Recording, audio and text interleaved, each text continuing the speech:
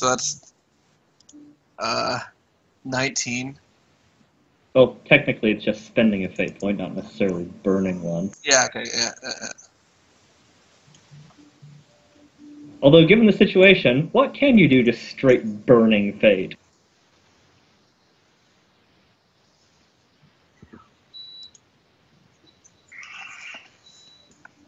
That sounds like an exciting question.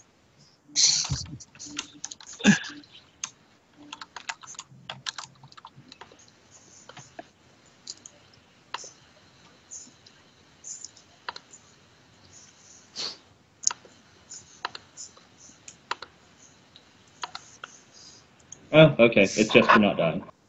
Okay, and then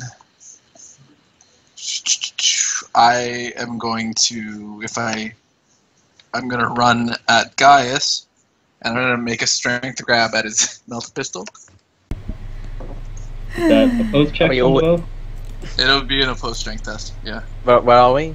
Unless he notices me grabbing it, or if he's. Do I have to do the willpower thing again? Opposed strength, I did 14, and my strength is 40 something, 42 maybe. Right. Do we all get some kind of initiative in this as he's doing this? Initiative would be relevant, although I'm sure he'll go first.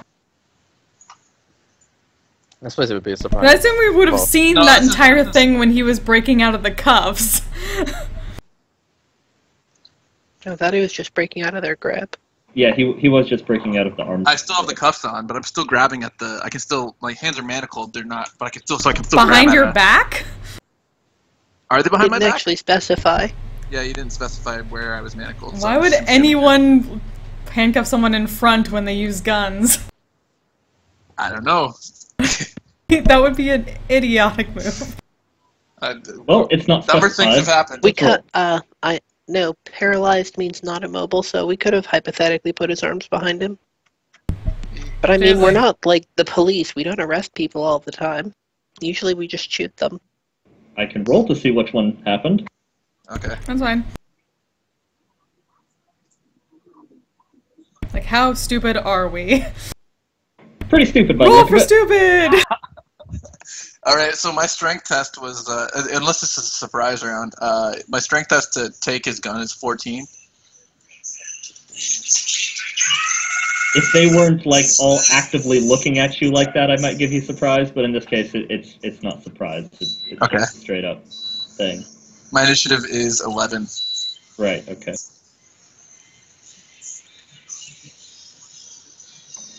Plus, what is it? That's 6? 5. 1d10 plus your agility bonus. Yeah, I was wondering what it was. Ooh.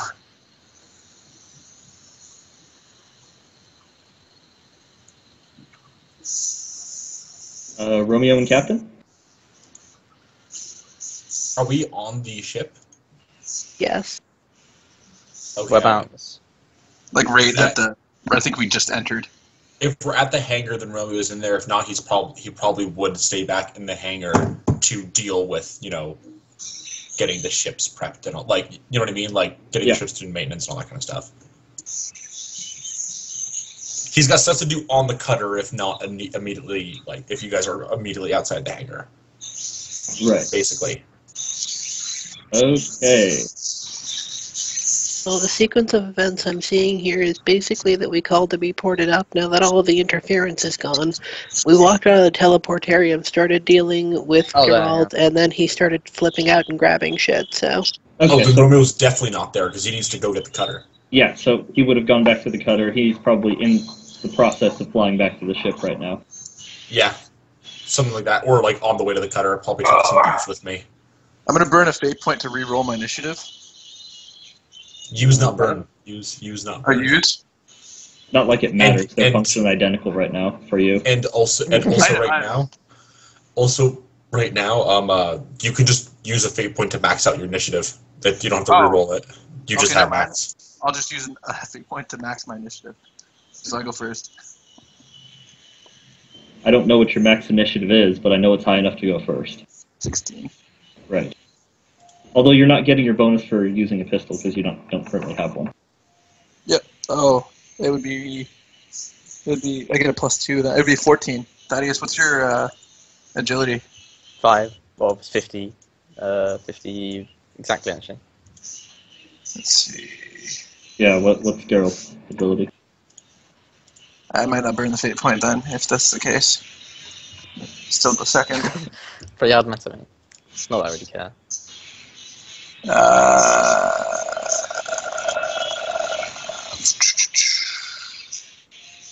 46. Yeah, you can still go first. Okay, yeah. So one way or another, Thaddeus is going first. Unless I grab the pistol and then we roll initiative.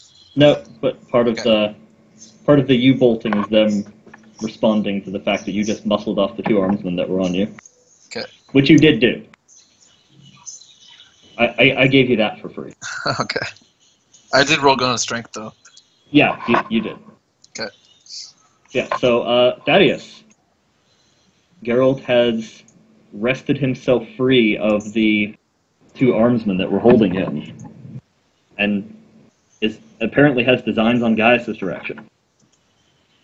Then I don't think I've got really ballistics, so You are in a pretty target-rich environment, though, for something like full auto. oh yeah, no, I'm not gonna use my gun. I'm gonna like my big. I'm gonna use a bolter pistol, my bolt pistol, which I do have. Okay. I'm gonna do a cool shot on his leg, I think.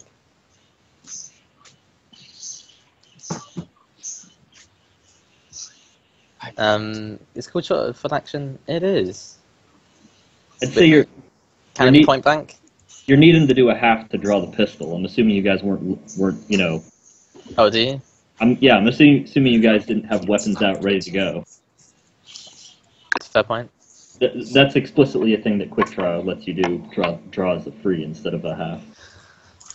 Okay, I understand. You Fine. can still do it, just not a call shot. Yeah. Alright then. I'll just shoot him. Okay, and yeah, I'm saying you're probably point blank. Functionally.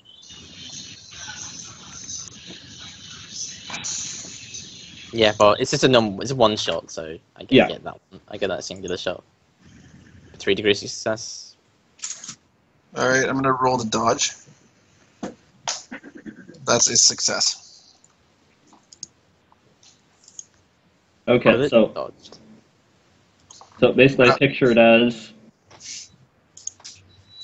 friggin' Geralt just sort of shoulder muscles away from the 2 armsmen, does like a dive roll forward, dodging the bolt pistol shot. And then I did roll a 19. I rolled my strength to grab the bolt pistol a little earlier. I rolled a 14. Right. Gaius, roll a strength. Oh boy. I assume that is not your best stat. I don't think any of my stats are my best stat, but yes, I will roll strength. Anything that's at least in the 40 range is okay. But what is Geralt's strength? It's 43. Okay. Okay.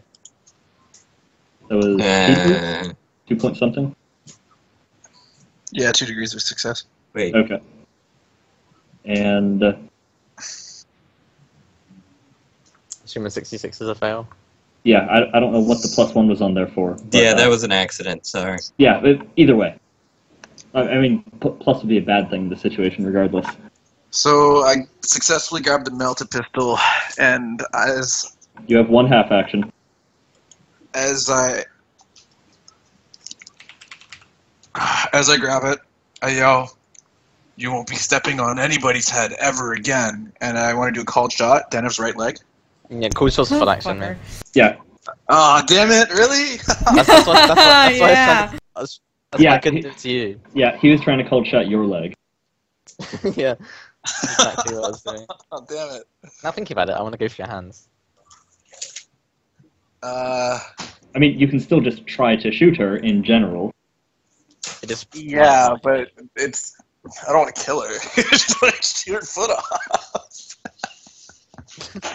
I'm gonna get wrecked for this anyway. All right, we'll shoot her. Oh man, that's a Well- miss anyway. I'm gonna fate point and reroll. Last one. Wow. With I'm not sure. With point blank, is that a success for you? With plus Plus 30? 30. Oh, plus 30? I don't need to burn a fate point then. That would definitely be a success. Oh shit. You can roll to dodge. Yeah. Because that'll happen. Miracles happen.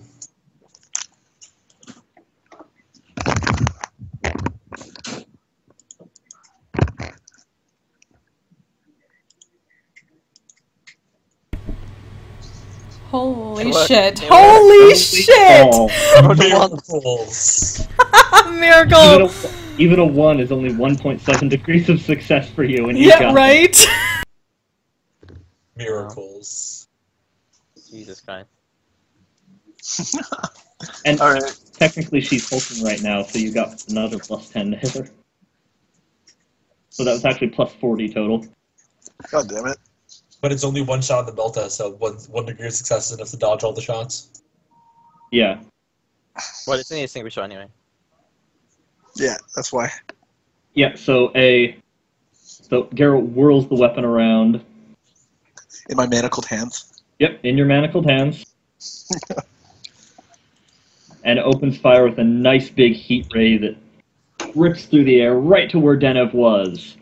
And somehow, size of a small truck, Zennith, of all people, for the first time in her life, gets out of the way of a shot. Yay!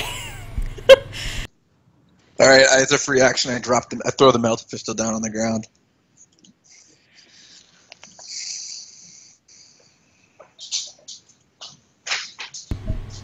And I spit on it.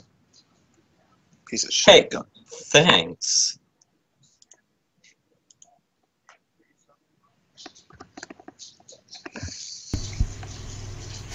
Wow. Oh, Mike, Skype message.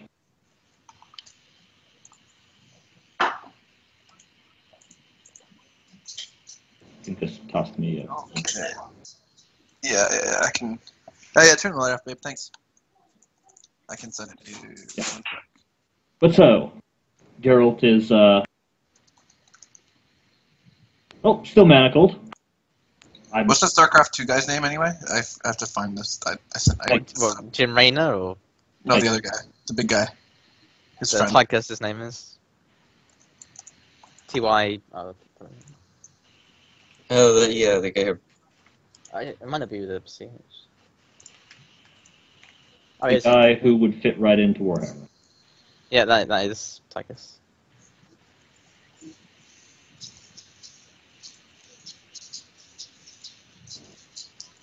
The guy who already looks like a Space Marine. But he basically is wearing Space Marine armor. Although he's trapped in that forever, because he's technically in prison. Yeah. It's not as if StarCraft was ever intended to be a Warhammer 40k game, and they just ripped off, 40k stuff when they couldn't get the license. I mean, perish the thought. Really? Was it? Yeah. And it's not as though Warcraft was supposed to be a Warhammer fantasy game, and they couldn't get the license again. So they started making stuff before they had licenses. Of course not. I mean, the Zerg are nothing like the Tyranid. Oh my god. And the Eldar are nothing like the Eldar.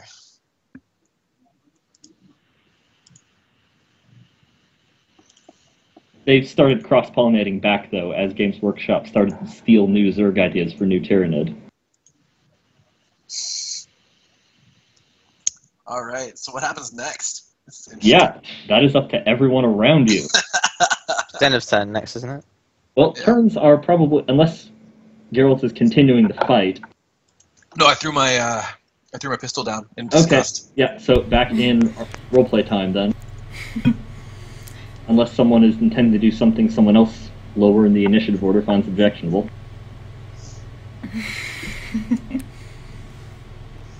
Dana would just watched the entire thing, just kind of. I assumed it just kind of whizzed past her big head, just kind of. Yeah, there's probably several foot long just melting hole, still dripping bits of slag onto the floor, right where she was. So she's just like staring at him now, just gonna like pausing, tilts her head very slowly, and then just like half smirk, total smirk. Oh. And that would have hit her leg.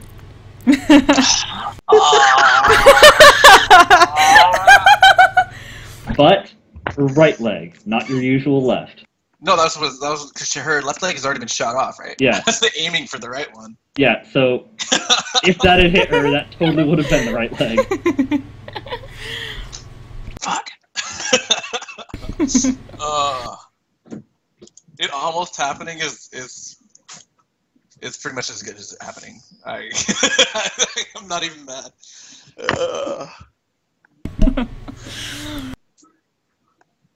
So yeah, right where Denev's leg had been.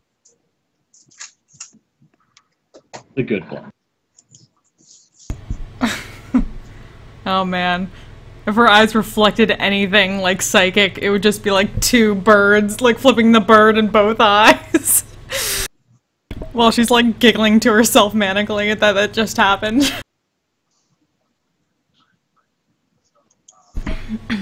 Lady Lord Captain! Of all the time she dodges. Of all the dodges she's ever done. It's the only one she did. Are we past the point of the brig? Can we beat him up? He took my gun. I don't recall giving him permission to soften any of my deck plates. I don't think we usually extend that right to prisoners. Do you have something in mind, Zennith?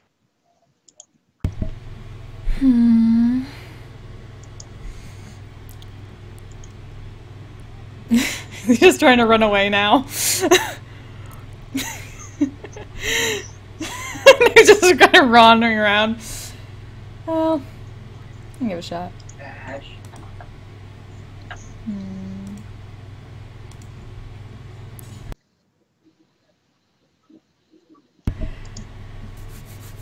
That Yeah, make a willpower test for the freezing again.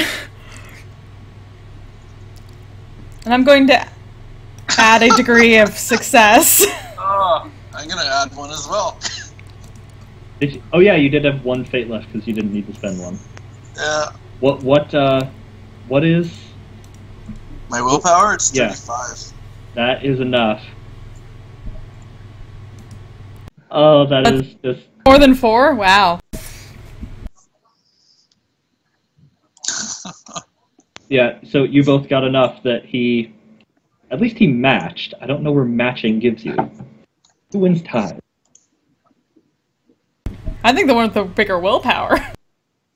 I assume it'd be the person Is it who's, 4.2 or like am I exactly 4.2 or am I more than 4.2? That would be a decent question.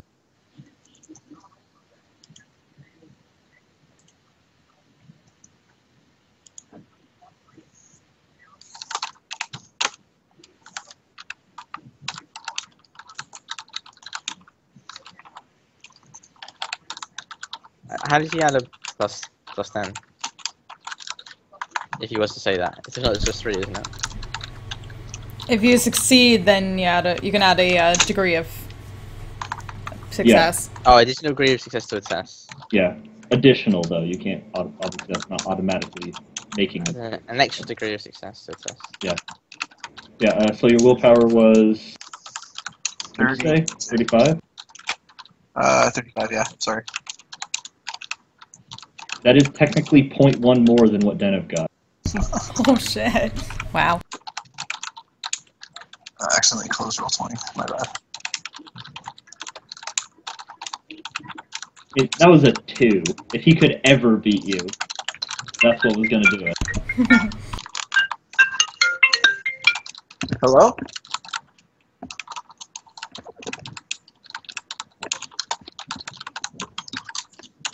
Pulls. But so, somehow, Geralt has at last manage to resist Zennith's terrible warpath. You raise an eyebrow. You could certainly feel, the shackles of the warp trying to pin him to the spot once again, but certainly something gives him the mental fortitude to cast it off. And now it's Gaius' turn. Yeah, what's Gaius' response here? Man just had his gun stolen, used to try and murder one of his comrades, and then spit on.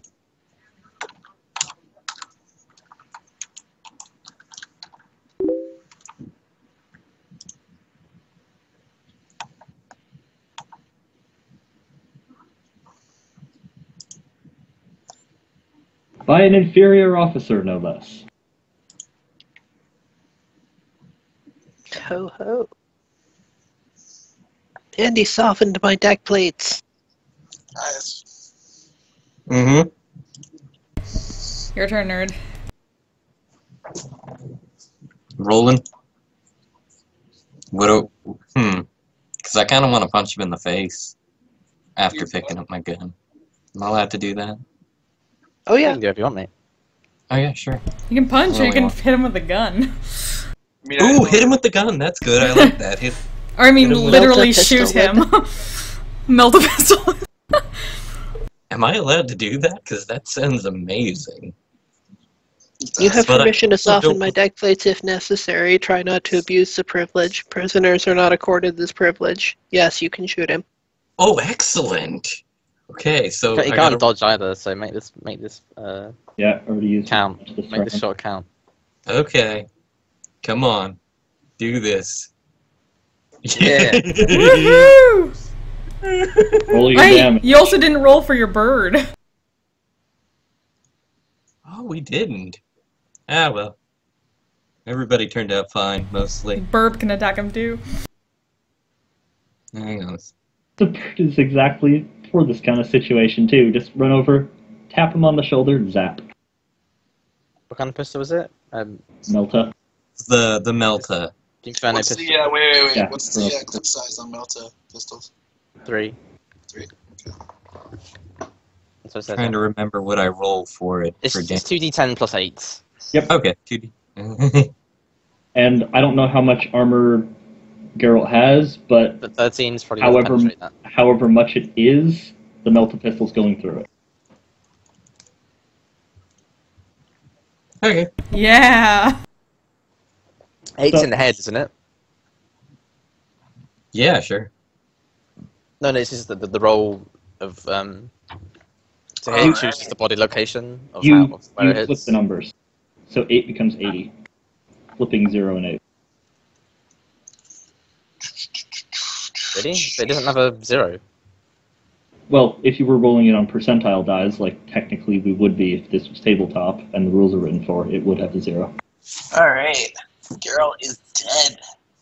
Unless Well, what is his toughness bonus, actually? You can see if he's just horribly maimed. he's 4. It's 4. 4 toughness bonus? Okay, yeah, so Geralt took 22 minus 4? 18. Okay. The exact same leg, poetically, that he tried to shoot Zennith in. Yes.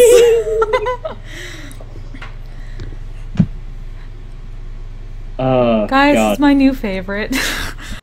He is not dead. He doesn't have a leg, though. His leg is incinerated by a beam of Melta fire. Son of a bitch.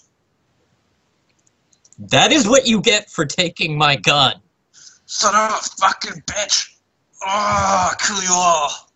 You fucking assholes. I'll fucking You'll kill bite my you. legs off. Ah, you son of a bitch. Ah. Ah. Captain, he used a bad word. He also gains 9 fatigue. Ah. And then he passes out. Yeah, Not real the deck. pretty appropriate. 9 levels fatigue probably would do that for you. I can't recall how much fatigue you can take, but I'm pretty sure it's Toughness bonus, and then over that you Full unconscious. Okay, yeah, that's more than twice his toughness bonus, so yeah. So yeah, after yelling my expletives, I just fall unconscious on the deck. Denno's gonna wander over in the power armor, use the right leg of the power armor, and just stamp on his junk. Just dunk, dunk, dunk. And also suffering from blood loss. I don't know what that does, and it's more or less irrelevant to this situation, but that's happening. Blood loss? I mean, wouldn't it just automatically cauterize? Well, it's explicitly for the energy damage to that leg, and apparently not. I mean, it would probably burn the shit out of it, but probably not enough to stop all blood from going out. Plus, you fell over on it, and that probably reopens the wound. Yeah. True, Oh. true. Kick, Oh, okay. kick. Just Yeah. very, very uniformly, just casually. Okay, yeah, so blood loss basically means that every round you have a 10% chance of just straight up dying unless someone treats it. Okay. Kick. So yeah, he will very rapidly die. Yeah, I've left at this point. I mean, and like if she's just straight up kicking him hard enough to actually cause damage, he's only got 2 points of damage left before he's dead. Yeah, she doesn't give a fuck anymore. She's just like smiling to herself, just completely normally and just casually. Now, see, This is exactly the outcome that I expected anyway. oh, there's no way you saw that dodge coming. No, I didn't see that dodge coming. Nobody saw that dodge coming. Nobody expects the Navigator Inquisition. Anyway, Alright. I was thinking that as the captain, I have an immense amount of social power, but I am not going to get between the very pissed off navigator. I mean, she's smiling and kicking him in the junk, and she has a power suit, and I'm just going to let her do that because she's wearing a power suit and smiling and kicking So him. Geralt is dead. Yes, what little bit of life he had was stomped out of him through his junk. Went down like he lived. A total douche. He was stomped to death in the balls. That is what happened. I'm sure he saw that coming in his lifetime. And then, like, As did the many adults around him as he grew up. and then Zennith just kind of smiles to herself, pauses, steps back, and goes to see about getting out of the power armor, and telling Romeo that it might need to be cleaned a bit. And Gaius was needing a bit of background. Yes, so On the ghosts. yes. Well, there were ghosts, and they were invading the ship, and they were periodically becoming solid and not ghostly, and then they became ghostly again and disappeared. There was a considerable amount of, back and forth battle with them. You're not hearing the alert sirens going off anymore. Can we blame the Eldar? When were there ever Big no. ghosts? Was it from the warp jumps? Or was that like paranoia or something else? There was definitely paranoia going on. I don't know if the ghosts were part of the system or not. Getting a report on exactly when it stopped might be helpful. Well, so you gather up what officers you have and get the rundowns of the ship. Yep, and a battle report from the fighters and the cutter that we sent down. Right, okay. Well, some important things then. Notably, during the Ghost Assault, there were plenty of people who died. Notably, your former Twist Catcher died. And it seems one of the underdeck mutants apparently rallied the others and led them to retaking the lower decks from the threat of the ghosts, whatever the hell they were. Way to go, you creepy abominations. Yay! See, I told you they were useful. I'm sure they're useful, I just don't want to see them. We just need to find the appropriate niches for them. The gun cutter and fighters reports. The fighters and bombers had continued to do their best to gently picket the army as per your orders. Hey, in this universe, what I ordered them to do is a gentle, loving hug. But, I mean, the fight to a degree is... Well, actually, the fight is not actually still going on. It looks like there were some forces that lingered behind. But apparently, as soon as you guys touched down, the force began to break off towards you. Are they still going in that direction? They are not. They appear to be heading back towards the city.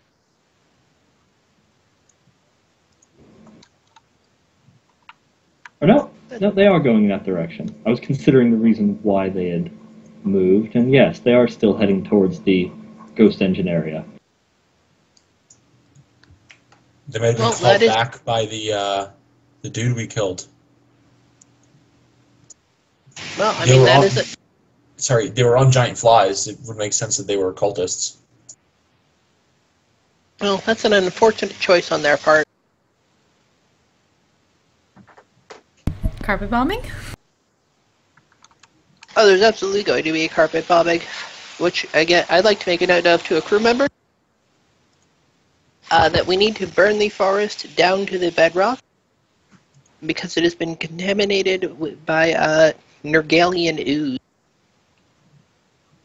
And I'm making a note to one of my servants that I need some wine. Speaking of, shouldn't people be seeking medical attention?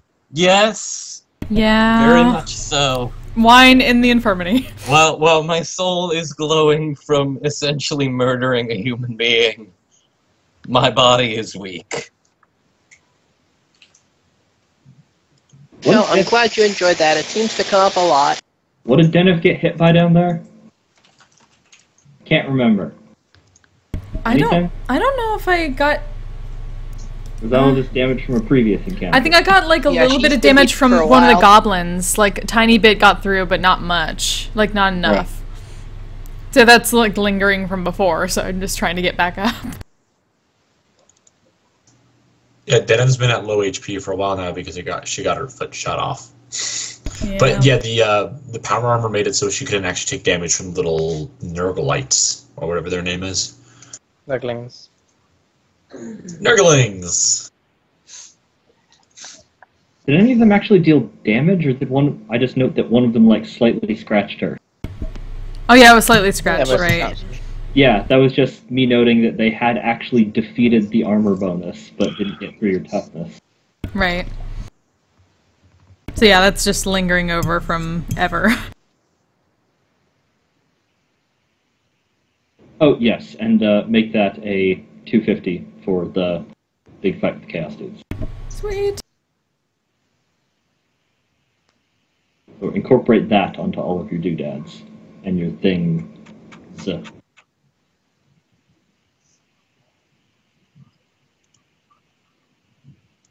And Denev, certainly, you know, her servants, you know, follow her to the infirmary. She definitely has the best dressed out of all of the servants on board the ship.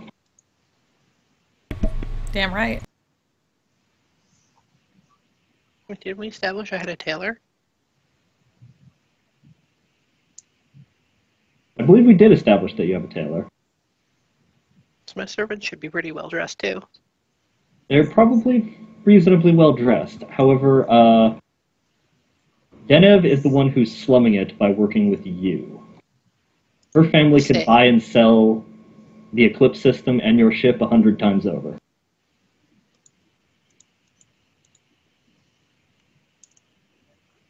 Mic drop. Boom.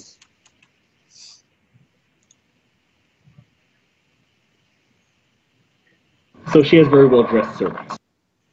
With plenty of wine. Because I like to take some wine after I punch a guy in the nuts so hard that he dies.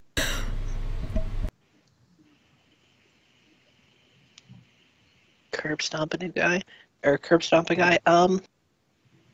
Okay, so the ghost assault has been stopped. The cultists are moving towards the forest. When will they be there? It's gonna take them a little while. They are moving over land.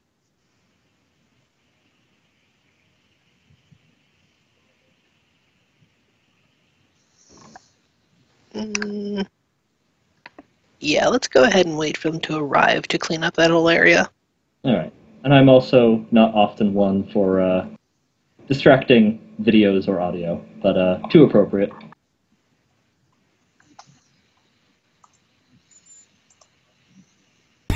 Yeah.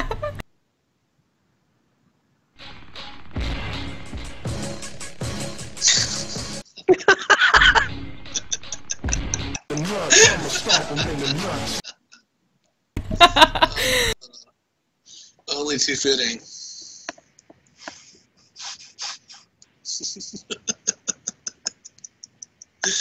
Oh man.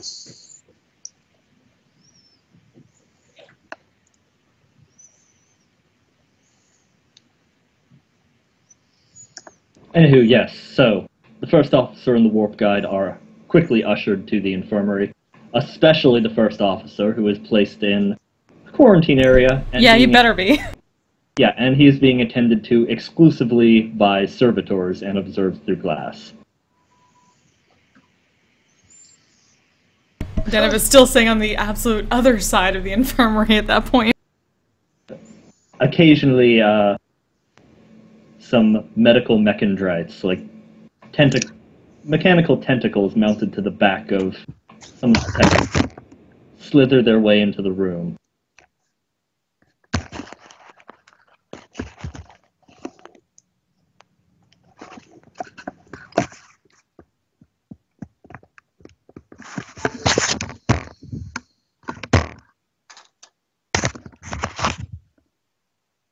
Really? What's up? You don't say. Oh, there's just an immense amount of mic noise. No, there's not. Yeah, that was weird.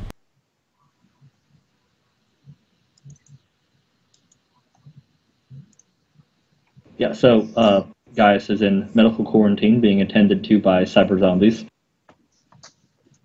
What's up, guys? I'm back. Good to see y'all again. Yeah, over the intercom, one of the medical tech priests that have been tending to you before chimes in. My Lord Trajanus, it is unfortunate to see you again. The feeling is mutual. What appears to be the problem? You appear to be rotting. Yeah, I did pick up on that a little bit. If we could do something about that, that'd be really great. We will take great pains to preserve your limbs. Okay. I can assure you that you will survive. Good news. At minimum, 40% of your flesh intact. All right.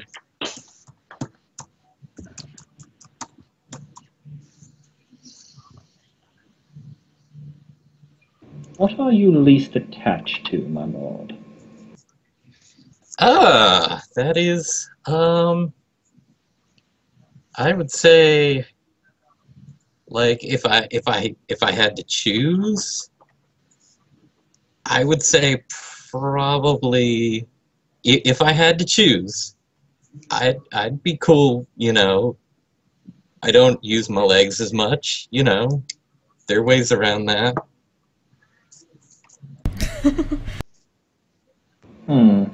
Understood. Don't knock it till you've tried it. There may be some hair loss involved. I'm surprised you're not screaming at that.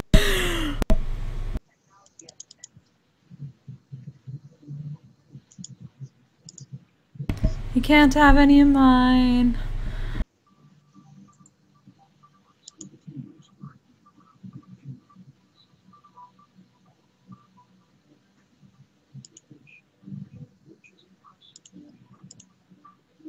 We will do our utmost to preserve it, my lord. That would be appreciated.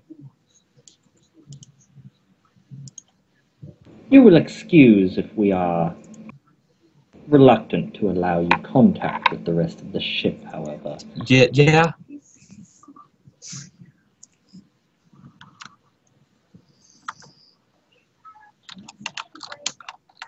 Tell him to keep his leprosy to himself. Yes, of course, Lady Brabazon. We do, however, have a box system arranged for you. You will be more than capable of continuing your communications with the rest of the vessel. All right.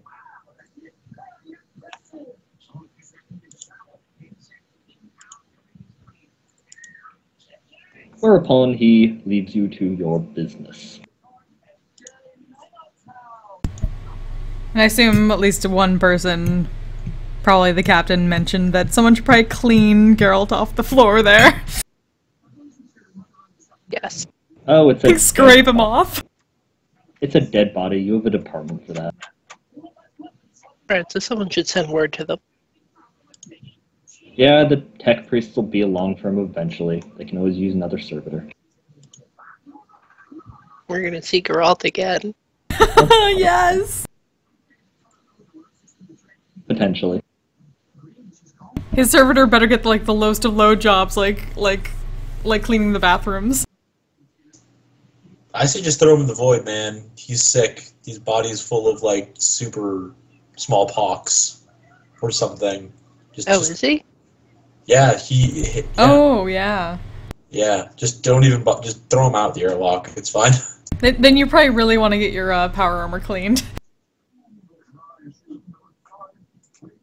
Really, I think a good, nice shower is in store for everybody who went into that forest. Oh, yeah. Possibly with burning promethium. I heard you need to get that power armor cleaned because of all the Nurgleites that were fucking just slobbering all over it. Yeah.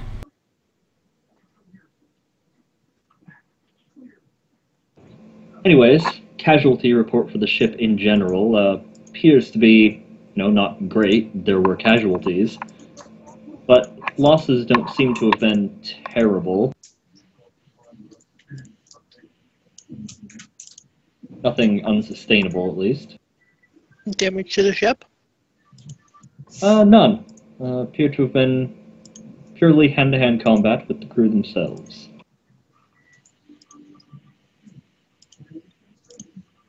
Well, I appreciate that choice on the part of the ghosts.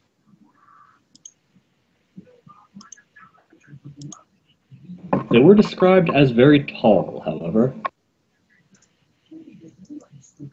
Huh. Speaking of, didn't we recover half of a very tall guy? You did recover half of a very tall guy. How's he doing? He's not great. Well, he's half a guy. I didn't expect him to do fantastic.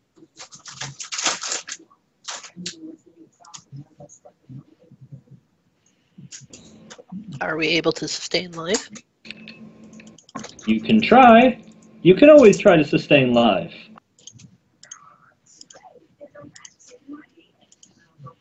Well, we are certainly making the attempt, as he might be a useful source of information. Okay. Yeah, this Servitors do servitors work by, like... Are they able to, like, take the brain and get information from it? Sometimes, maybe. Who knows? Cross his fingers. Yeah, this is the Imperium. They know how to keep things alive that should be dead, and probably wish they were. That's true, we just kind of eventually killed one. Just, it's rarely pretty. Sometimes it's a giant hood ornament. Oh, trust me, there was a dude in there. It was nasty. Yep. And I assume you just kind of left his shell there?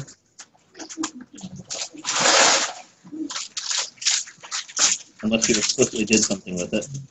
No, the Herald died protecting his people, and the markings on him are heretical and just going to cause us more trouble down the road if we leave him, so he's going to get a Viking funeral along with everything else in there.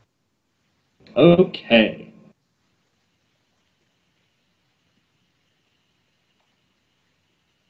So you do still have the mild, on a similar front, concern of a particular suit of power armor and a bolt gun. Oh yeah, your power armor. Well, I meant the Space Marine power armor you recovered. Oh. From the same chapter as the Herald. Well, Legion at the time.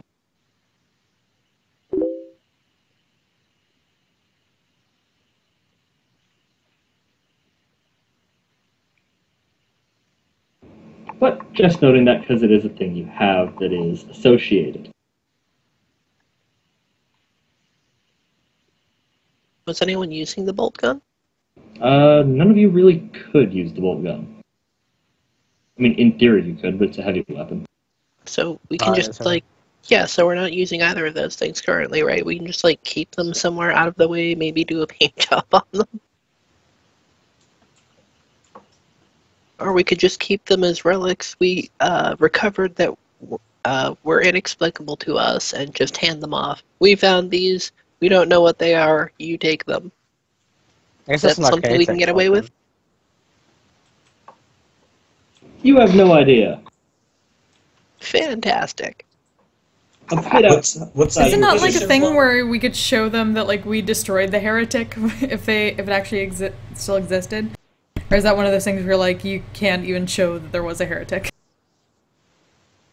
You're not completely sure. Well, I was wondering whether we'd get brownie points for showing that like, yeah, we killed the heretics. What's that line the Inquisition likes? Innocence is not something? Innocence proves nothing. There you go. We are guilty of murdering the fuck out of the heretics.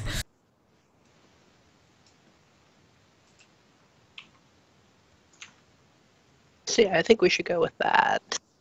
Just keep it hidden.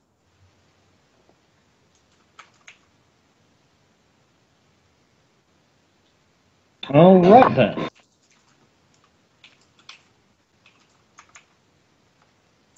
And in the meantime... Don't we have an advisor for these kinds of things? An advisor on the Inquisition? Yes.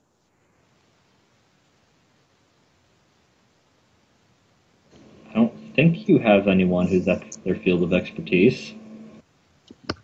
What's your Seneschal's field of expertise? I know mutants are in there. Oh, I didn't mean the main party. I meant in the ship. what's that question of? I didn't hear. We're trying to figure out exactly which things will get us burned. I can tell you if you want. Okay, the suit of power armor and bolt gun we recovered. Specifically, I'm going to be doing a roll for that. I'm gonna reroll that. Oh. Yeah. Yay!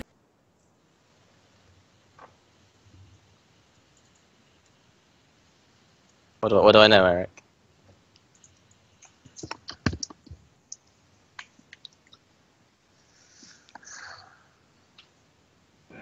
Let's see. Well, you suspect that there are certainly elements who would be appreciative of receiving those weapons, that weapon armor. They would only want there is only appreciation rather than anything else. Could depend on how you phrase it, how you describe what happened. You'd definitely be dancing along a knife's edge there, but there is a good side of that to fall on. So you basically, here's what we say. We say we killed the fuck out of some heretics, and here's proof. They can, and the Inquisition can do whatever the fuck they want with it if they find it. Can't we sell the power armor? Black market, I assume. Yeah. No, because if you sell the power armor and any Space Marines find out, they will literally just come and kill you.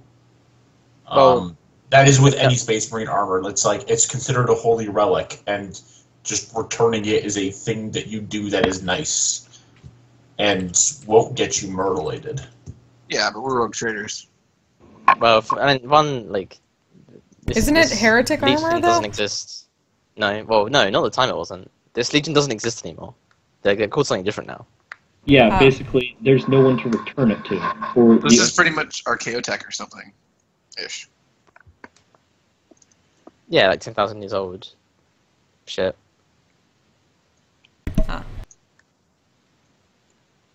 Right, so I'd like it to go to someone who can do something useful with it, but I'd also like to not get, like, chosen for murder by Space Marines. I mean, yes, we're rogue traders, but we have to pick our fights, and all the Space Marines is not exactly something I want to fight. No one's gonna fight you for having power armor of a Legion that doesn't even exist. Just sell it. I'm not here though. All you gotta do is go, we killed a bunch of demons, found some lost armor. Hey guys, give us stuff. All I'm saying is that if we want to sell it, there's only one buyer that I can think of, and it's the Strixus. And when Romeo says Strixus, he spits on the ground. We literally killed some demons, murdered some aliens, burned some heretics. I think that's pretty much their MO, so we're okay. Then we're gonna burn some more heretics in a little while when they get to where we're gonna burn. Exactly, see? Hey, we ought to record this one. This is straight mutant murder, right? They're gonna love this. Yeah, we just gotta make them a blooper reel for their next Christmas party.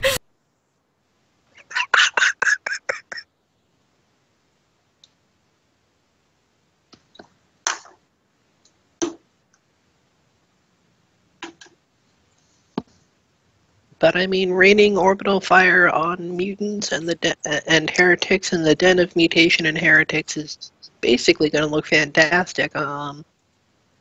We send down like a couple of servitor skulls to record it.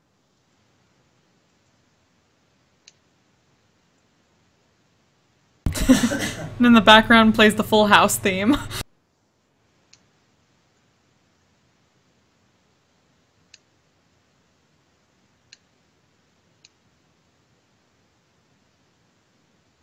Maybe Guile's theme, it goes with everything. And assuming you guys are more or less just waiting for that army to make it to the Ghost Engine site, there, of course, is the matter of the ringleader of the mutants that retook the lower decks, who apparently is continuing to operate as a ringleader. Sorry, I missed the last part of that. The mutant who had retaken the lower decks is apparently continuing to act as ringleader of the lower deck mutants, in the absence of your now dead Twistcatcher.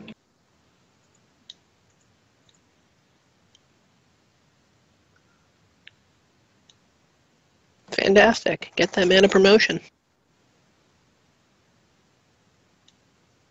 He's doing the job already, right? Give him the recognition. Well, in that case, some kind of officers' meeting doodad. Gaius is teleconferencing. Right, so I'm going to whisper to the guards at the meeting, because there are always guards at all the meetings, I presume. Yes. I'm going to make a joke involving the airlock. Don't carry it out. Then I'll wink at them and go back to my seat. Understood, man. So I enter the room, the officer's room, barely. I barely fit. You see this gigantic man just enter the room.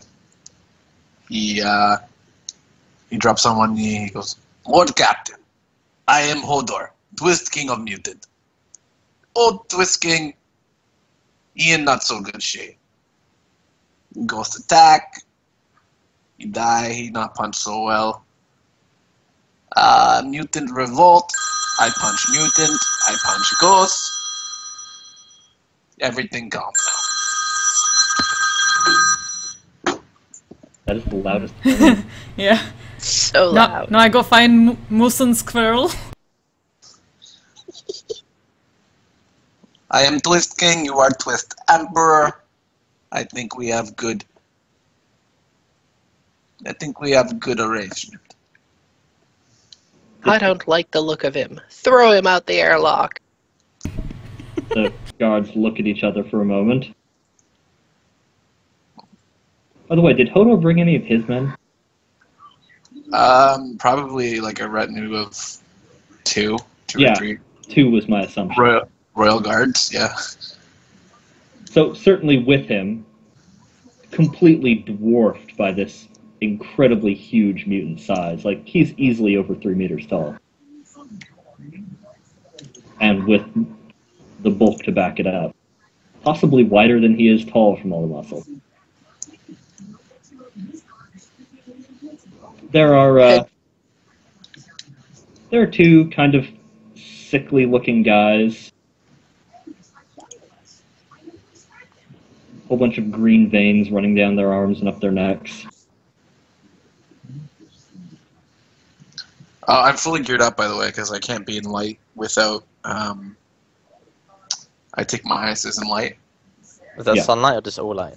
I'll let. Alright. So You're like what, in a gimp suit? no, I'm fully armored.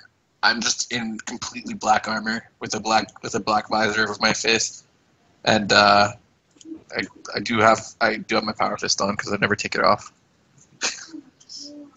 Speaking of your face, what is it expressing at this moment? Oh, did you just tell me to throw me out the airlock? Just link to a picture of Judge Dredd. Yes, Yes. I just told him to throw you out the airlock because I wanted to see what your face did when I said it. Didn't, Face is covered. but yeah, my face is covered. Fantastic. But I don't move. Alright, so I'm just gonna laugh uproariously. I'm gonna say, that was a joke. You know jokes, Hodor, right? Hodor, king of joke. I knew you'd have a robust sense of humor. Yes. Very funny, Captain. Oh, very funny, Emperor. Twist Emperor. Not the real Emperor. That would be heresy. Ha ha ha. He makes jokes too. That's funny. Drink.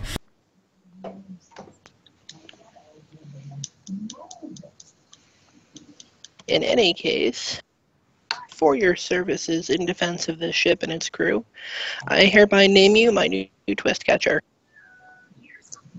This is wonderful.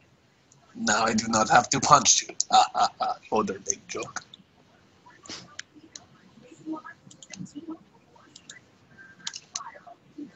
And there is just an enormous metal chunk of a gauntlet on his hand.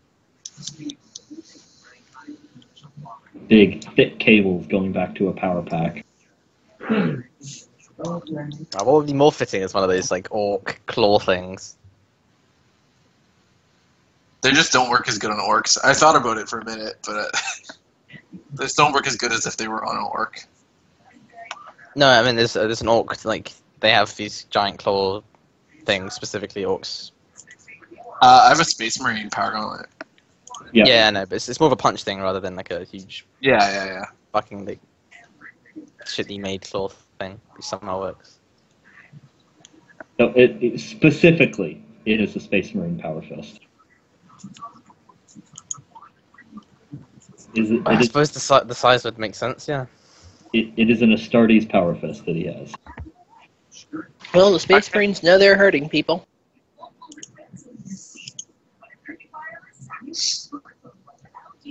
Very nice to meet other crew. I have not been above deck before. I'm sure you'll be just fine as long as you don't try to kill any of us. Because then we might have to curb stomp your, stomp your junk to death. That happened quite recently. But it's fine now. She just drinks her wine. I'm sure you know how to deal with insubordination, right? Oh, I would never lay hand on such a lovely creature. Oh boy. I'm doing it specifically because Zennith hates mutants. I'm just so very clearly a mutant. Yes, I'd advise you to take note of that because she is the one who did the curb stomping to death. She doesn't hate mutants, she just doesn't like to see them. And since he's completely covered in armor, that's a bit better. She also doesn't like to see fellow navigators. That's mostly the thing. That it is completely fitting with, even if you did like seeing other navigators, it is completely fitting, like hypocrisy-wise, for a navigator to not like mutants. She doesn't like looking at them, they're ugly. Aren't you technically a mutant yourself? Exactly, that's why it's hypocrisy. But she is a step above a mutant, thank you. I see. I think time to celebrate. After promotion to Twist King official, I tilt my head at one of the mutants and I say, "Bring up some grog."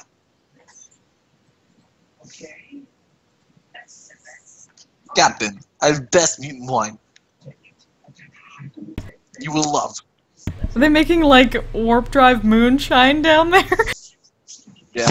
Something like that. Bathtub grog.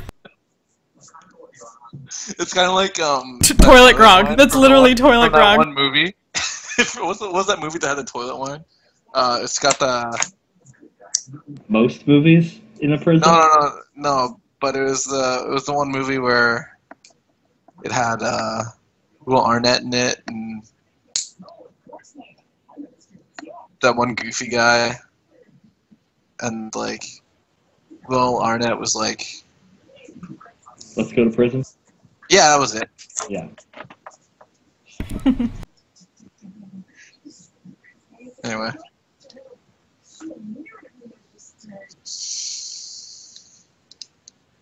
There we go. I got your token in that squash.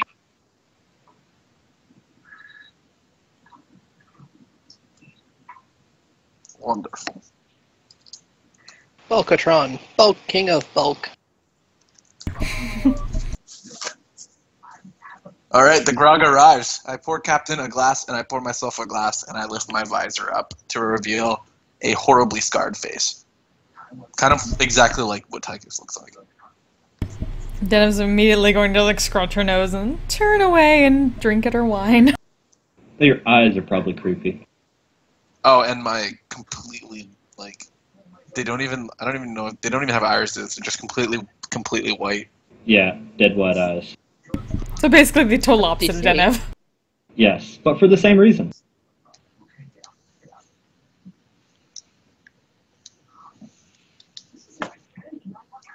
Captain, drink up. It is safe, I promise. I suppose I will clink glasses and take a sip. I gulped the entire thing down. This seems like something you have to make a toughness test for. Do I have to make a toughness test? It is mutant grog, after all. I'm gonna say yes, but you have crazy toughness. Okay. Do I get a bonus because I drink this stuff regularly? Sure, I'll give you a plus 10. Oh, that is a fail even with the plus 10. Would plus 20 do it? I think okay. Plus 20 would do it, yeah. Okay, yeah. I'll give you a plus 20.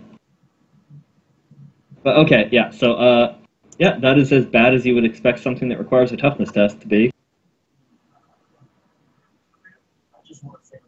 Smell the paint thinner from here. Just, can't smell my wine anymore.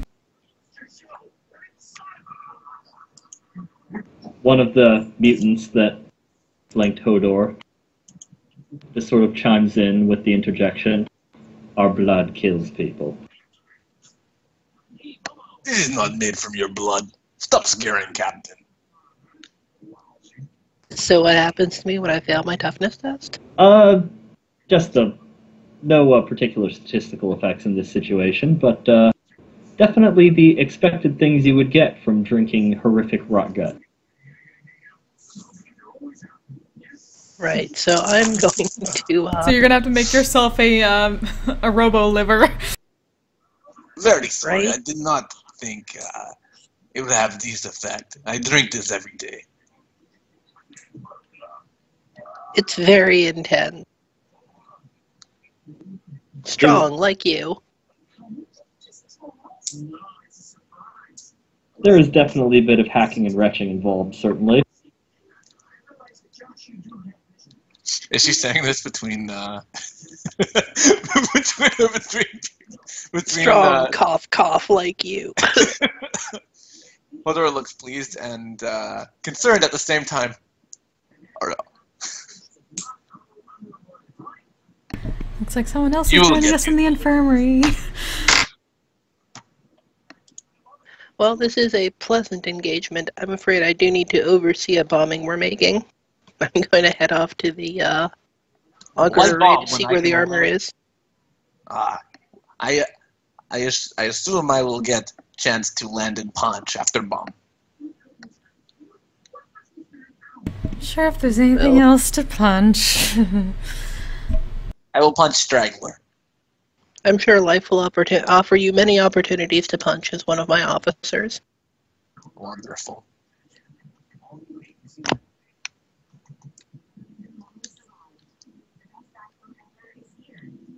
So I'm going to unsteadily walk to the auger array. Okay, and definitely this is Thaddeus's officers are scrambling about getting ready. I want to yeah. see fireworks. Can I?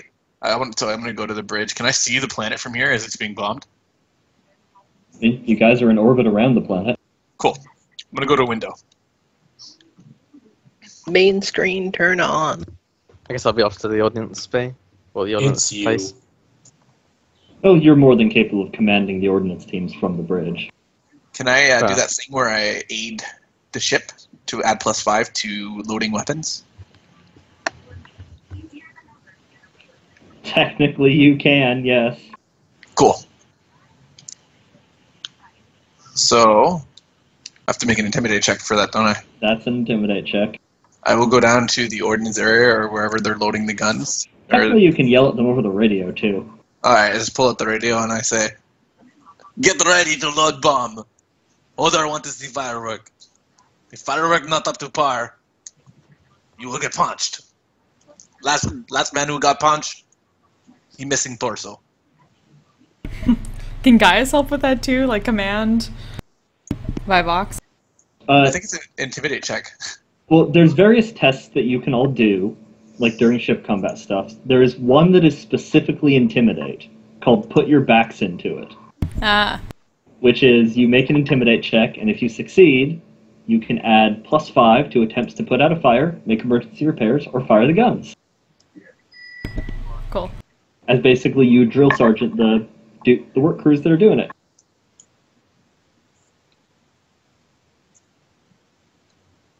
Gaius and the captain can do command-related ones, of which there are several. Yay!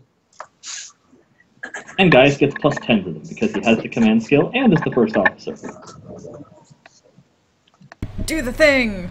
Win the command. Dude, just roll, make command happen.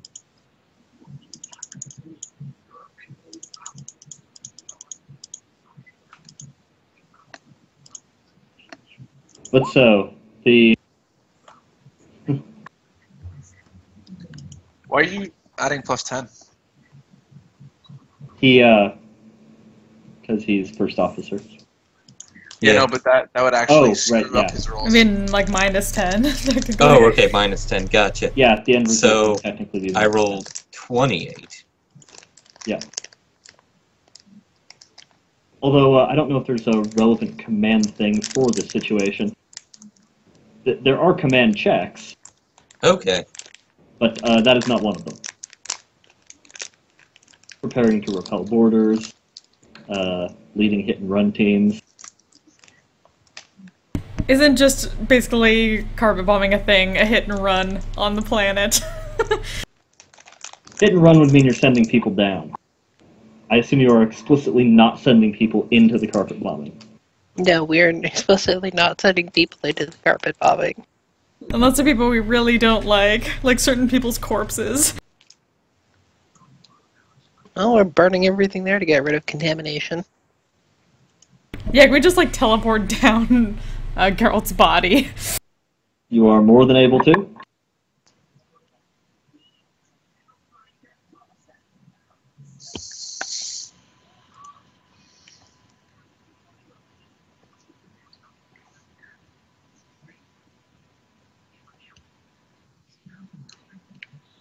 So what does the approach look like? How are we doing there? Well, the ship, firing the various maneuvering thrusters. Thaddeus commanding his gunner crews, getting everything nice and on target, shells loaded. Hodor yelling threats over the radio. The work crews are working a bit faster because of it. Zennith in the teleportarium preparing to beam Geralt to the exact place.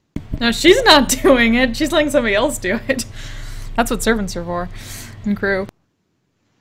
Well, they are more than able to do that. I mean, that is something easily done long before the ship is in position to open fire.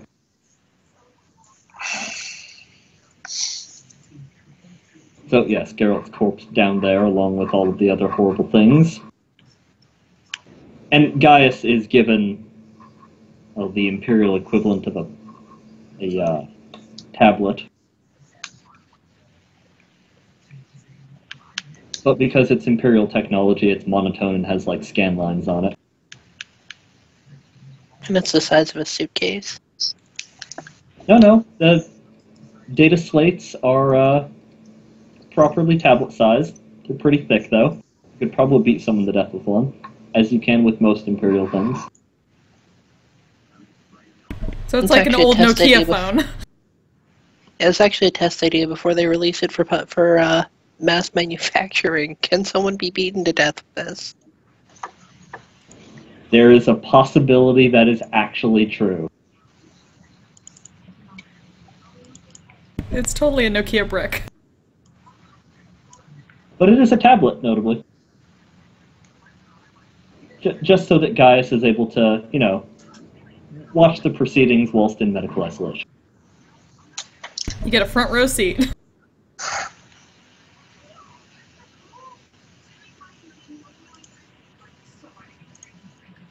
So, and go ahead and make a ballistic skill test for our good Thaddeus. Could you make it for me? I absolutely can do that. Cheers.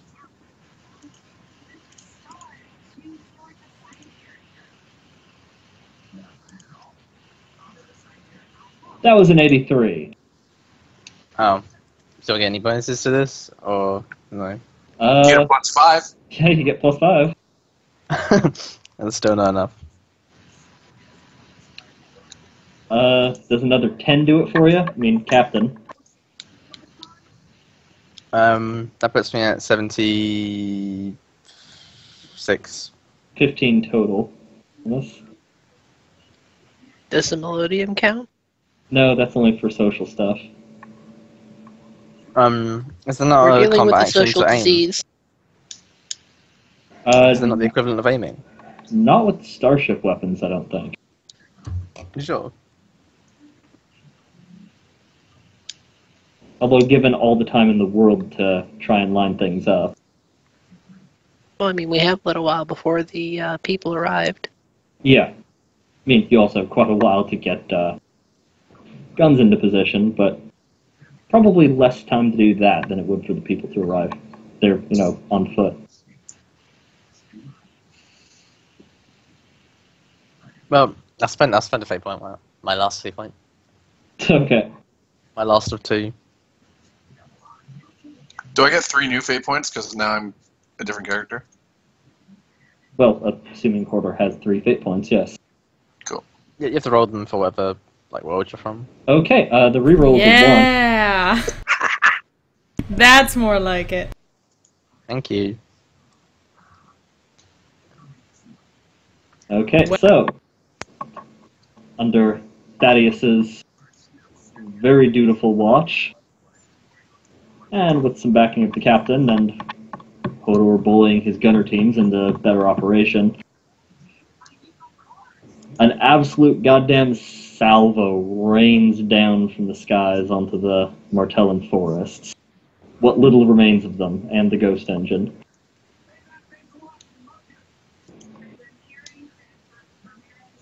The remaining heretical army, that assuming was indeed heretics, and assuming it's all that's remaining if it was,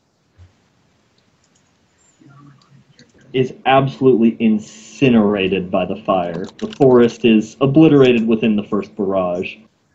There's no massive warp explosions, so you don't think that detonating the ghost engine did anything too horrific. After you did bring the battery with you, right? Yes. Yeah, we containerized it after Splat got it out of there. Right.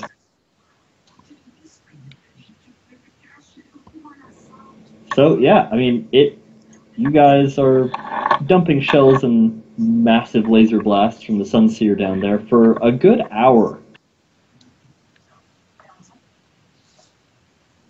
Gunnery crews starting to go temporarily deaf, or the ones that have been doing this for a long time, going increasingly actually deaf. Don't we have hearing protection? These are guns the size of a naval carrier. Aren't we in space? Yes, but the interior of the guns, in the ship. Yeah. People standing outside the ship, no, they would not have their hearing damaged. But fortunately, your loading mechanisms do not require guys to don spacesuits and go outside.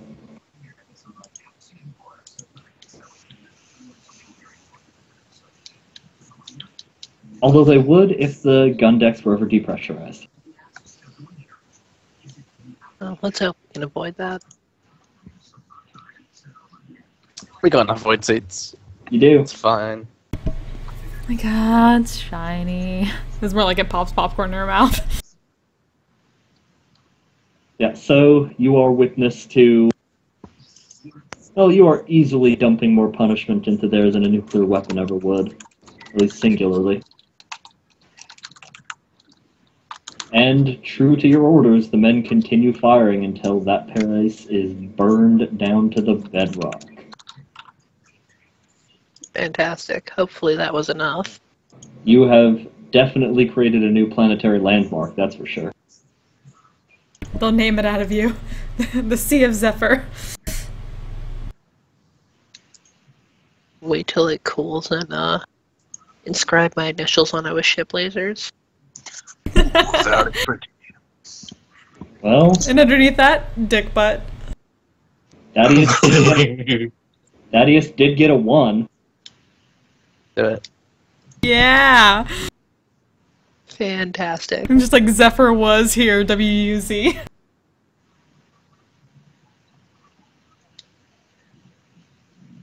So if you guys wanted to do anything particularly artistic, you are more than able to. Make a picture of her hat. Oh, it couldn't be that complicated. These are macro cannons, not a lance. Stylized gear and wrench. Sure, you can manage that. Fantastic. We can see it from orbit, it looks amazing. We made Nazca lines.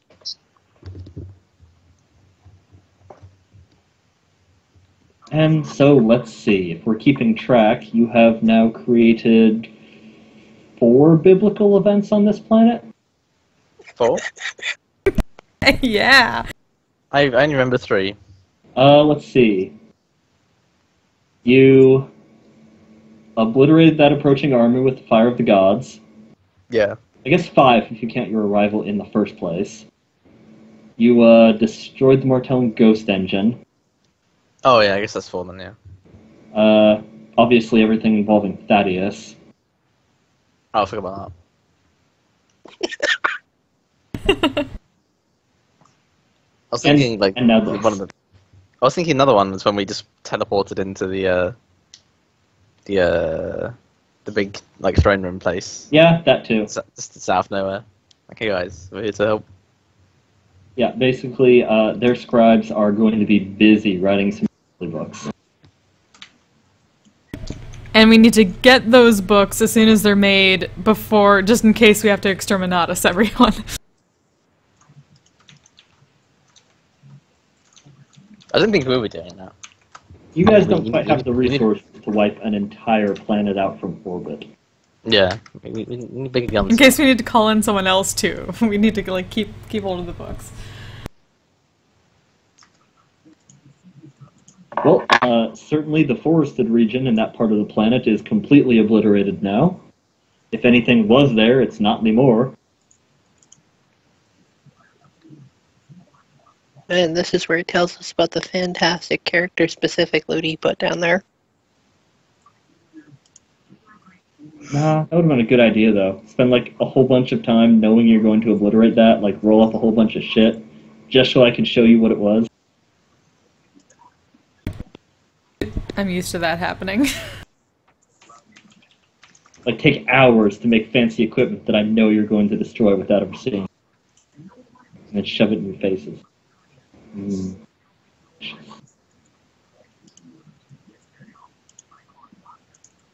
Okay, and so a premature midnight settles over the northern regions of Mortellus Prime. Did we just cause nuclear winter? Yeah. Well, you know, temporarily.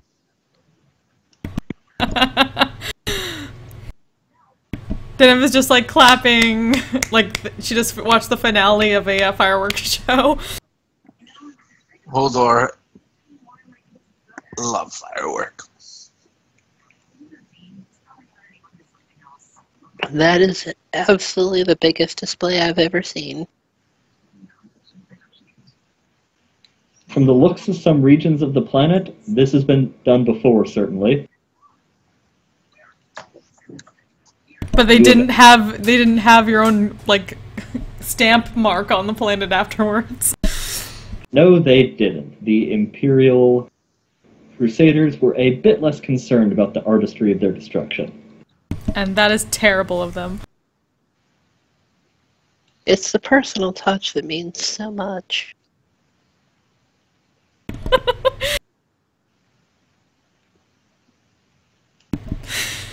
It's like a commercial.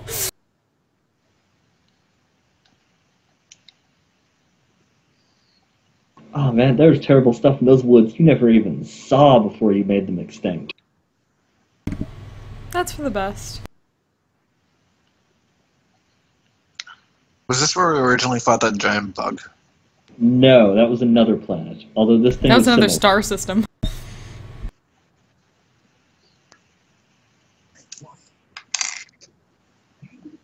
Basically, this was a smaller version of that, but deadlier. Great. I'm so glad they're extinct. But imagine if you could have domesticated them. Geralt had wrangling.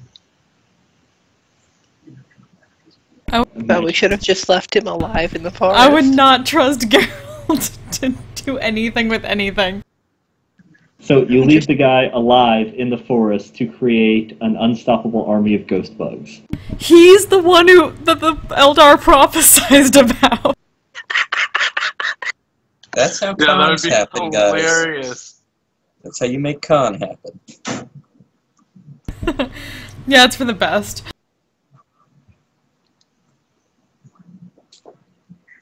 Well, now that the light show's over for now, Dennis gonna go back to the infirmary. And drink some more.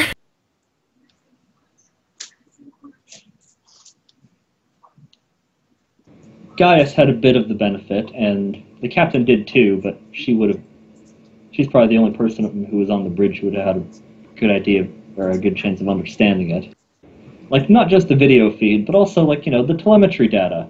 Like, all the little percentages and the bar graphs going up and up, showing all the sorts of stuff that's happening on the planet during the bombardment.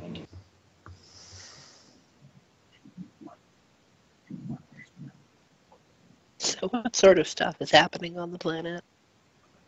Well, I, myself, am not completely up on the physics of what happens when you obliterate a portion of a continent. Hey Brian, what's the physics when you obliterate a portion of an entire continent of a planet? Like, what happens to it?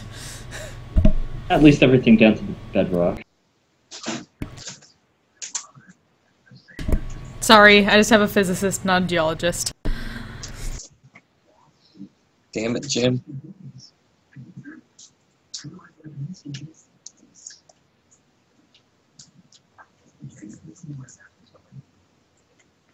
But okay, so you have done a decent job of purging the surface of Martellus Prime.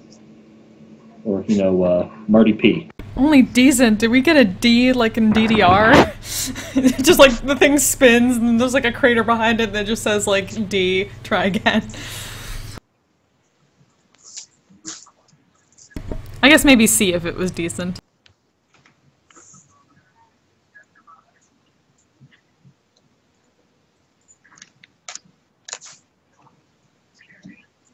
Now what do we do with the rest of it? How are we making monies off this, Captain? Yep, now it is time for people to put their heads together and figure out how to make this place actually useful in some way.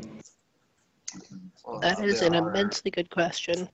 There are still people down there, and everybody wants slaves. Sorry, you're very quiet. There are still people on planet, and everybody loves slave.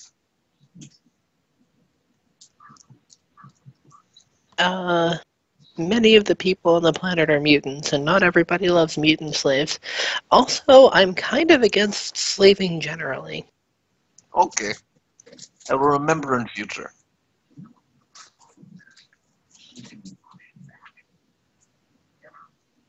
Do we have any sort of, I guess, readout now that all the warp energy is scattered, like what might be like underneath the surface, especially after we just eradicated down to the bedrock a lot of things, like mineral-wise?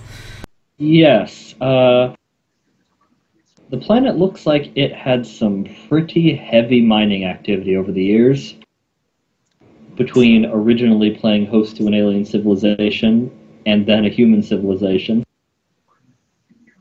And we just brought a bunch of the inner stuff to the surface. Lovely.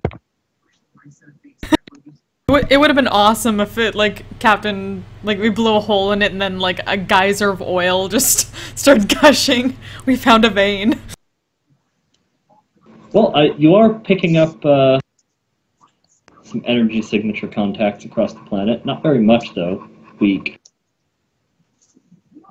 Right, well, I'd like to set the auger array to doing a thorough inventory of all natural resources if they can. Okay. Certainly it's not turning out much so far. That's okay, we can brainstorm while they work.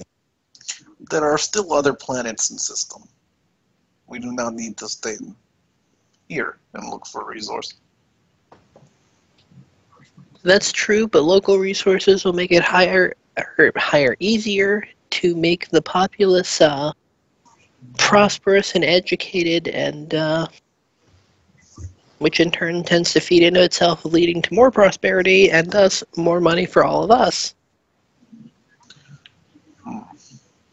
We need to make the world, specifically Imperium, like part of the Imperium. They're more than, the fringe of society. They don't really know about us. Or the culture of the Do we Imperium. have any missionaries on ship to send down and just educate them? Where is biggest city on planet? We should go and liberate treasury. I doubt they have much. Maybe the The main guy might have had some stuff. You're If assuming they had this any, is a planet that runs on money. This seems like a planet that runs on trade, and most of their barter trade is not even worth taking a look at. I mean, we've got better stuff just sitting around rotting in an armory than they do. Like, they're best equipped soldiers. Oh, well, art is always priceless. They might have some nice things we could trick people into buying. They don't have money in the conventional sense. All they've been doing is surviving. every civilization has tchotchkes. Also, I didn't. There's no unified government here. It's all just tribes. Yeah, You need to. that was another thing I needed to do. Unified government. And in response to Thaddeus's question, or Dennis, I can't remember who asked about the missionaries. That was me. Right. Technically, you do have some Imperial cult people on board, but you are not too equipped to indoctrinate people into the Imperial cult. What you are equipped to indoctrinate people into is the cult Mechanicus. Because you have tech priests galore on board. Right, so surely tech priests know about force multipliers. I want to talk to them about the telephone poles thing I was talking about. With loudspeakers and an interface.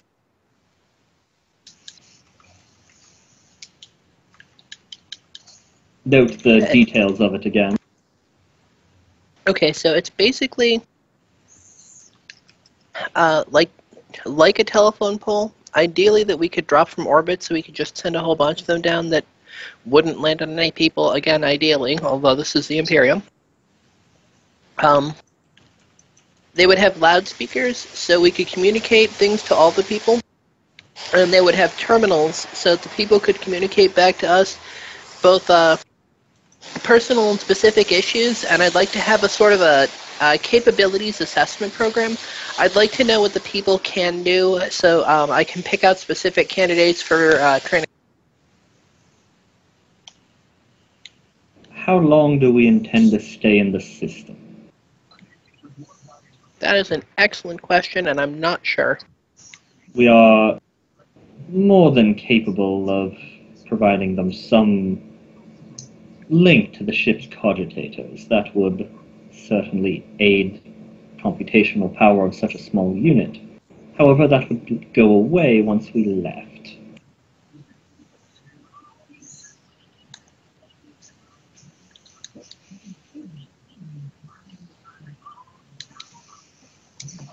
Can we cause them to mesh network for additional power? Network out extra computation for cycles that aren't being used? Which is very expensive. Between one another. Yes, exactly. That... The Master of Ordnance is correct, my Lord Captain.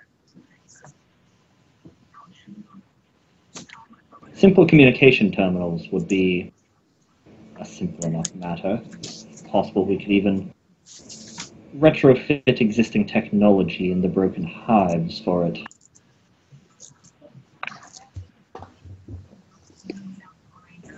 But cogitator interlinking.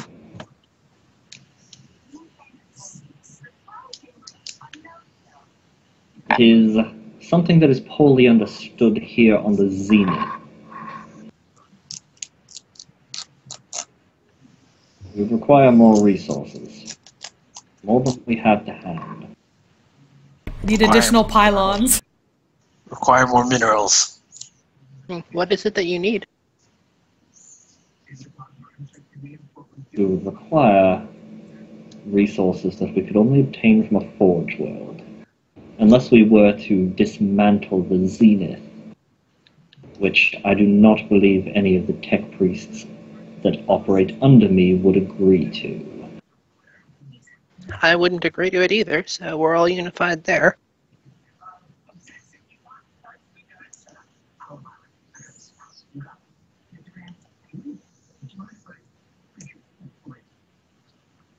Okay, But, GM question. Do I have anywhere else to be? I mean, if you're captain, maybe have, some daily captain things. Why do you ask? Or do you mean you, like, as in the ship as a whole? Yes, me collectively, the ship. Not at the moment. I mean, this is the thing you have to be, because, We're your just dynasty... trying to decide how to turn the planet into profit. That's all. Yeah, I mean, your dynasty's poor as shit, and this is the way you're going to get some money, so this is the thing you're doing. Alex, do you want to weigh in? Do you have any ideas? Romeo's plan is pretty much to just say, scrap the planet, burn it all, take the resources, don't bother colonizing it. But it seems like most people are not with him on that. So, as far as he's concerned, the most profitable things we have in this system are off-planet on either the Eldar ship or the Space Hulk. And raiding those for their technology would probably get the most profit. If not necessarily,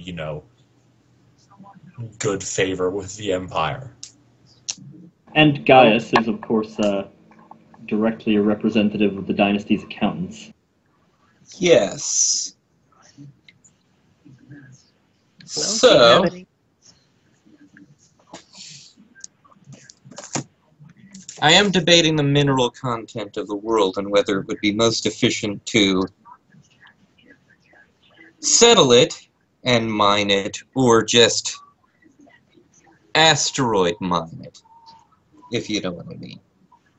A current issue with attempting to mine, in a long-term sense, is that the establishment of mining on the planet would take about a fourth of the dynasty's current resources with it. Okay, mining's out.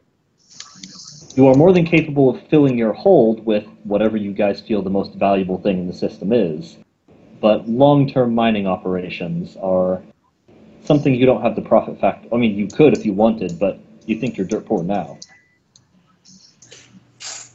Wouldn't that Probably provide a profit factor though? Like have a mining world? Over time, yes. In the short term, it would mean loss of profit factor until the mines started turning a profit.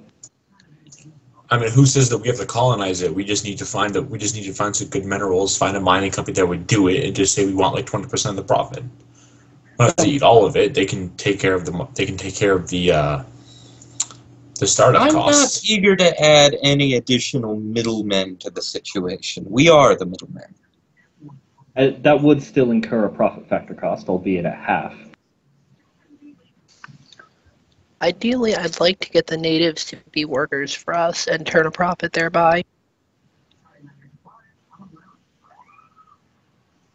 I mean, obviously the resources that they work don't necessarily have to be on planet, but we need to transport them to do the work.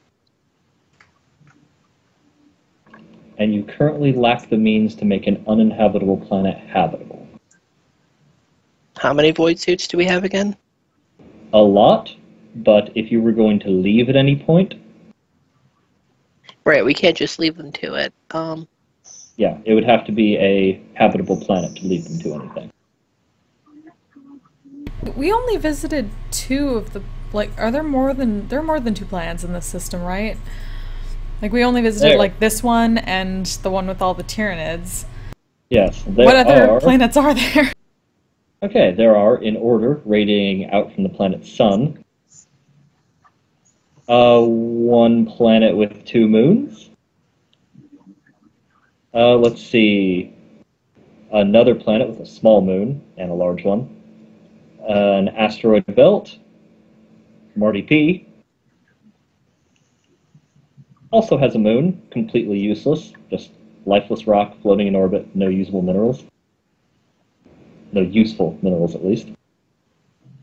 Let's see. Tiny little guy right after Marty P. That'd be Marty M, Martellus Minor. And then you've got the asteroid belt where you found the Space Hulk. Big-ass asteroid belt. And then a gas giant that surprisingly only has 1 completely useless moon. And another one that has a couple more moons. We haven't looked into them deeply. It was at the very edge of the system.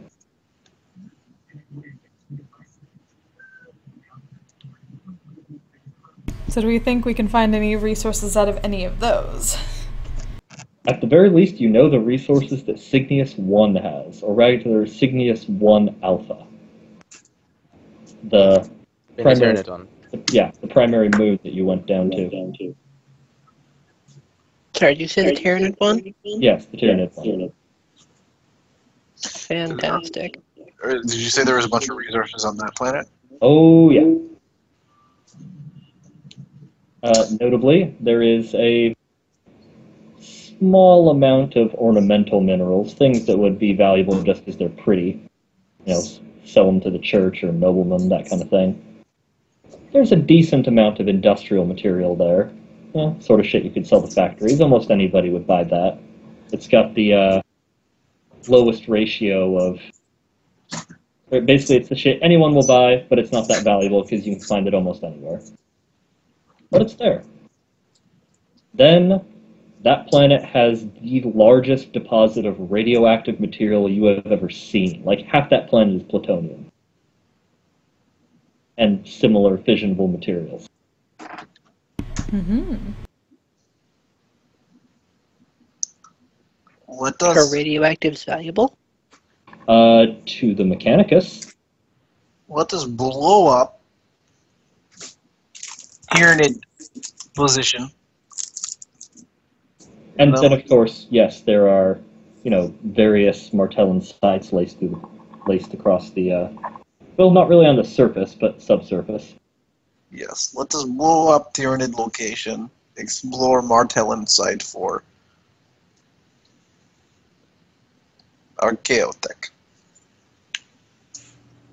Problem is, that planet's already been bombarded before, and that was the ruins of what was left. So whether we can bombard it more is still up for debate. And second, even if we can bombard it, we don't know how deep the Tyranid hive goes. Could just be we shake up the surface and half the middle of the planet is Tyranid.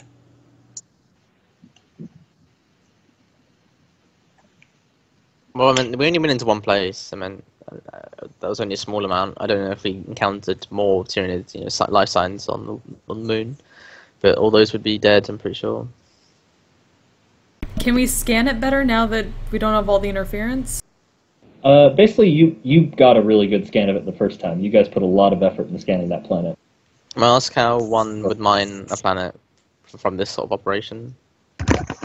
Well, you guys could basically establish a small mining thing yourselves to fill your cargo hold. Okay. But it wouldn't be, sustainable over time. It would be enough to fill your cargo hold with something. Which does make the quantities somewhat irrelevant for a short-term operation. Pretty much anything that's enough to show up on your sensors, you could fill your cargo bay with.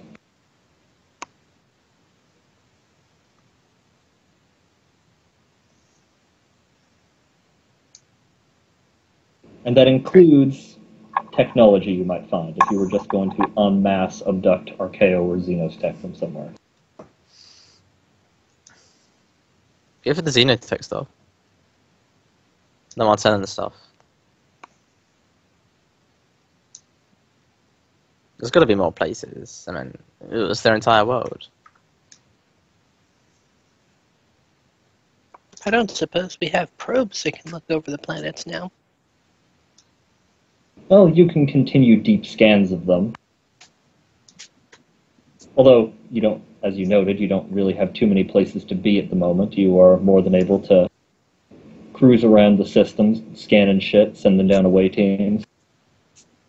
Yeah, I just don't know what the situation on Martellus Prime is going to be like if we leave it.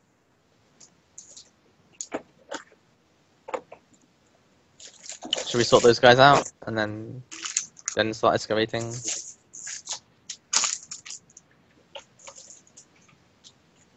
Can we sort them out for the short term and then, actually map what there is to make money with, and then we can see about making a better plan?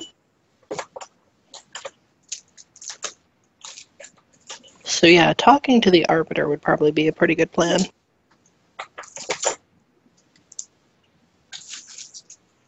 Assuming he's still alive. He seemed He's a pretty tough. man.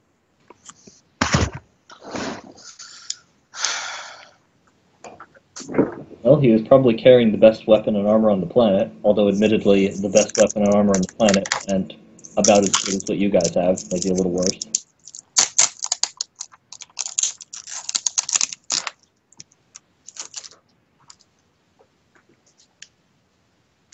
Had a bolt pistol and some old carapace armor. From what you saw, at least.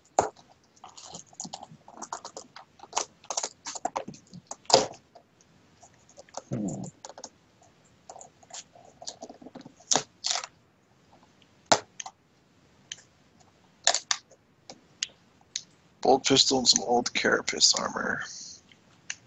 Nothing would fit me. No, no.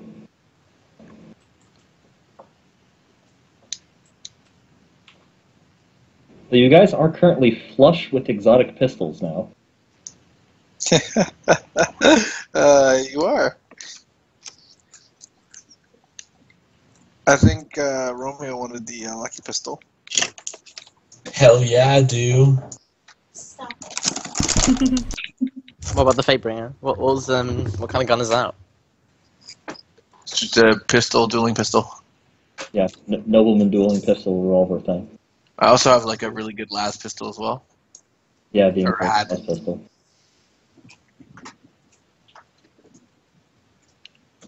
I'm not sure what's better than a bolt. Not much. Well, they have their ups and downs. I mean, the last pistol was it never jams. It has a dot sight on it.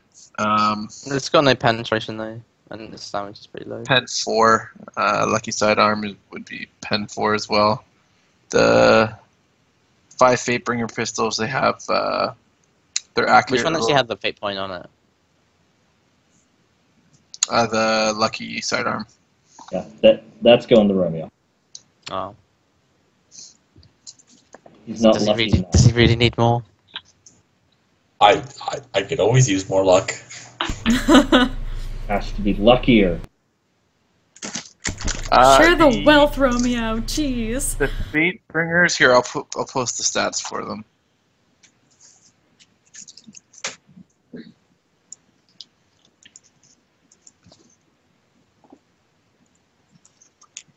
I'll be right back. You guys can sort out some equipment things while I'm gone. Okay. Notably, who get the spoils of murdering Geralt? It was murder because the self-defense was over. At the very least, I'd say Denev and Gaius deserve one thing each.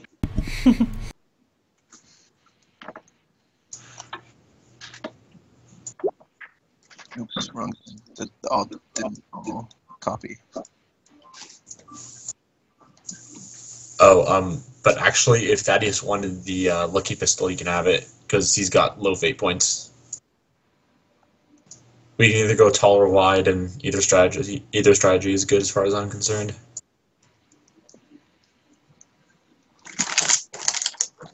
Why isn't... There we go. Holy shit. Why isn't... Oh, there we go. Sorry. So yeah, there are 5 Fatebringers. They have 40 range. They're single shot, 1d10 plus 3. But they have armor penetrating rounds, so they have 3 pen. It's just 1d10 plus 4. They're accurate, reliable. They have expanding rounds. I don't know what that does. And they have a dot sight. The engraved laser pistol can be fired a single shot out of burst fire. 1d10 plus 6. Pen 4. Clip 16. And then finally, the lucky sidearm itself. Single shot or 2 round burst. 1d10 plus 9. Actually, it'd be plus 7. 1d10 plus 7. Because I'm including my pistol bonus in that. 1d10 plus 7. Pen 5. Because it has the armor piercing rounds. Accurate, reliable, registry on 9 or a 10. On a 96 or higher, the gun locks up and ceases to function for 2 turns. Has 1 fate point that can't be burned. And notably, that is a roll of 96 on anything, not just firing the gun.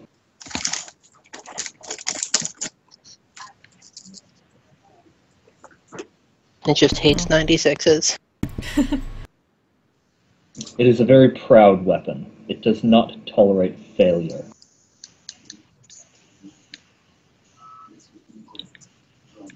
And then the engraved last pistol has like 2 mysterious traits that we never found out.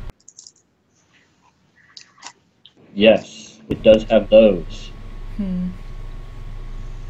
I might consider taking that one. After I have servants clean it thoroughly.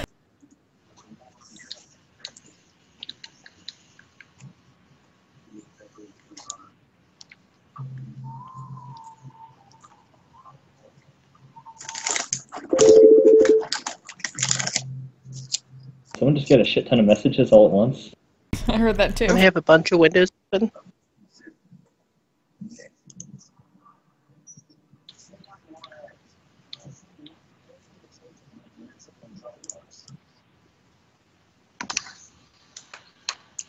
Alright.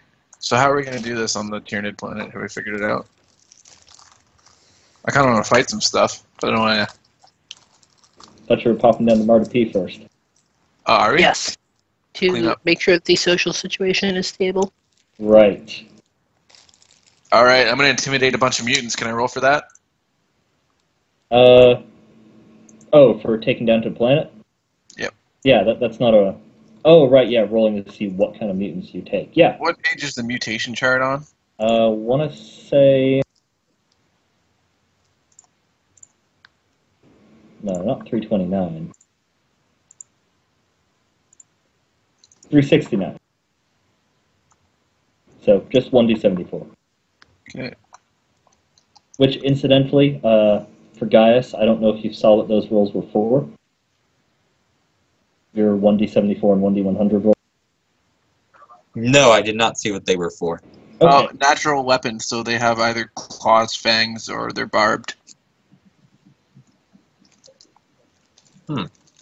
Okay.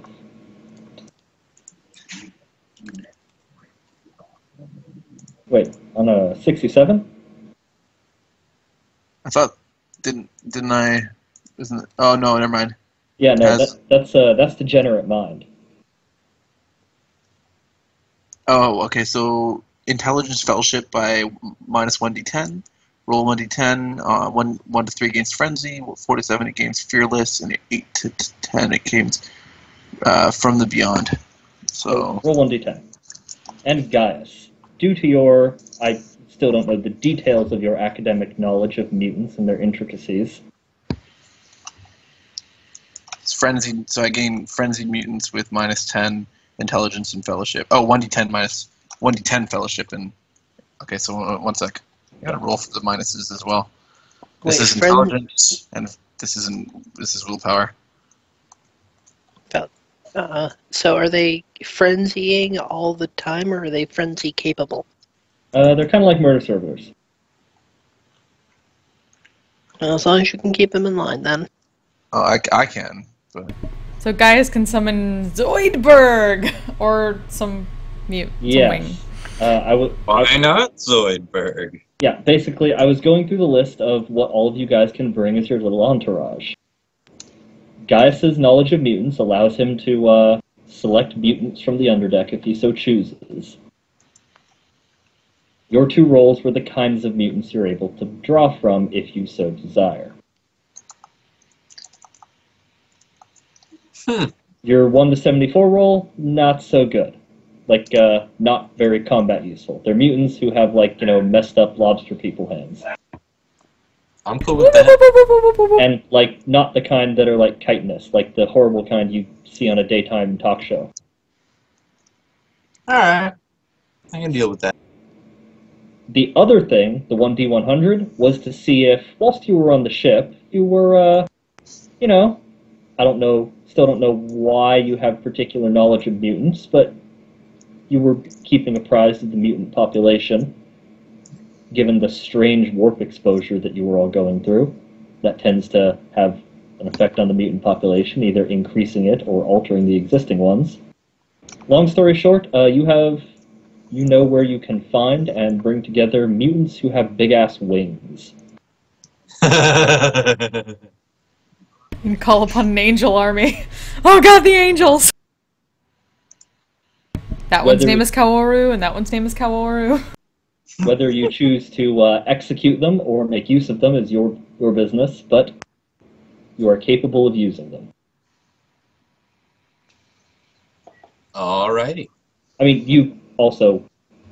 You all have access to various things that you can field, mind you. But only 2 of you can do mutants, and that is Hodor and Gaius. Okay, so Frenzy works. Explorer must attack nearest enemy in melee combat if possible. If he's not engaged with nearest enemy, he must move towards and engage if possible. Will not take any, obviously not take any suicidal actions. He'll take any actions that have reasonable opportunity to engage in melee with the nearest enemy. While Frenzy is immune to fear, pinning, stunning effects, the effects of fatigue, and he may not parry, retreat, or flee. Must use all attack maneuver melee combat if possible. He remains frenzied for the duration of combat. Unless the character has a talent that allows him to do so, he may not use psychic techniques while frenzy. Some beings are either permanently frenzied or can frenzy at will. Would these guys be permanently frenzied? I am... let's see. Given the nature of them, they're probably permanently frenzied, but not necessarily mindlessly slaughtering everything. But no, because it says the nearest enemy, right? And I have to I tell them what the enemy is. I just point them in that direction. Probably more what they interpret the enemy to be. So, like, if something attacks you guys, you may not need to tell them that something's the enemy. But you also wouldn't be able to hold them back if you didn't want them to fight back. Okay, I'm bringing 16 of them. Yeah, okay.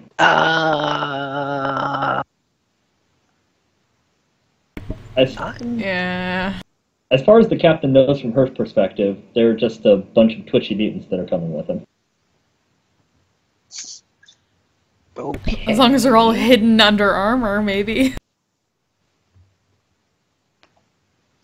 Yeah, they're just look like twitchy fucks. What kind of melee weapons do we have for them? Basically all just various kinds of primitive melee weapons. Basically there's three weapon types that you guys have on board the ship that your various people use. Rifles, pistols, and melee.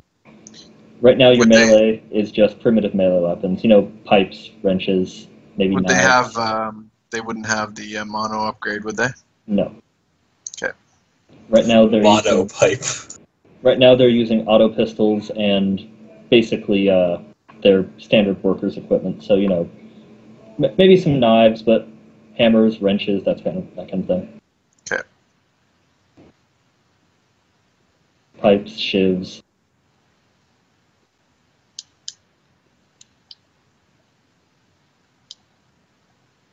And let's see, how long do you guys take before you head back down? Well, there was time for everyone to get cleaned up. We had the bombing, so it might be the next day. Can I get any healing in? Yeah, I'll at the very least give Gaius and Denov a 1. How are they doing with Gaius? Is that a, like, minute-to-minute advancement? Gaius is stable. He is not rotting further.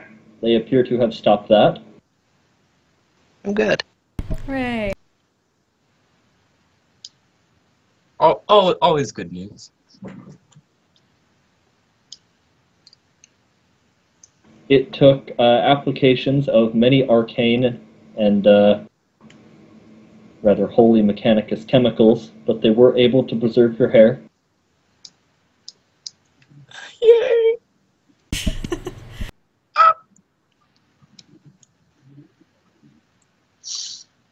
Beautiful. So beautiful. My hair. No matter what they say. Because you're worth it. I mean, worst case scenario, they were drafting up plans to take a survey of the entire ship, seeing who aboard had the best hair for I love this universe. Right? I was gonna say, don't throw away Guy we shot because Except, no, they weren't going to do that because it would probably be my hair and he's not stealing any of it. Well, the hair most similar to his original hair, or better in terms of hair he would want. Everyone wants his hair and you're not getting it.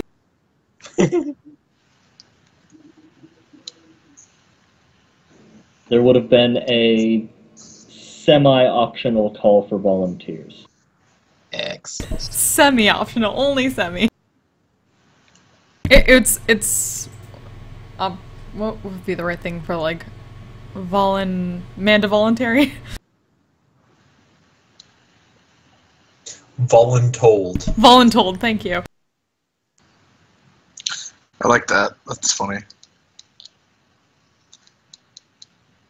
Yeah, so Gaius isn't in great shape, but he is currently determined to be non-contagious. Non-contagious is important. That's good. Non-contagious, and we can get you back to 1 wound.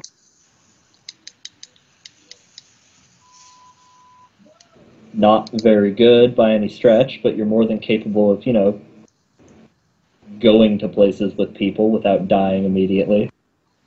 So we're killing everyone there. As soon as flag? As soon as you're out, Deneva's having a servant give you a glass of like some of her best wine because you totally killed Geralt. Or helped her kill her. New best friend.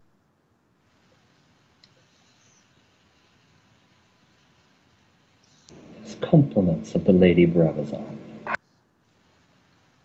So we've had a lot of good news. How's the rest of my body doing? Well, nothing has fallen off in large amounts. It's not lupus. I mean, all of the moving parts are still attached.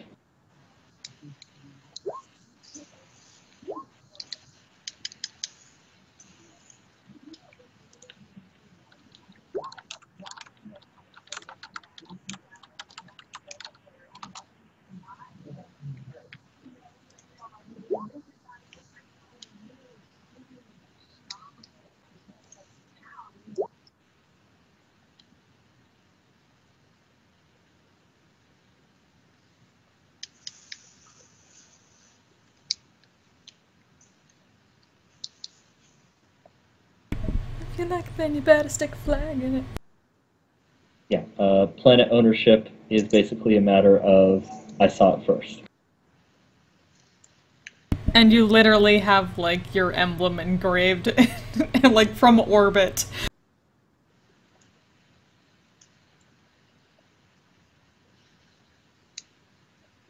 Okay, just that at some point I should probably say the thing, if engraving the planet counts as a flag. I'm gonna say yes. Planet is shithole. I But it's claim your India for shithole. Britain. It is your shithole, Lady War Captain. You see, we didn't even used to have a shithole. Now we have a shithole. What will we have next week? Who knows? Hey, you have a shithole. That's right, we do have a shithole, but we need more shitholes.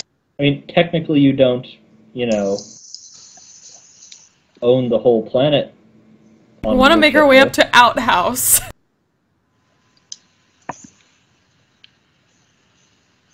But I mean, both Chamber plot, you- then Outhouse. I mean, both you and Gaius are really important back there.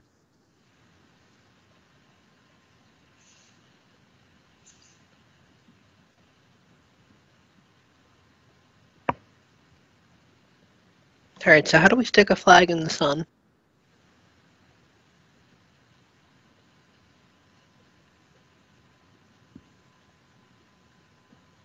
Say we just leave a bunch of flags just like orbiting the entire system. Like a asteroid belt just of flags.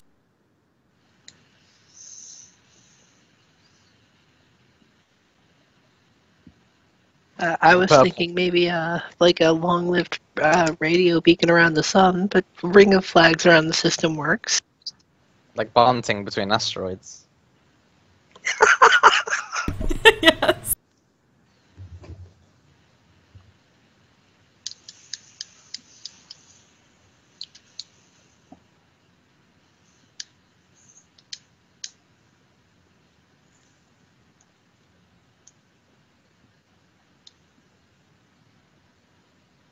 Stick out some broken down murder servitors just wrapped in flags. Okay, so I don't think that straight to the chamber is necessarily where we want to pop up, but wasn't there a main square in the city where we had that ritual combat? Yes, there was. Fantastic. That sounds like an excellent place to pop in. Okay. Will Assuming there that be it's more? reasonably clear of people in the exact places we're appearing. Will there be more ritual combat? I would love to fight these primitive mutants. Worthy foe.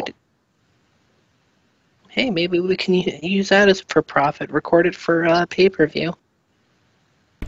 We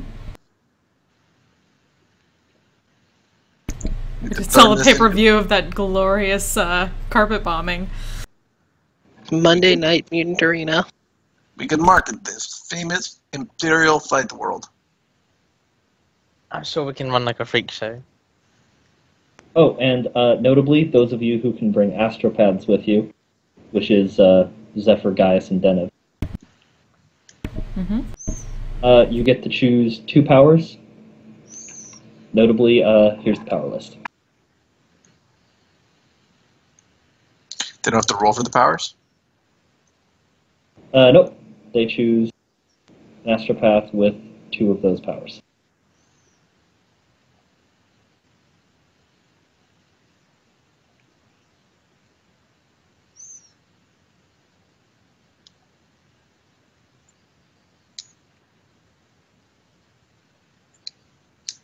I'm pretty sure that is the only other kind of follower you guys can bring with you that requires any input on your part.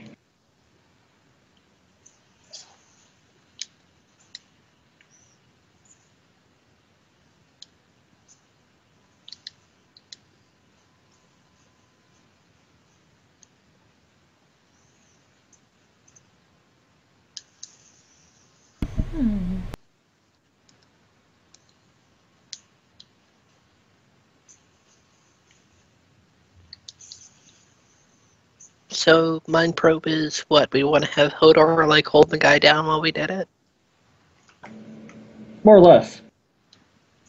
So we're just mind probing somebody? I didn't say that we were going to be just mind probing somebody, but these are lasting choices we're talking about here, yes? It's more for the guys you're bringing down at the moment. These are all low-level powers that you could potentially, from your stock of astropads, you could routinely just have any combination of these 2. Okay, I don't think it's going to matter terribly on this one, but we should, or at least I am going to pick up Delude for mine. You can pick 2. Yeah, I'm just not sure what the other should be. Okay. I mean, you don't have to bring any astropads at all, but if you do, powers. Well, we always want to have some way to keep in communication, and usually more than one way to keep in communication. Yeah, I mean, at this range, you're able to do Vox stuff as well.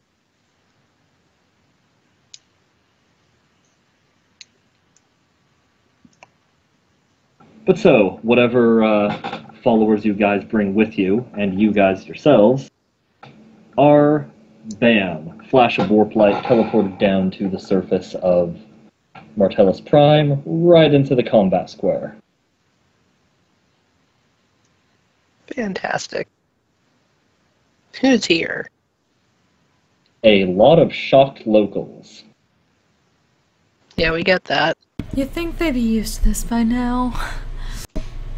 And 2 guys who are just kind of frozen, wide-eyed, on opposite sides of the combat arena, frozen mid-charge. Oh, sorry to interrupt. I'm going to lead everyone off of the arena. They just sort of sit there, still perfectly still, eyes tracking your group as you go. Alright, once we clear off, I'm going to yell, "Carry on!"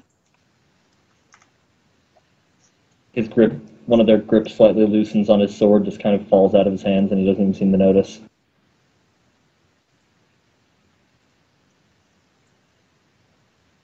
And off to see the Arbiter.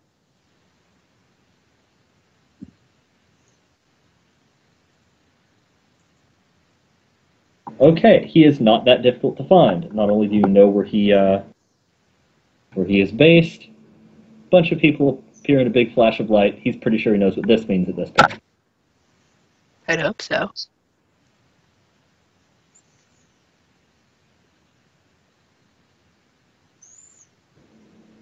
Well, greetings again.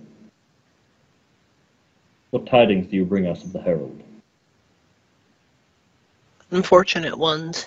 He fell prosecuting the fight against the demonic influence, but in his falling he helped save this world. Do a charm.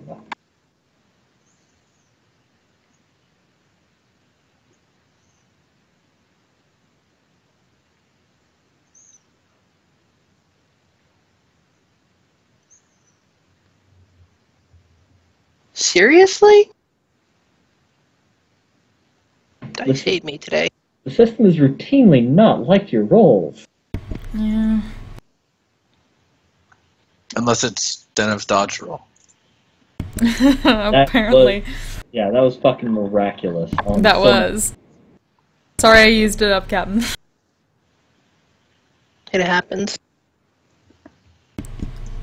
You should get a plus just from, like, the awesomeness you've done so far with the Herald.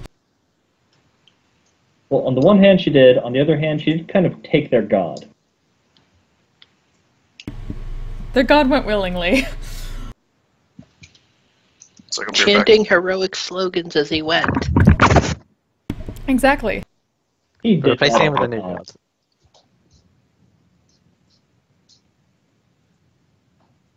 Their entire civilization is based around random things he shouted.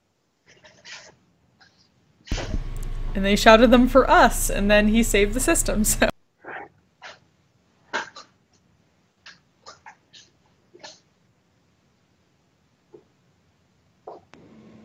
The Herald. The Herald of the Favored Son is dead.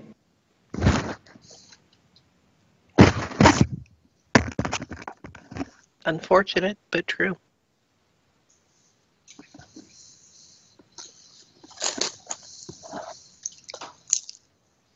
How could a being of such immense power fall in simple battle? What makes you think this battle was simple?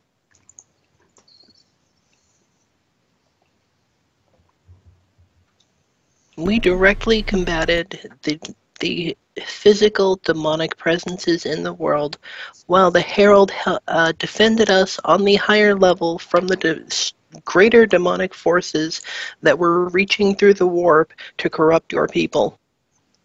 Entire system. I'm gonna look quizzically at the at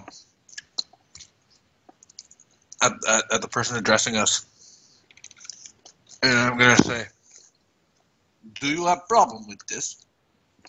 And that is a success on an intimidate roll.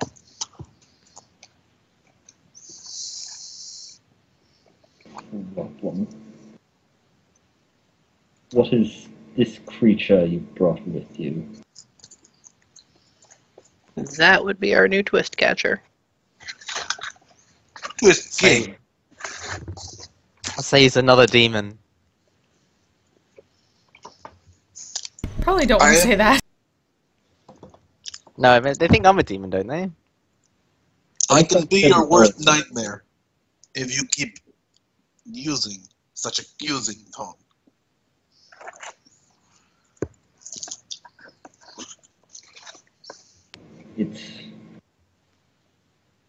He clearly is very reluctant to have any admission of accepting you being there, but eyes averted. I withdraw. Smart choice.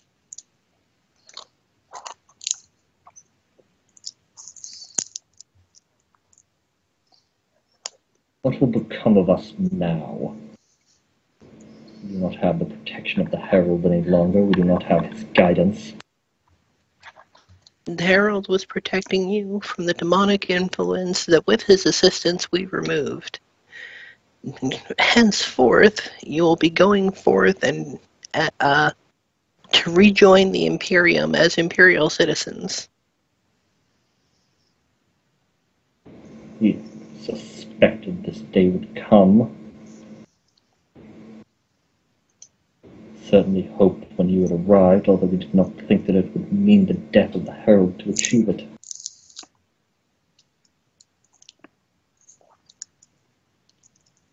We did our best to defend him, but the attack that felled him was beyond our level. Besides, did you not listen? You do not need Harold no longer. He seemed to be alive only for this moment, really.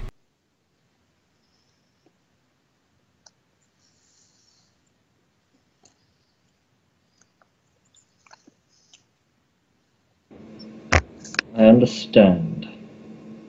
Well then, what comes next, bringers of the Imperium?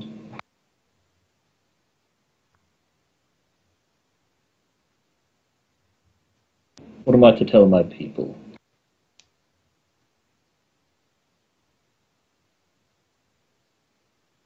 That law and order will return, that the mutation plague is at an end, that we will be bringing them to greater prosperity than they have ever enjoyed in the fullness of time.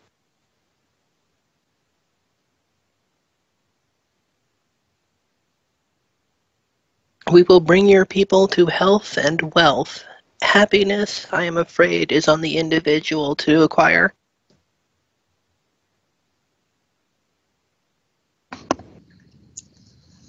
What then? What of the infected tribes? Are we finally to make the push? The push? Yes, to finally root them out once and for all. My hope was that they could be made to see reason and accept medical treatment and education to again also be Imperial citizens. Charm again. Give it a shot. Captain, Oh, boy. respectfully, this seems to be waste of time. Re-education, easier to just punch. Sorry, I was AFK. I was pouring a drink, which you probably heard. I said, Captain, seems a waste of time to re-educate or teach or reintegrate. Easier to just punch. Respectfully. Punch. Politely. 2.2 no. degrees of success. That was my respectful Yes, advice to the captain. I know. as opposed to, I am very sorry for this, sir. Bop.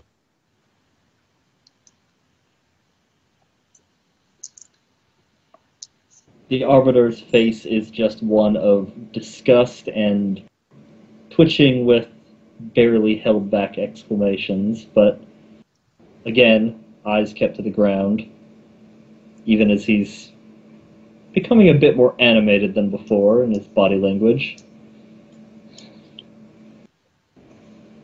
The Herald is dead. And the corrupted and infected ought to be given the same glory that we, who have waited for generations for the Imperium, had earned through their persecution.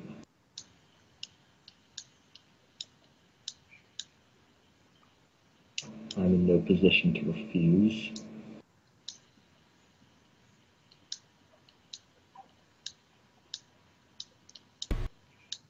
Dan's gonna whisper like, Lady Lord Captain, can't we just say maybe they can be their slaves and do more of the manual labor to fix what was broken in the fight? It is likely that that will be the case regardless. I suspect that the people of this city have a much greater educational basis than the tribes. And see, everyone wins, at least sort of. I heard one tribe give you demon weapon. Oh, that one's not going to stick around, certainly. We need to punch this tribe that has such cache of weapon.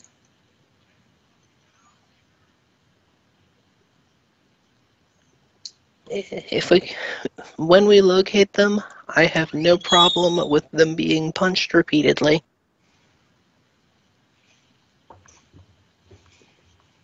What tribe? What tribe is this? They actually give us a name. They said they were from the south, across the sea. They said they were from a southern tribe across the sea, and that they had traveled a great distance to give us weapons that were a double-edged sword.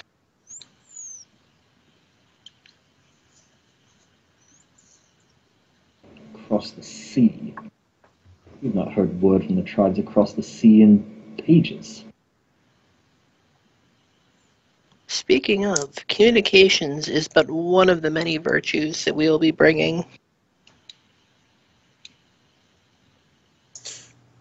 Though you may not wish to talk to those ones specifically. Apparently they were spending quite a bit of time in the forest just hunting whatever they pleased, or at least that's what they implied when we found them. They madmen venturing into the forests for any period. We send ours there, but only for the briefest of times.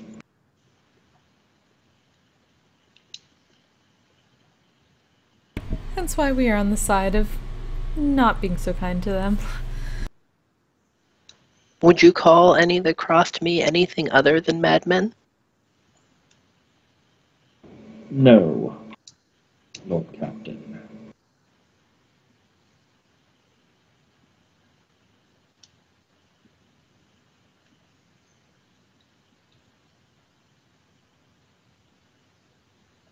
I'm sorry if that was like the best line ever. Just had to say it.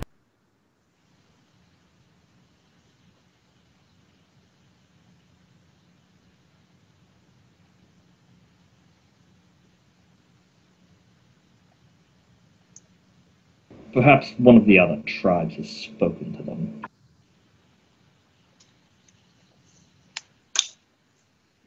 Perhaps. As we intended to communicate with the tribes to assess what strengths they bring to the table. We communicated with them in one way only. And I have to tell you, that has not been working out for you. Have you noticed?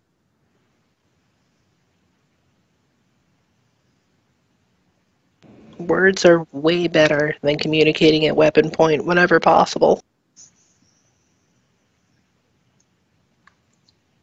The Herald taught us the strength that has kept this city safe for generations.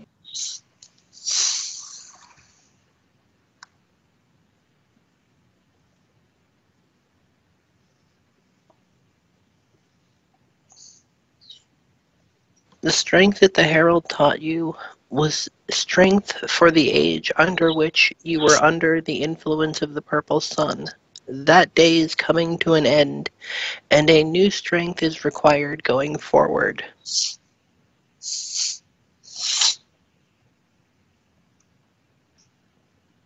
And one more charm.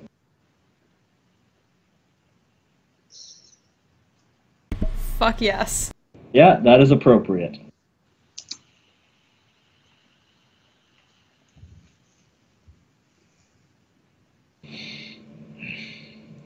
If it is the will of the Emperor.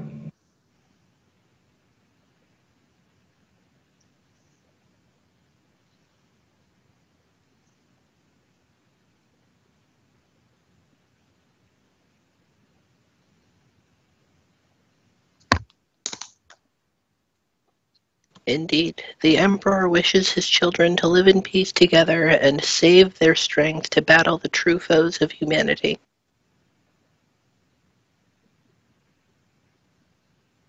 What do you require of us, then?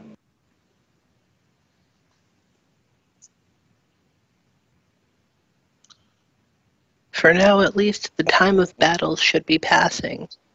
It is our intent to assess the resources available on the other worlds of this system to find a profitable base for all of us going forward.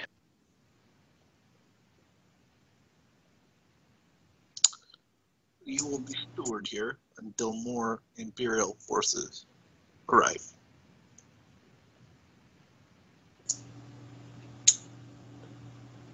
Captain, if I could have a word. Yes.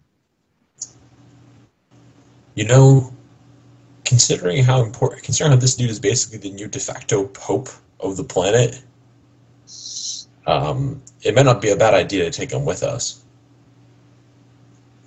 I mean, send him back eventually, of course. But if you let him wanted see the larger framework he exists in? yeah, and let him come back and help convert the others, as it were. It wouldn't hurt him to see the reasonably integrated society we have in the ship, either.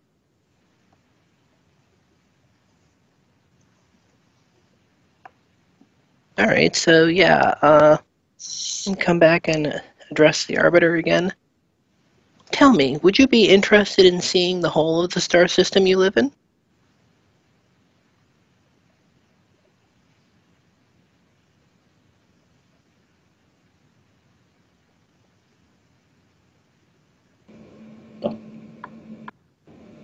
I would not object.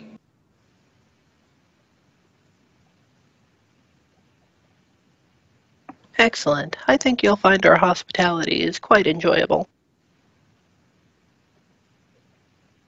What of the other tribes?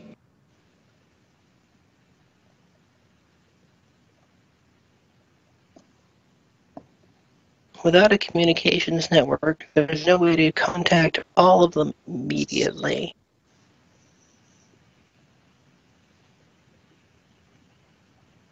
They'll just have to be assessed from most punchable to least punchable. More or less. As long as some are punchable, Hodor is happy. Prefer them gone to the last. We have survived this long without them, but they must remain. Do you intend to bring any of their leaders on this, whatever it is you call it, as we ascend into the heavens? As far as I know, none of their leaders are here, and I don't know where they are currently. Well, bringing them all together would be a good idea.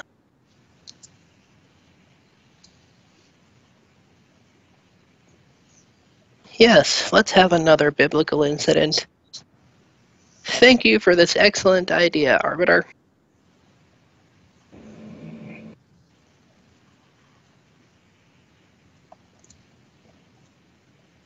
Sounds like we need to prepare some security on the ship, just in case. Yes.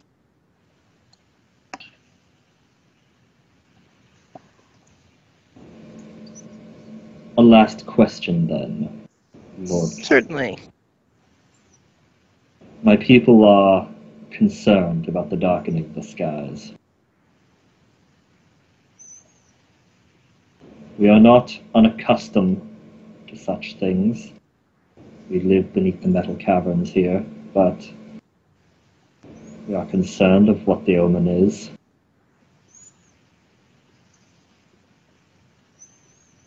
The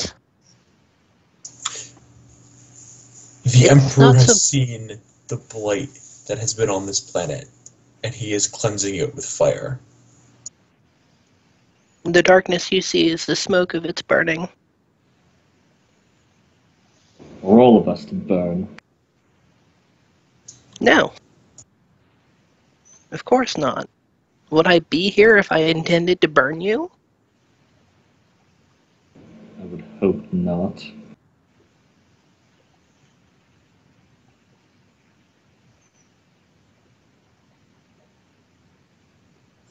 Oh, they're just here to tickle you nicely.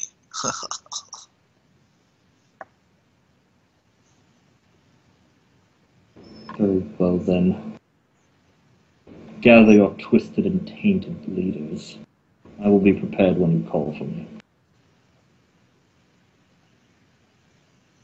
Okay, let's go ahead up.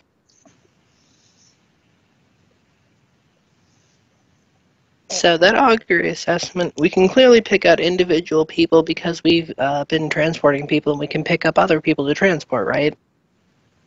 More like maintaining shit as you go down and up, or people like that you're sighting with people on the ground.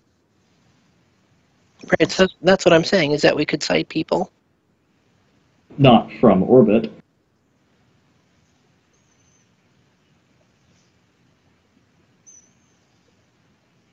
We don't have a comm badge we can stick on him. But you can target call. And this guy 3 meters next to me? Yeah. Ah. I was really hoping we could do this really neat biblical thing where we basically grabbed every tribe leader with the teleportarium. Oh, you probably can. Just need to leave something with them for tracking their signal. Maybe have them go stand a comm badge in the open. Give them gifts. We bring gifts. Make them take a pilgrimage out into some really big, wide open area. And the guy in the middle of that field where we told him to be. Right, but it still means identifying and going to talk to every one of them. Yeah, that certainly you would have to do. Even if you could cite singular people, you probably could not do so through miles of Hive City and somehow discern someone's rank in a society from orbit. Well, most of them aren't in Hive cities, right? Oh, they're mostly around and in Hive cities. Just their various levels of repair. Okay, and roughly how many Hive cities are there? You'd probably say there's 6 across the whole planet. Well, that's way better than 600. I thought it was going to be just ridiculous. Hive cities are really big. Those are at least the ones that you're getting any kind of indication that there might be people living there. You took an assessment of that when you first came to the planet anyways. Alright, for some reason I was picturing smaller tribes, 1,000 people. You have no idea what kind of numbers you're dealing with. But they all seem to have taken refuge within the Hive cities of their ancestors. How much they are using those cities, you don't know. Well, this sounds like an expedition that comes to head punching at some point. Wonderful. Okay, so if I recall correctly, we actually picked this Hive City because it was in the best repair, right? And you also detected something in relation to the psychic presence being held back, I believe. So we found the Herald, basically. Yeah. Okay, so But which one? yes, also the best repair. Which one's next on that list? Next on the best repaired list?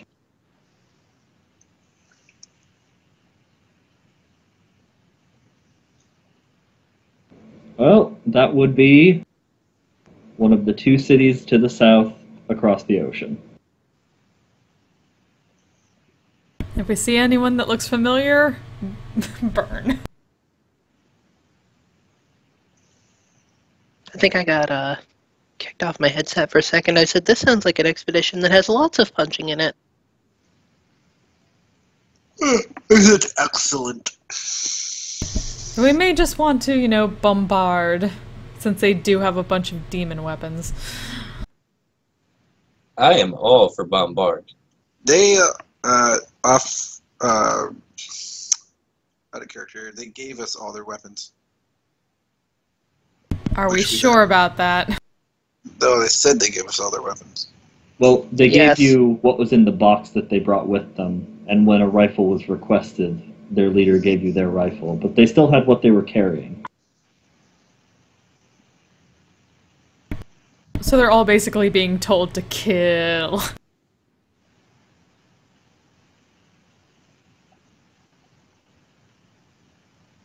We'll take the cutter, and if they if they open fire instead of talking, then we'll know what we do with that one.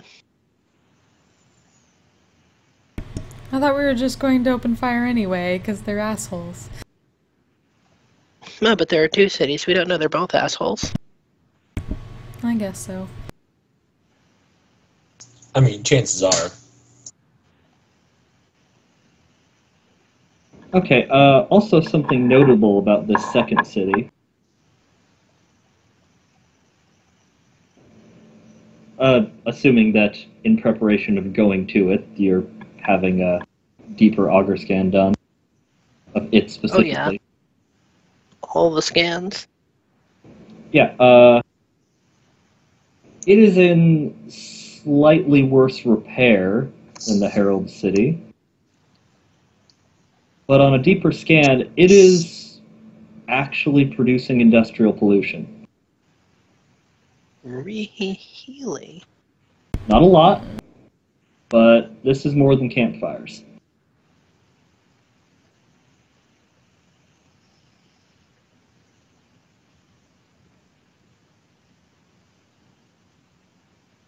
That is interesting indeed.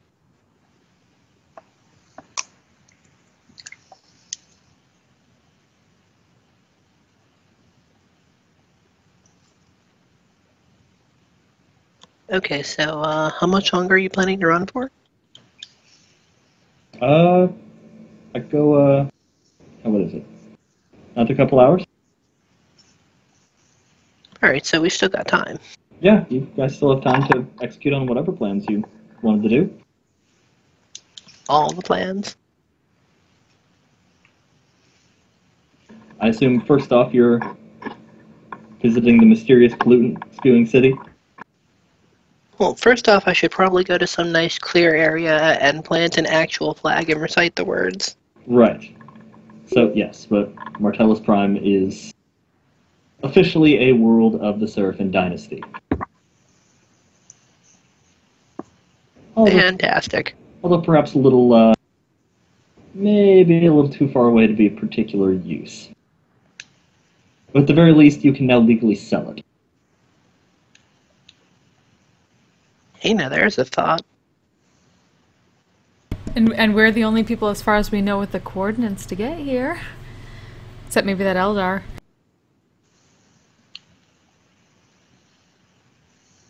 Is anyone else who For all tries we to know, get their, it? their whole craft world could know. Hmm.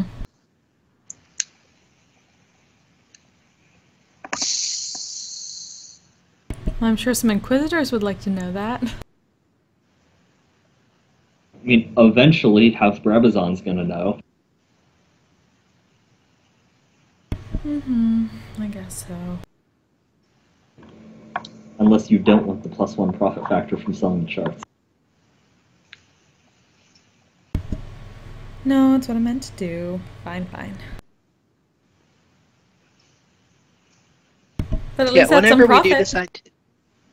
Yeah, speaking of, whenever we do decide to head back to civilization, can we stop off by one of the blue stars? Maybe a bit out of your way, but you can make the jump. Everything's out of our way from here. Well, you know, we're talking the warp. So, you know, There's that. it could be a warp route that may take a couple weeks, maybe a month, as opposed to, you know, maybe a week, a few days, something like that. Even with my Elseway charts? Potentially even with your Elseway charts, yeah.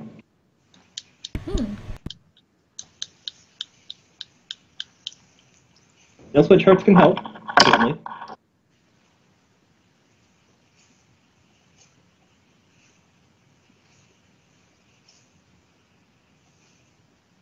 But in the meantime, what is your next step of, let's see if we can make this planet profitable? Does it improve the profit factor by 1 or a factor of 1? By 1. It's +1 profit factor. Okay. Which, given the most you can pretty much ever get from an endeavor is 5, that's a significant thing. That's just an extra +1 on top of anything.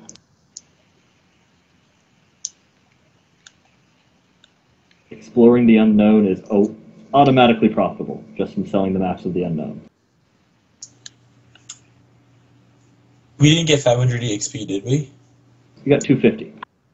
Okay, cool. Was there something you were planning to use 500 for? Hard bargain gives you another 1 profit factor just from having the talent. Oh, okay. I'm trying to remember, like, we had 150 last time, as far as I know, and then 250 now, so if nobody spent anything from the last two, it should be 400. I've been holding it back for a while, so I'm up to 7. Although our 2 new guys, they were fully spent as far as I know.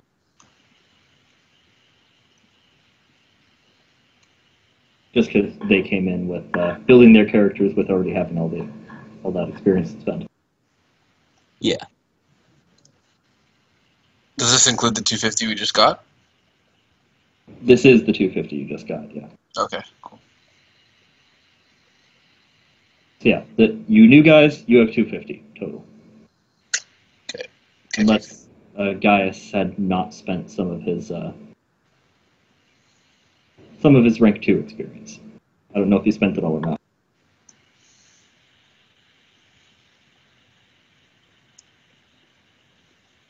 Or Hodor had not spent some of it, for that matter. I'm not fully up on what you guys had bought with your rank 2. But I'm assuming you were at 0. Well, 0 available. I don't suppose in scanning the industrial city, the industrially active city, we can look for the signature of these weapons. I'm going to take True Grit, because I need it for the thing anyway, Yeah. eventually. And for what weapons specifically you're talking about? The demonic ones? Oh, yeah. You couldn't really tell that when holding them. You definitely can't tell it through scanners from orbit. No, but what about their prior forms? They had pretty specialized materials. That is true. Though there's nothing in particular that you're detecting that would let you know one way or the other. Well, it's worth a look. And barring any new and useful information from the aspect scanners, I guess we're headed down, right? Yep, so how you headed there? Flash of holy light? UFO? What new Bible story are you creating today? I think UFO, they might shoot at us to open.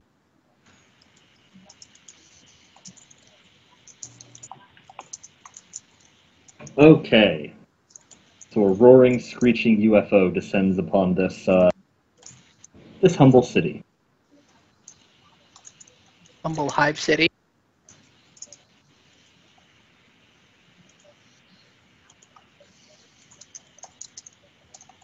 Yeah, humble hive city. I mean, at this point, it probably doesn't really qualify as a hive city. More of a mound of artificial materials. Cave system / mountain.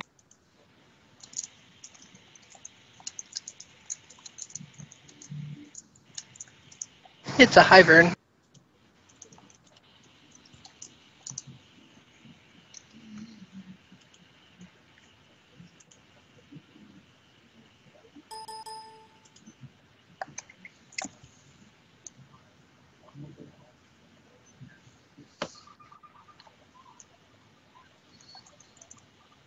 Yeah, so at the very least, You're not having fire opened on you. It's always a good start to negotiations. So, where do you land the cutter? You wouldn't say there's a lot of good landing spots here like there was back at the Herald's place. There are no standing spires anymore. Is there anything you can consider like the main gates from the city? There are definitely main gates. I mean, they're like skyscraper high. They're kind of hard to miss. We are visitors. You're not sure if they're still operating. But you definitely know where the main gates would have been when the city was functional. You can see them. Is there any movement around the city, people? You are detecting a bit of movement, yes. I mean, well, you can see some people milling about. Looks like they're working farms. For all the benefits that it would grant them, living in the Hive City does not provide much sunlight. Which means there needs to be some way for them to get food in and out of the city, so we're going to look for that. Unless they grow the food underground, like fungus or something, and they survive on that. Well, Well, we've established there are farms. yeah, you do definitively Okay. see farms down there.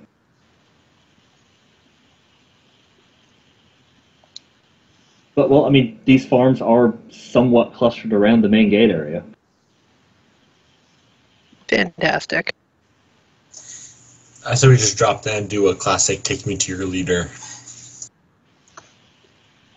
Alright, try not to crush any sheep or apple baskets or whatever.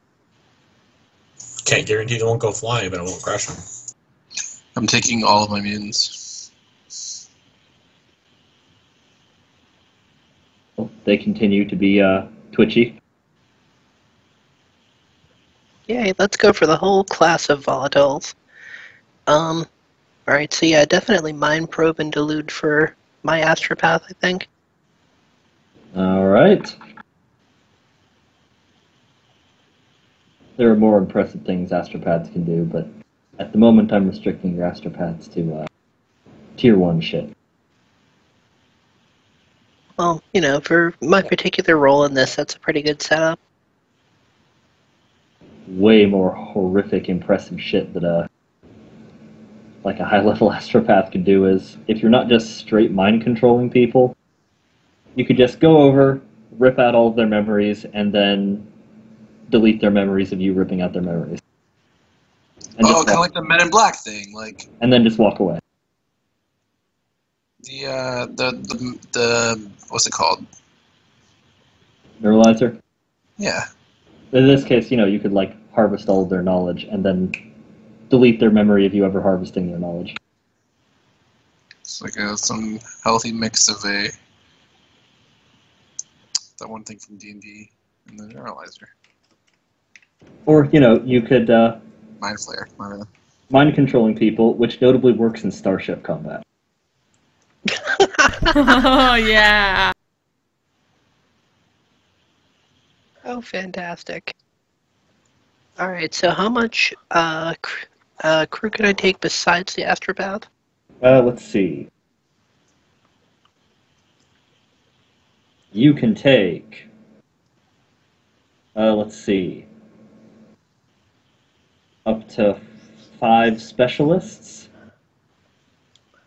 Basically, you've got 5 more points left, and you can either take an astropath for one of those points, or a murder servitor for one of those points, or 2 armsmen or tech priests. Alright, so I can take a tech priest and 3 murder servitors? 2 tech priests, actually. You can take 2 for the price of 1, because you're you. Oh, fantastic. The tech priest equipment doesn't really change, though, unlike the rest of your dudes who you guys can, outfit with acquisitions.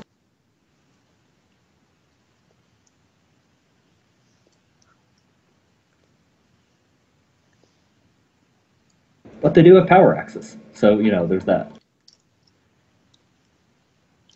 Power axes are pretty good. It's just like a thing most tech priests carry.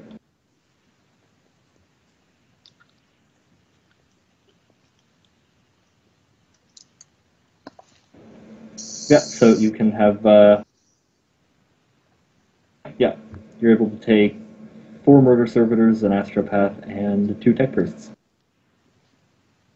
Oh, that's fantastic. I assume we're not taking the murder servitors now.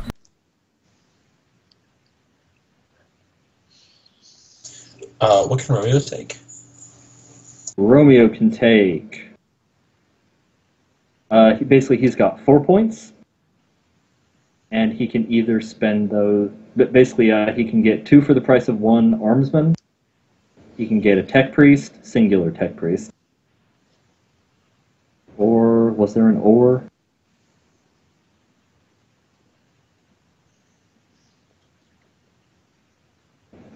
Yeah, I think that's all she said. I mean, any of you can take servitors, though. No chance of getting diplomats? Basically, you guys are the diplomats. Got it. I thought you said something very different. Diplomat? Yeah, That's what I heard. I'll be honest, that's what That's what I I heard too. extrapolate. I was clicked on Steam, so you couldn't hear me People are say. gross. Yeah, I was clicked on Steam, so it wouldn't open my mic, but I was like, what? Yeah, so Romeo can From take... Batman and Robin in this. Yeah, so Romeo can take singular tech priests. The captain, being a tech priest cult leader, gets 2 for the price of 1. Or 2 armsmen, or 2 labor servitors, or 1 murder servitor for each point. Alright then. 8 armsmen it is. Okay. And Assuming we have space for them. I'm going to say probably. And also you can choose between either basically your basic soldiers, who can do the dodge into you to save you thing, or a field medic with the medical skill.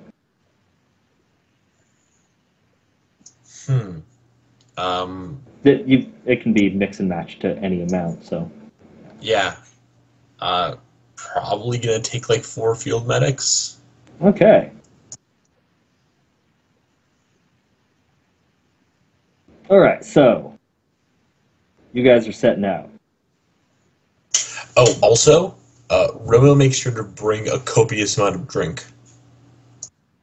Copious amount of drink, okay? Copious amount of the drink. That is my normal go-to for anything. Does Zennith have servants with her?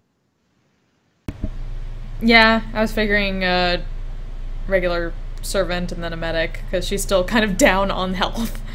Right. Guys bringing anybody? Yeah, sure. He can... Oh, literally take any troop type on the ship. Okay. Huh.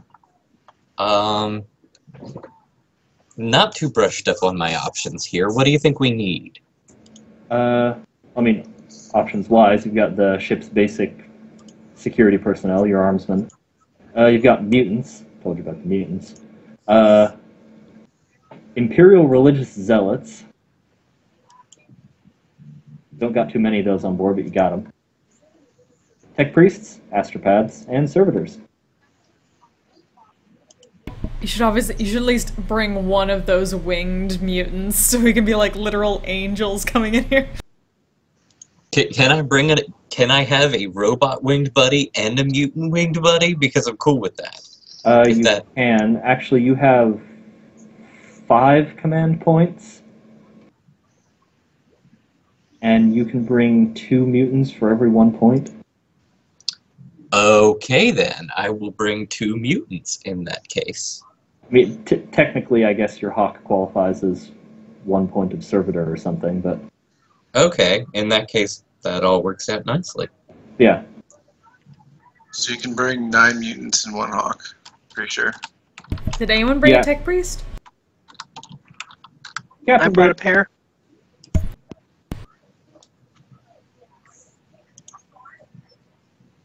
So we got tech priest, astropath, mutants, regular medics, armsmen, and a hawk. Yes, and a hawk. I assume Thaddeus is bringing a couple of his men. Would He's it be suggested? He has the same restriction as Zennith. He can either bring 2 armsmen or a murder servitor, or 2 labor servitors, or For 2 each. or 2 religious zealots. For each fellowship modifier. I want none. Yeah, don't have to bring anybody. No, I don't want to bring anyone. Okay. So a rather large contingent of mutants, backed with a couple, brothers on house guards and a contingent of tech-related stuff around the captain, sets forth from the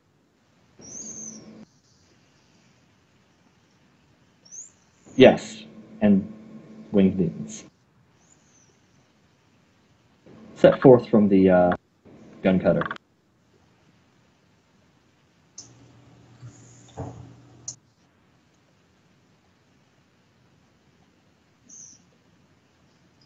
A number of the farmers have fled in terror, but a few of them approach out of curiosity. Excellent. And the mutants are the leathery bat kind, but not the feathery angel kind. Aw. Damn it. Don't get me wrong. Feathery angel-winged people exist in this world. I was hoping for that. Isn't it like blood angels or some shit? The Primarch of the Blood Angels had wings, and I think some of them grow them. And living saints grow them just as a matter of course. That's just a thing they do. Who are they? Like super religiously chosen women. They're usually associated with the Sisters of Battle. But not necessarily. Oh. Right. Right, so I'm going to approach these farmers and say, take us to your leader. Our leader. Someone makes the laws around here, yes? Oh, yes, of course. And that person would traditionally be considered your leader in that they lead you. Who are you? I am Captain Zephyr Gearite Seraphin. These people are notably a bit mutated, of course. And the captain and I own this planet now.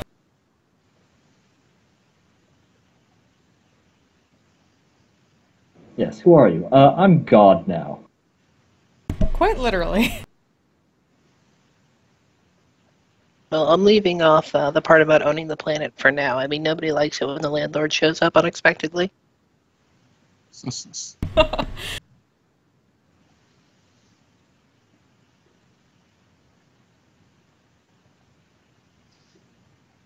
We can show you to the Great One. Great One, that sounds like a leader title. Yes, show us to the Great One. Come. Come then. Where are you from? Are you from the Northern Tribes? We have met with the Northern Tribe. Well, we have met with one of the Northern Tribes, but we're not of the Northern Tribes. We come from significantly further than that. You come from the Void. Some of That us is came true. from the... Yeah, I was going to say, some of us came from the Void itself, but most of us are from worlds similar in many ways to this one.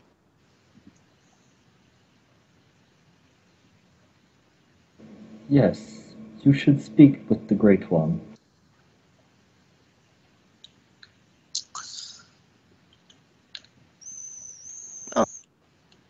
That was my goal in coming here. So let us go to the Great One. The poor hunched mutant farmer sort of waves his compatriots off and beckons for you and your entourage to follow him. They are noticeably less put off by the contingent of mutants you guys have. More of a Tuesday for them. Zennith, on the other hand, not so much.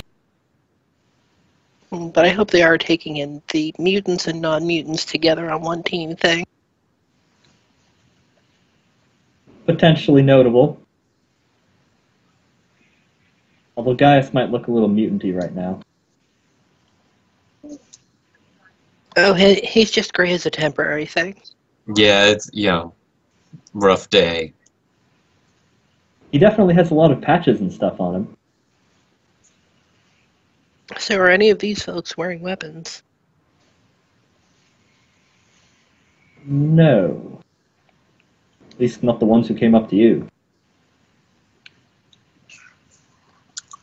Well, I'm sure when we get close to anyone called a Great One or the Fantastic One or the Mighty One, there's going to be a bunch of guys with weapons. But yes, I just wanted to see if everyone here was armed. All right.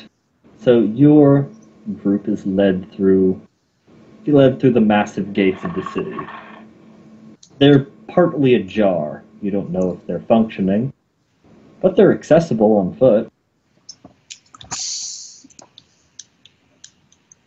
You can, hear the creaking and distant echoes that are going through this place.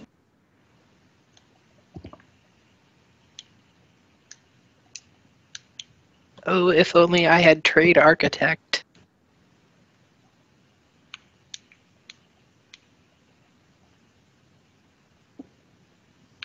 I mean, you don't think it's going to fall over on you, mostly because everything that could fall probably has at this point. Although it does look like there's been a decent amount of effort to at least keep this entry area stable-ish. I mean, it looks like crude work, but advanced by the standards of anyone else who's lived on this planet.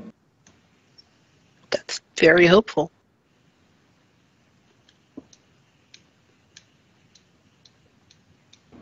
Yeah, there are eyes that watch you from little windows, back alleys, just the corner shadows as you're led through the streets. There are a number of electric lights functioning here.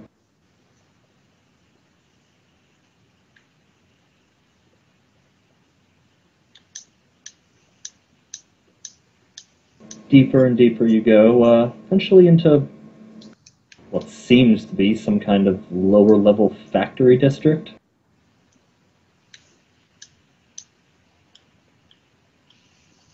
And you are increasingly seeing people with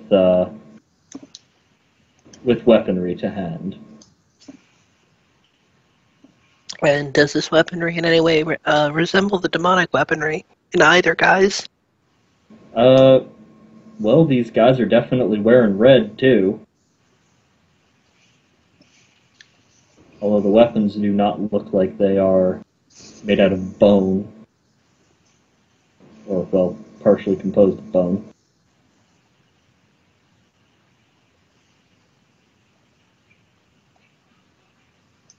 They don't or do, sorry? They don't. Okay. Neither did the other weapons when we first got them. Well, there were parts of them that definitely did look like they were made from bone, but it just, seemed decorative. For a primitive constructed gun. Like where most people would have used wood, they used large bone. For like rifle stocks and whatnot.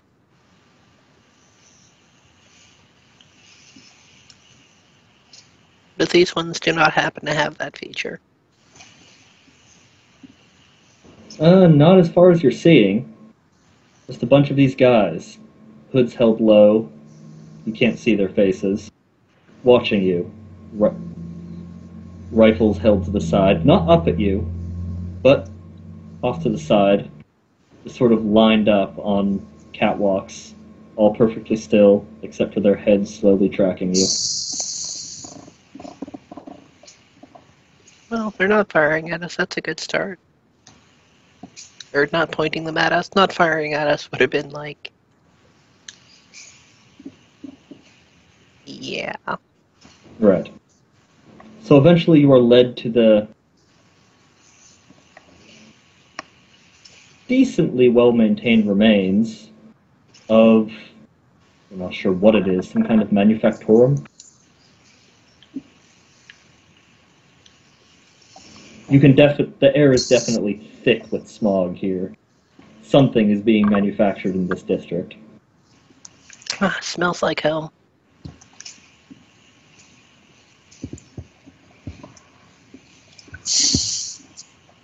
Smells like home.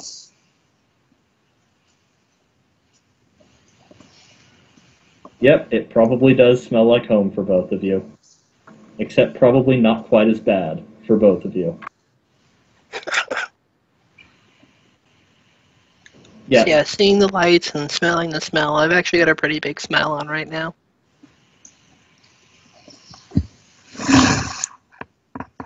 Are we in the dark? There are lights around, but I mean, Okay. like lanterns off to the sides and such. So I wouldn't take any minuses if I kind of just uplifted my visor? No. You could, like, have helmet underarm going. Okay.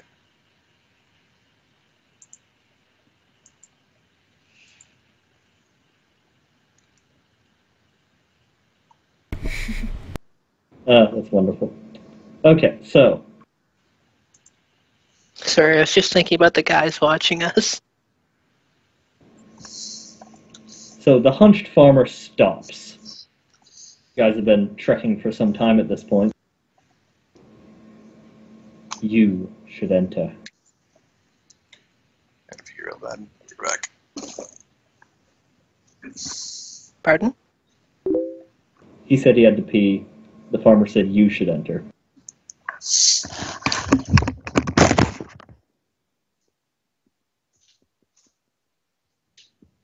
Like me particularly, or like our group? You, your group. Basically, he's not going in. Why are you stopping here? It is not my place to enter there.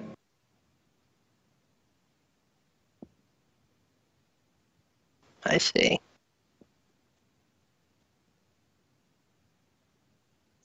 Well, we should venture in, Hodor on point.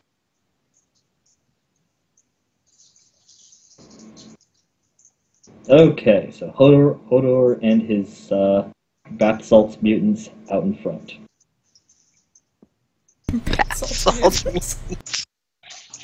I was thinking Florida, but that works too.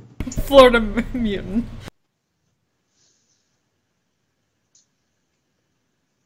Like, hey, not all of us from Florida are mutants.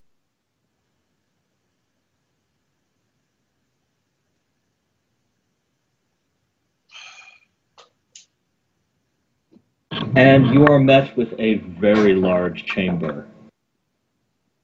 Like, with the current light level, you can't see the ceiling. There are a number of spires all throughout the chamber. It almost reminds you of the engine room of that, well, any ship, quite frankly. Alright, what'd I miss?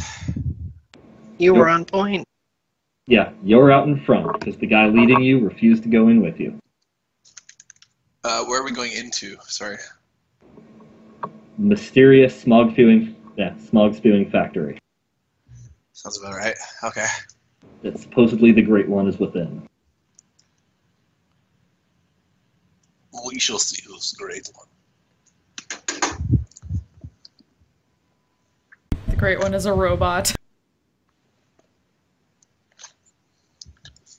Because there hasn't been quite enough heresy. But there's the Great Unclean One, but that's someone different. Certainly you haven't seen any signs of Nurgle corruption. That's kind of hard to hide. Well, And no we more. didn't see any similar corn weapons, so. Not to say that anything they have isn't, just none of the signs were there. We don't see any coughing or wheezing, as in the Pokemon around, right? Alright, so you venture deeper. You can see active lights on these machines in here. Do I recognize any of the hardware? I mean, it's definitely Mechanicus. Like the tech priest just like, Yeah, I'm actually kind of like, because it's been running in this condition for that long.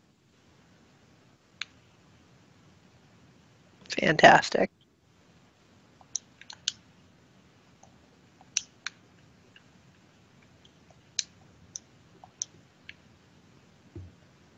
And after a time, 3 figures approach from the darkness.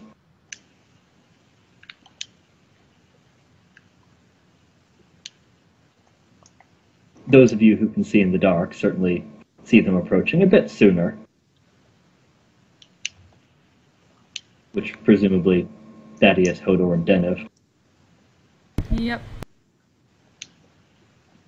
Oh, I have dark sight, so I can see like perfectly fine in the dark as well.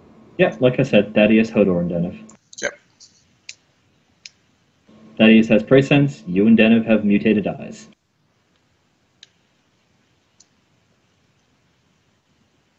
Seriously, how does he see out of those things? He's basically a vampire. We see disgracefully.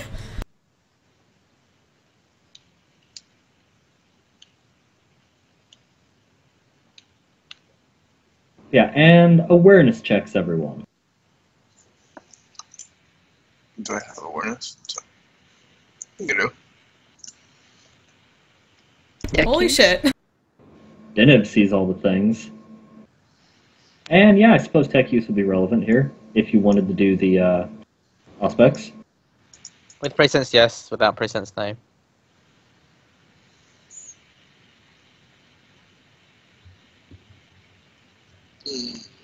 Do I want to burn a fate? Do I want to use a fate point for all that? No, then I've saw. I don't care. Okay, yeah. Denev and the captain. So Denev, you certainly hear the telltale signs of there's a lot of sounds of manufacturing going on around you.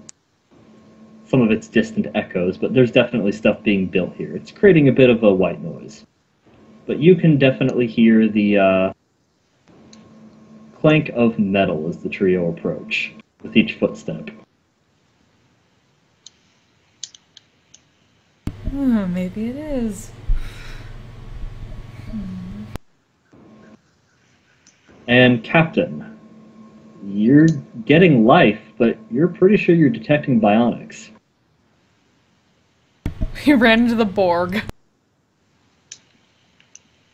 The Mechanicus basically is the Borg, just, with less ethics. Well, I don't know. I mean, the Borg kind of went out and forced it on people. The Mechanicus, as far as I know, doesn't force implants on people. Have we not had the servitor discussion? We've had the servitors, but the Borg do it to everyone. The Mechanicus just is it to some people. True. The Mechanicus only does it to the people who piss them off or anybody who works on their planet that they think would work better with a hammer for a hand.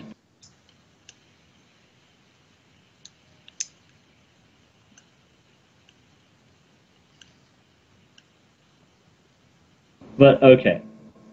Yeah, so a trio approaches. You certainly outnumber them a jillion to 1 at this point.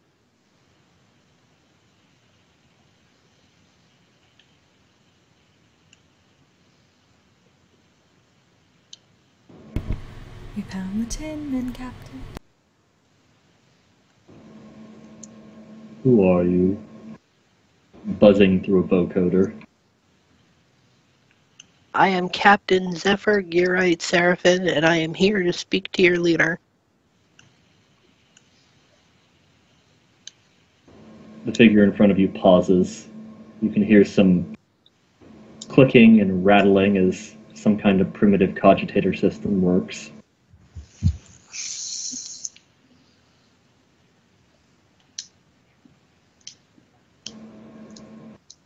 Why?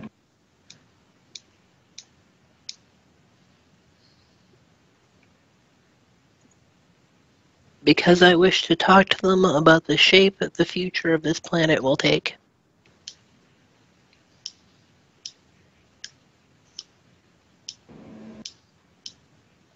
They look at each other.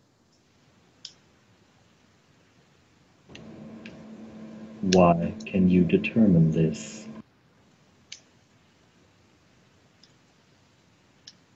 How have you been feeling lately? You know, emotionally. Have you noticed that something of a weight has gone?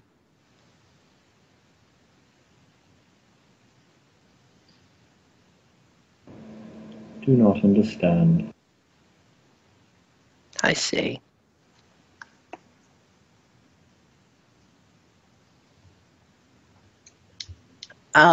When you said that the sun was beginning to change previously, what does it look like now? Well, it's that kind of orangey purple. Okay, but it is very distinctly different from what it was. Yes. Have you received reports on the appearance of the sun lately? Yes. That was me. You will see the Great One. Exactly what I had in mind all along. They sort of part around you. You hear the cogitators grinding away from their heads. And then large floodlights start coming on throughout the factory area. I do so love a red carpet treatment.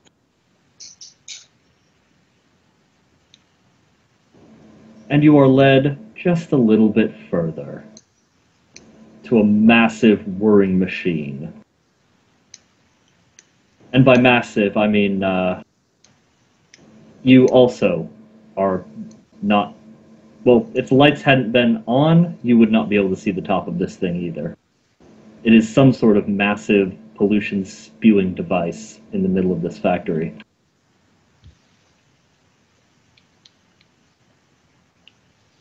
Thrumming with all sorts of archaeotech power. Eyes shining as I look at it.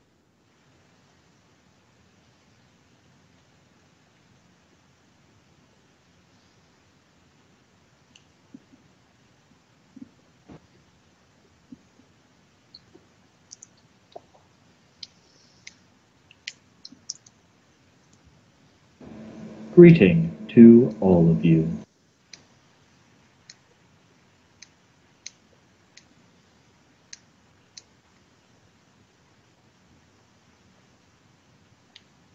Sorry, did that just come out of the machine? Yes.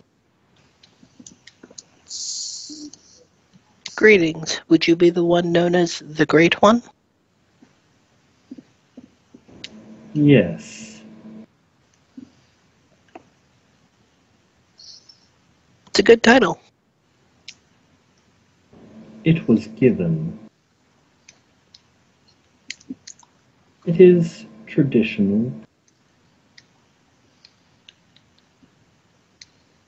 You will pardon me if I am unaware of the traditions of you and yours. I'm the most recent given to the machine.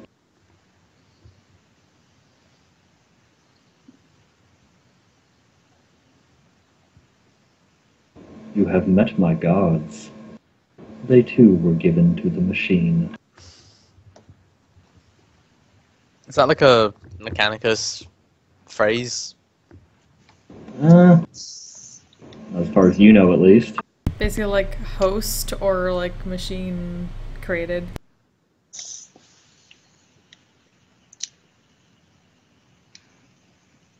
I'm going to look at the tech priests. Is there...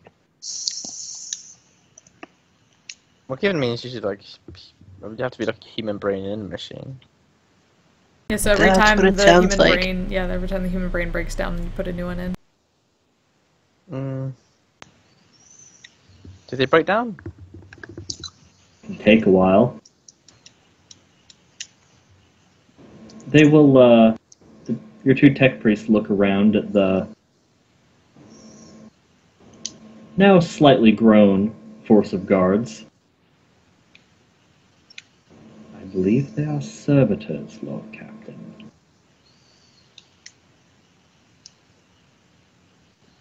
Now this is something different.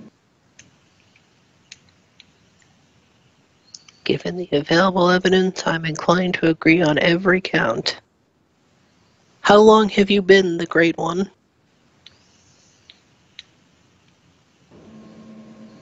I ascended to greatness 150 years ago.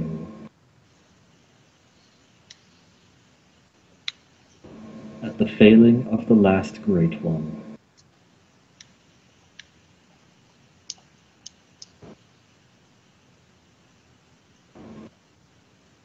And is this entire device you in your entirety?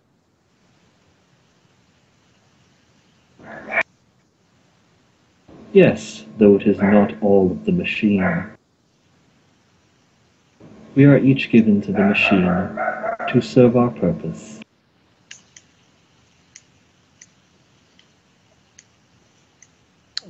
What is your purpose? My purpose is to lead, to coordinate our people who have not been given to the machine. What does it mean to be given to the machine? To be given a higher purpose. As of whose directive?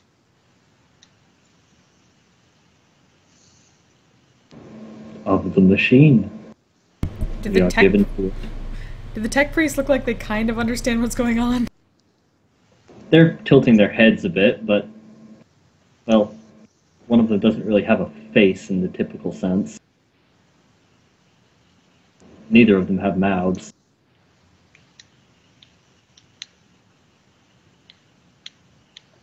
Presumably to read tech priests, you have to read their body language. Which can also be difficult when a lot of their body is a machine.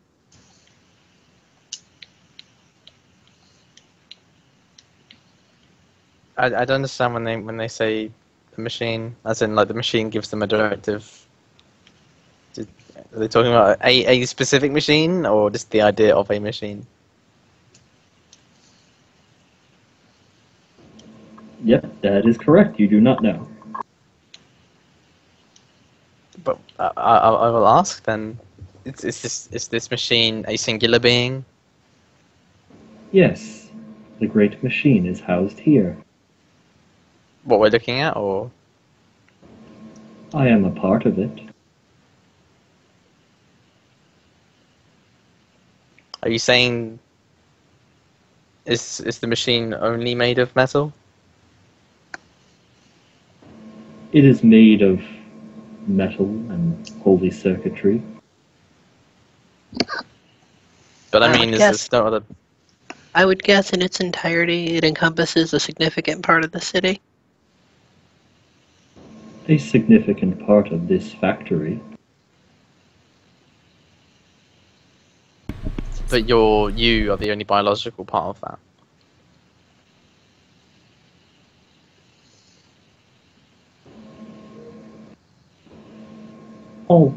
All who have been given to the machine are still of living parts. But the machine isn't. It is much greater. So, what does this factory make? It produces the children of the machine. Are they all biological as well? At least in part? They are what comes of giving ourselves to it, that we can be given the tools and the skill to guard and maintain our people.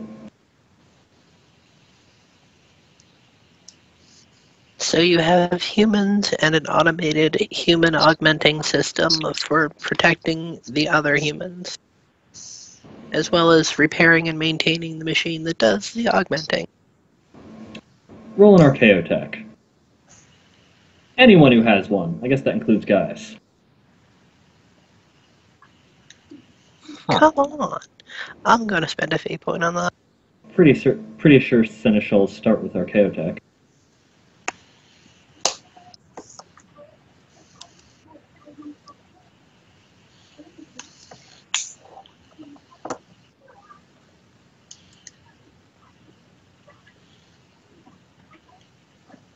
Yeah, Roll20 is really hitting heavily towards the ends of the line lately. So much. You've had Yeah, that was a pretty 99 at first. You've had pretty shitty rolls on average. Just in Yeah, general. but like when it they seems go, that it's like a lot. 2.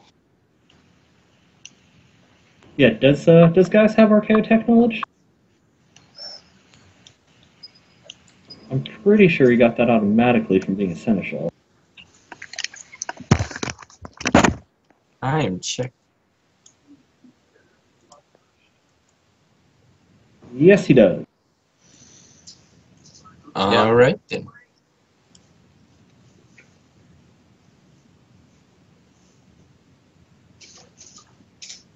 Oh, and if you so chose, you could spend a fate point to automatically succeed. Because you're a Seneschal. Okay, that sounds good to me.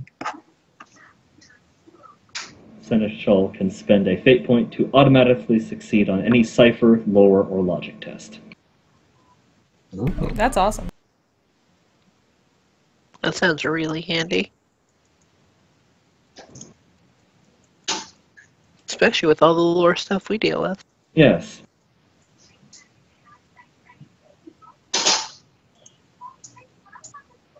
Apparently, you also add 1 bonus degree of success to any successful commerce inquiry or evaluate test as well. That too. You should still roll, though, just in case you don't need to spend the fate point. Yeah. All right. Yeah, I suppose that is notable. Roll to see if you even have to spend it all.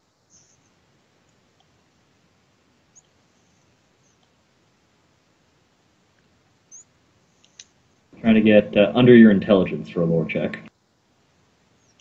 Which that was not. So I will go with the yeah. Wow. Okay. So, flipping, At least you don't have that gun. yeah, so flipping the switch from possibly retarded to super genius. That's natural for you, isn't it, Evan? That is my life. For some reason, the Lawnmower Man comes to mind. That's just him. Anywho, you are pretty sure these people have built a religion around a servitor conversion device. Man, everyone's just making religions out of everything now. When do we get to... When do we go to the crappy planet where we're the gods? Well, so you force them. Well, play your cards right here. Yeah, there you Destroy go. all religions and make your How own. much is a servitor conversion device worth? Well, the fact that it's automated, I mean, you'd have to try and evaluate the thing up close, but, you know, that's functioning Archaeotech. Self-perpetuating Archaeotech, apparently, as long as there's a steady supply of people. Oh, wait. Here's an important question. Does it make Cool. servitors of the murder variety?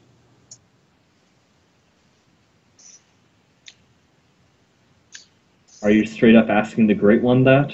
We should probably say No. what kind of servitor is the question. It did mention servitors to defend the people. Oh yeah, but normal services have a limited way of doing that, I guess. you think murder servitors are the only kind of death servitor, you have not seen the Adeptus Mechanicus army book. Can we Murder- look at the Adeptus Mechanicus army book for things to buy? That's more for like the tabletop, tabletop. thing. Although maybe there are a lot of other kinds of servitors. Although I think getting some of the shit the Mechanicus have would be very difficult for you. And like murder servitors are the tip of the fucking iceberg.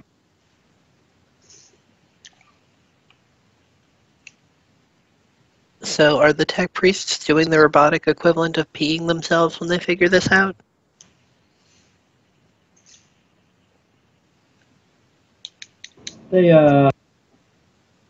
They certainly seem very interested. If we could recover this technology, my lord. Whispered aside to Gaius when he notes it.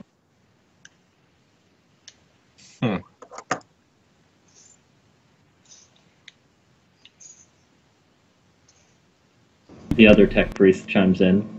Though it could be useful to restoring this planet to some sort of functioning order.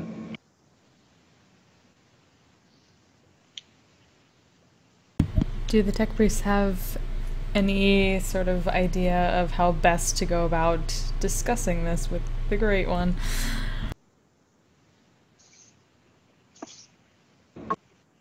Does Denev request that of them? Quietly. It appears its mind is still more or less that of the lowly flesh, milady.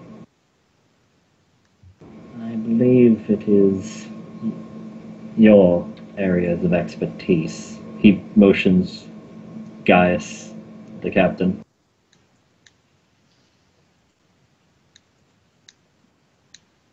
I believe Romeo probably qualifies in there. I don't know what his social skills look like.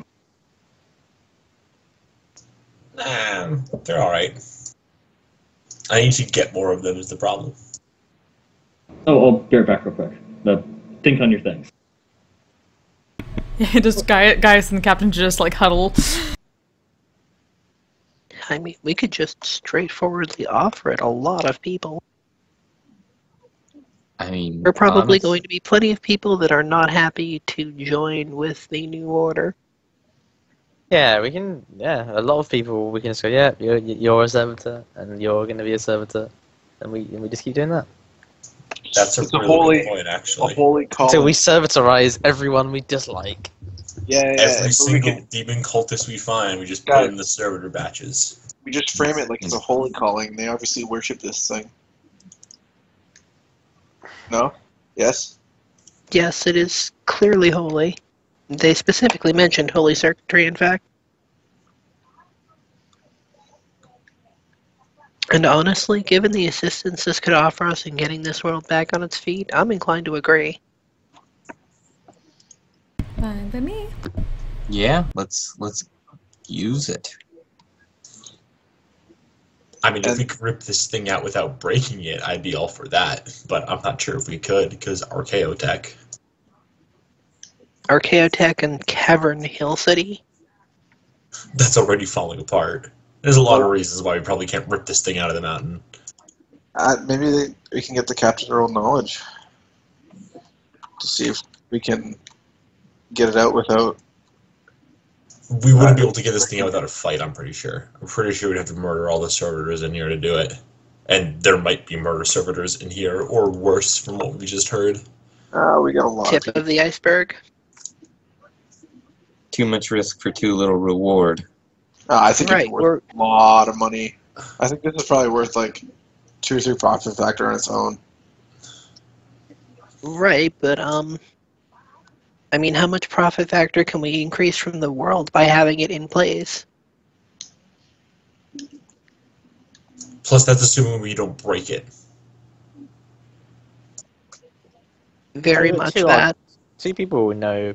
You know, if you've got architect law, that's a thing. I say for we're pretty well equipped. I mean, Archaeotech lore is basically you know how to turn the thing on and how to make it do a thing, not necessarily understand how it works as components or how to put it back together. hence, like, the teleportarium. If we actually broke the teleportarium, yeah, no, we probably wouldn't be able to fix it. Well, yeah, but man, if anyone's can try, it's ours. Okay, I'm back. Welcome back.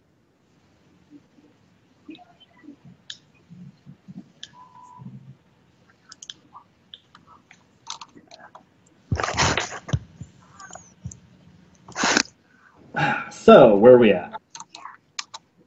I believe we are at the point where I address the Great One again. And say, Great One, I am told by your servants that you are aware of the recent changes to the sun.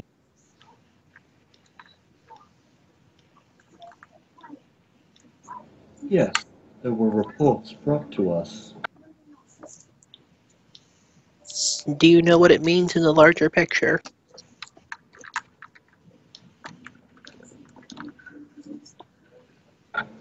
We do not. There have been none of our people who have returned from their attempts to scout. We have received no word from the outside world aside from the attacks.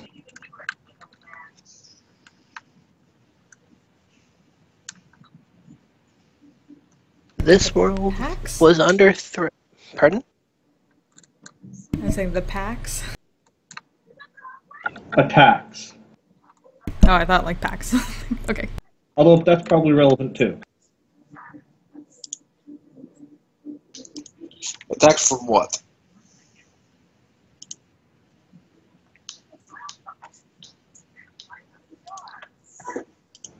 Creatures that hunted the people.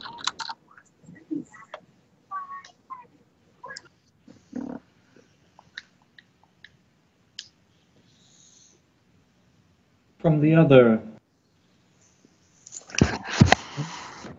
to the north of here, far north from here. We have attempted to go there before to harvest their resources to create more of the machines.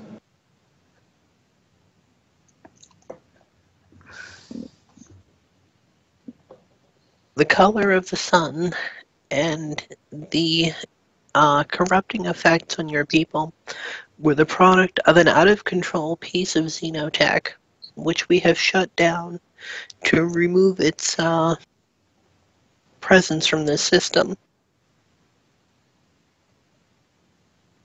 This world will be rejoining the Imperium, and I am hoping to have your assistance in restoring it to greatness. Imperium.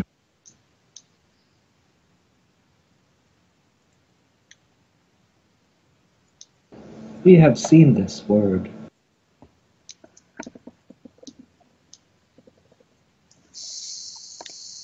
The Imperium is the greater community of humanity in the universe at large, all residing under the benevolent gaze of the Emperor.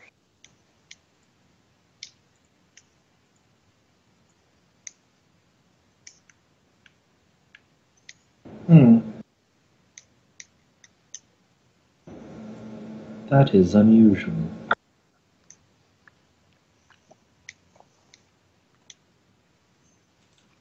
Well, I'm not sure how you could get unusual.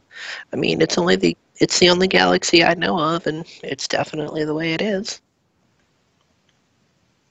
One of the tech priests leans to you. Lord Captain, you the opportunity. Did I do something stupid? No, Lord Captain. But these people here, they are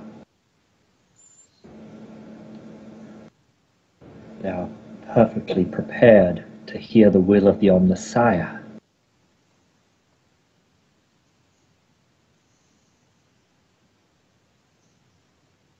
I'm gonna let him speak.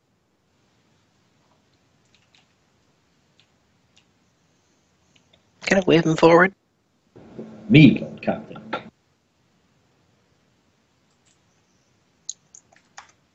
Out of character, I honestly don't know enough about the Omnissiah to preach.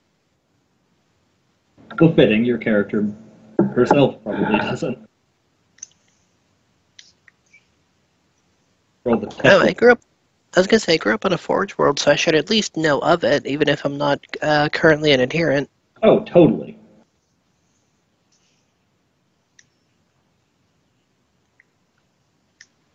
But difference between being a preacher and a churchgoer.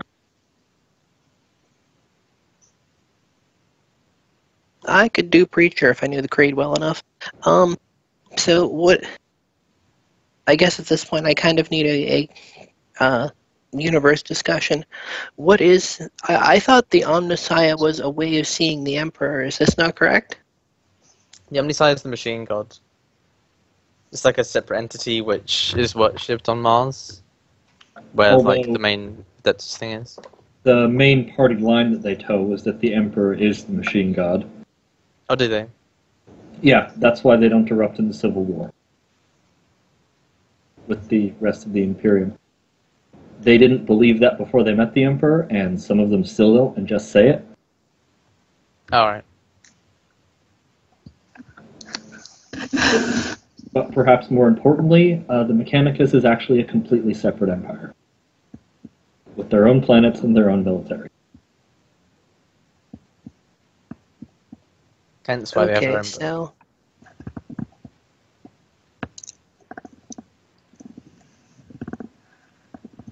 His suggestion being less specific preaching, more, holy shit, we could give this place to the Mechanicus instead of the Imperium.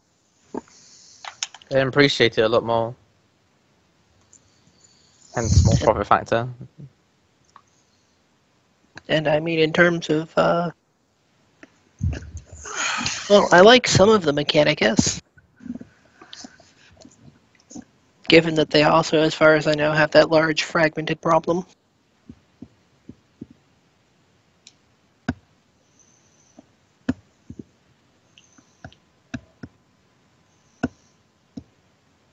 So, I don't plan to just hand the place off, though. I mean,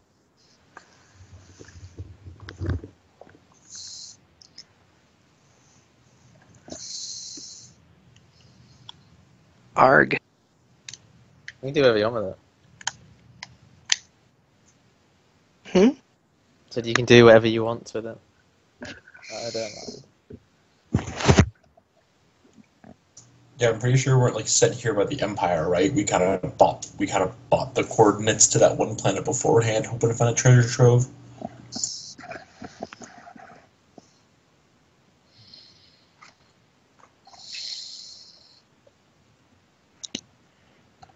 So, yes, can I say Omnissiah appropriate preaching things?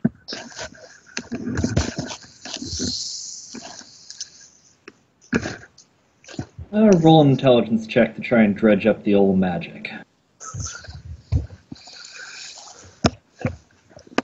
I'm good at intelligence. Kind of. Yes, kind of. Might be able to add a dirty success. Okay, so you're able to dredge up some of the old preaching. Quest for knowledge, machine god. I'm sure the tech priest could whisper some stuff if you were seeming struggling on something. Yeah, I mean, I have a microbead. Yeah, they're more than able and willing to do that. Fantastic. Yeah, so the weakness of the flesh, the quest for knowledge, the holy machines.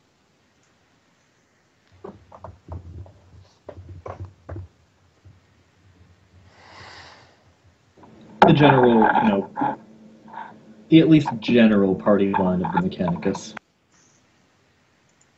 without breaking down into specific conclaves and teachings, blah blah blah.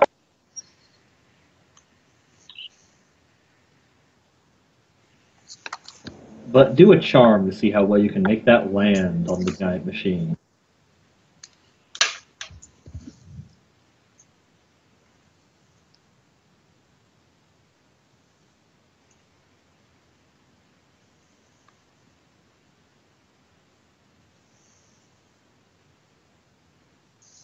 Seriously, it's like my best skill.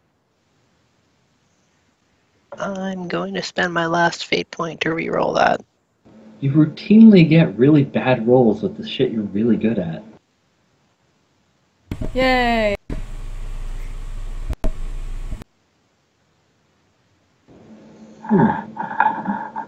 This Omnissiah interests us.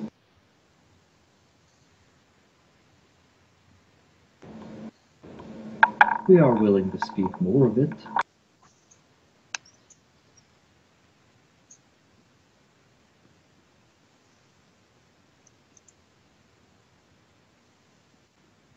Then, having introduced ourselves to you, we shall part amicably and hope to meet and converse again soon. We understand.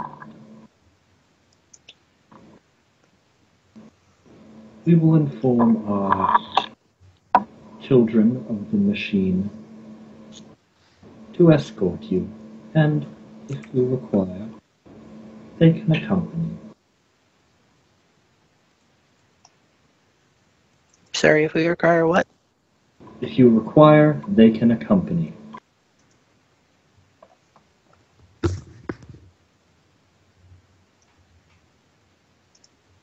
suppose it wouldn't be a bad idea to bring some of them up.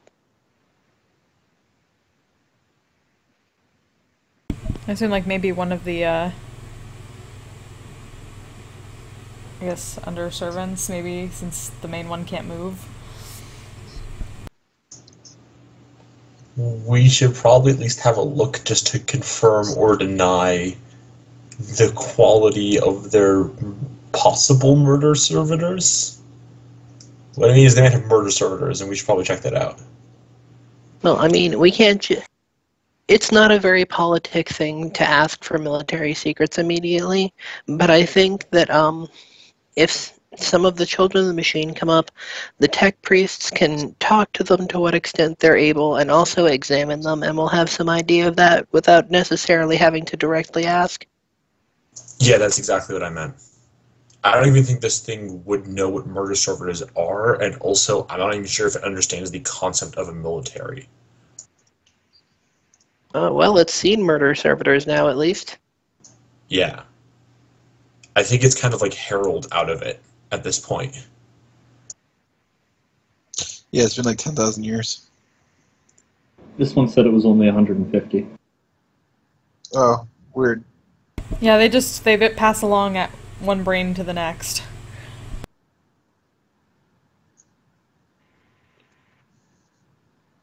Which, given some of the shit on your ship, they shouldn't be wearing out that fast.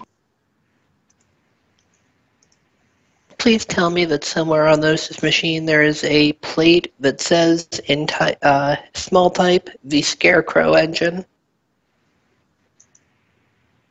That would be a great name for it, but no.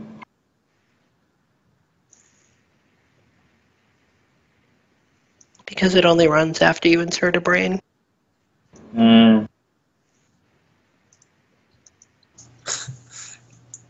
Pretty good.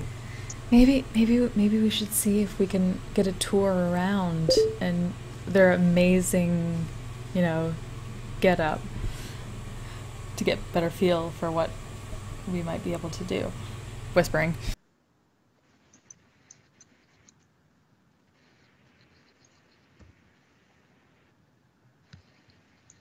Sorry, sec. Okay.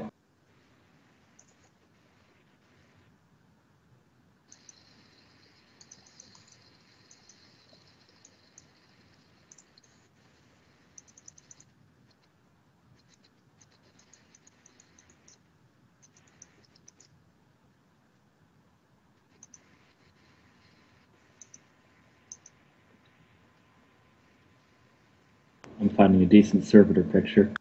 Representative servitor.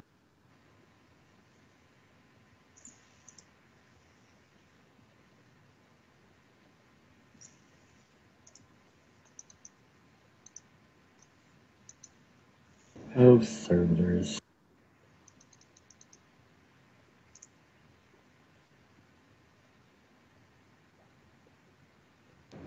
What wonderful little buggers you are.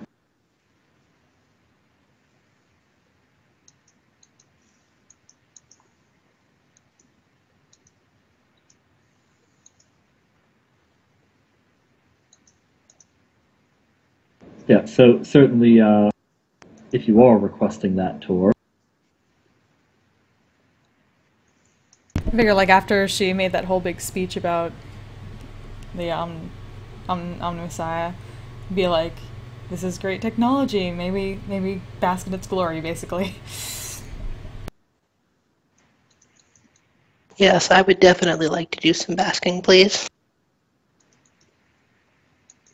the children of the machine are more than pleased to show you this place, bringer of the Omnissiah.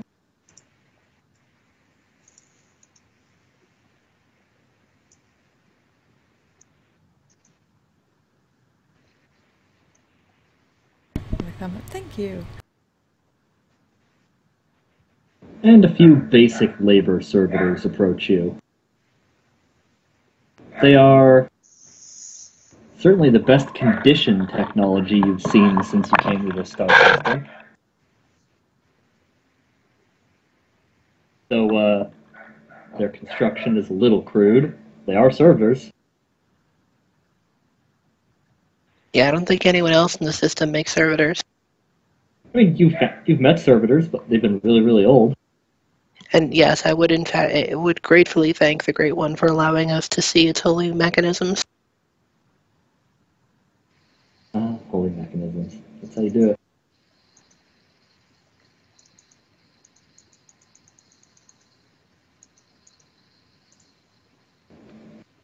Doesn't want to give me the JPEG tag after it, so here's just the link.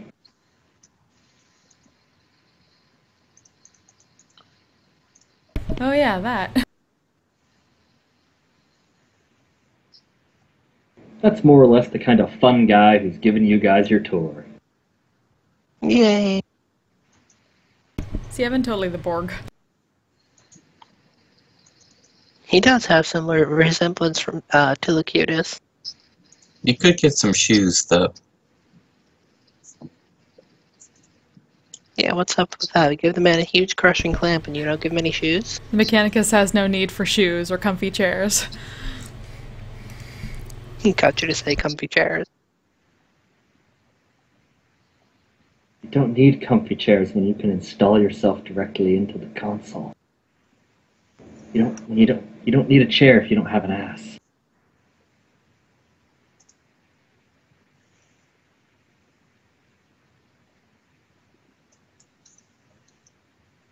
There are notably a few servo skulls floating around, though. Watching you guys as you go through. And these servitors just, in their slow, plodding way, lead you about the complex, showing you the great works of the machine. By and large, it does appear to be exactly what Gaius had figured it would be. It mostly just seemed to be a very large servitor conversion bay. Though, once more, Archaeotech, smoke it if you got it.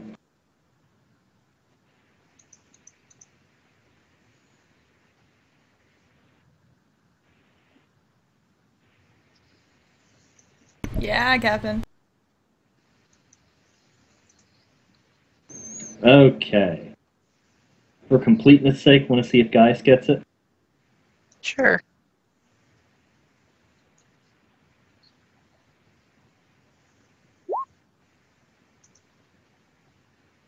Okay, Gaius does not get that one, apparently. At least I it's come not- and go. I'm a bit of an idiot savant.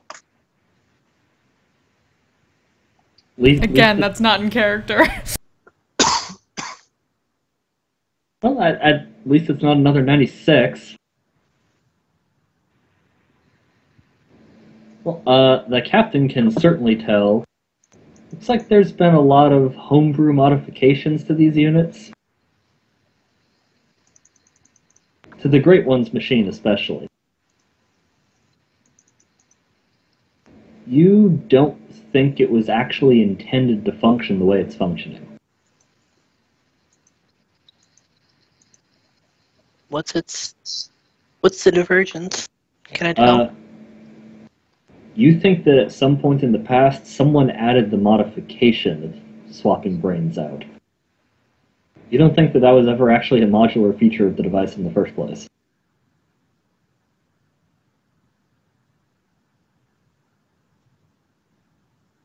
So what do they do normally when they get old? Normally this machine would be connected to something else so it wouldn't need a brain in the first place. Ah. But they don't have the resources for that thing? Oh, this is totally Girl in the Fireplace. Did not have the parts. And, oh man, we found the Marie Antoinette. Or no, the Rainette. Yeah, the Rainette. Madame de Pumped. Thank Yeah. you. Thank I was you. about to say. Rubbish robots from the dawn of time. That's awesome.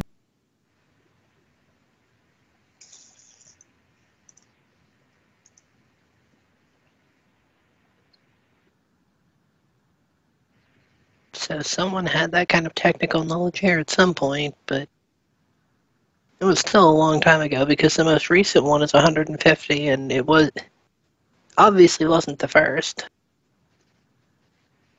And definitely, since you're looking at it, well, they're definitely not tech priest robes exactly. You can tell that the servitors carrying the rifles, assuming they're servitors, they're certainly bionic augmented. The robes are certainly some kind of cheap mockery or imitation of them. How are the tech priests taking that? More fascinated than anything.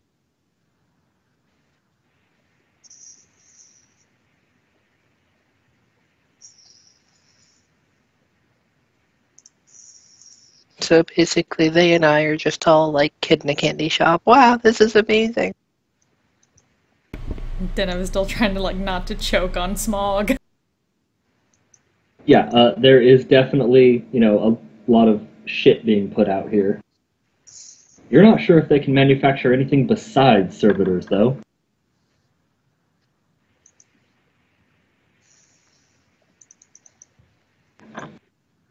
The whole plant seems to be dedicated to creating servitors, sending them out to scavenge parts from the city to make more servitors. And by parts, I mean people. I assume actual hardware too. Well, the areas that that where you would, kind of plug in a person, they seem to have all sorts of religious veneration about them. Half burnt down candles, all sorts of glyphs.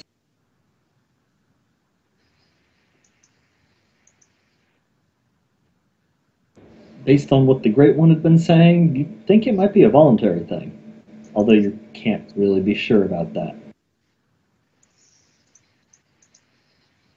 Voluntold, what?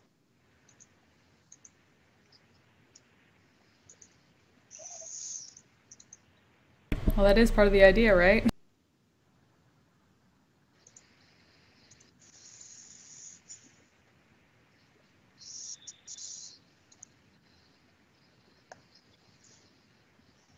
Believe so.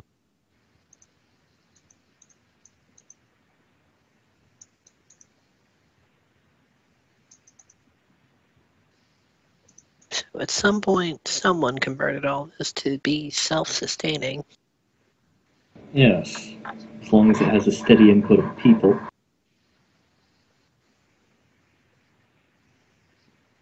It looks like they've been making patch repairs to it with parts scavenged from the city for some time. But a hive is a very large construct. In theory, it wouldn't be able to continue indefinitely, but it's been able to continue for a very long time.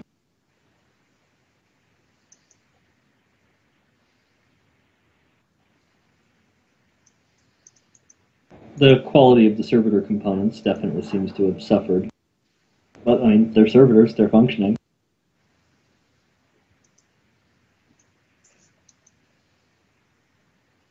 And so how do people get servitors normally?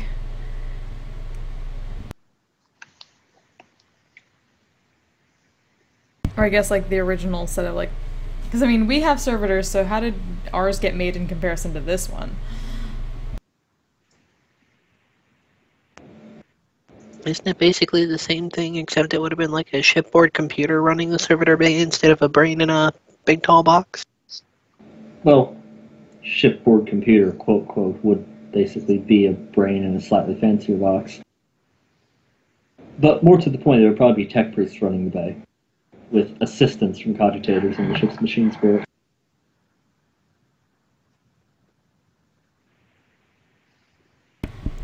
So essentially, what they're missing here is a machine spirit, or does the brain now become the machine spirit?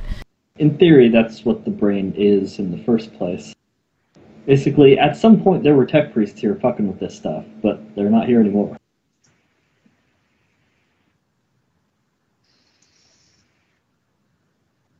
Do you think that the Great One or any of the servitors here would have knowledge of when things changed, or how things changed?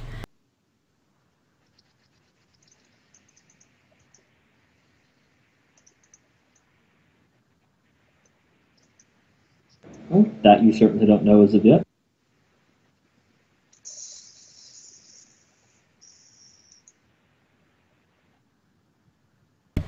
Here to ask, Captain?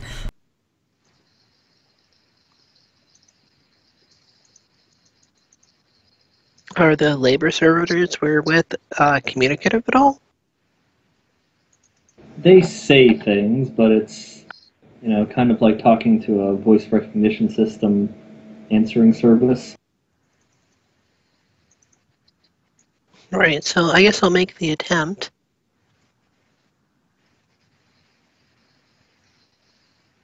Shit, I went to open my mouth and my mind went blank. Well, if anyone else has questions for them, they're goddamn servitors. Social skills don't really even play much of a role. And I would just ask if the captain told them that she knows that it's gotten changed since the beginning. Oh, I'm probably like going, look, this is somewhere someone did work to it. This is like my place. I'm like super into poring over this stuff. So Zennith would ask if the servitors know at all, like, the history of how things changed based on if they understood what the captain was talking about as she was going through. When or how. Oh my god, look at this clever hack. All historical records maintained by the High Magus.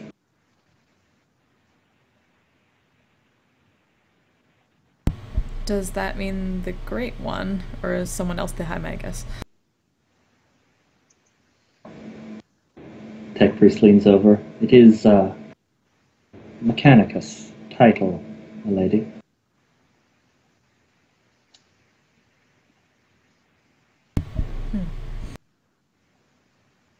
A very important one. He motions towards the captain. Peeling myself away from a particularly interesting weld. He was more just noting you as an example of someone of equivalent authority.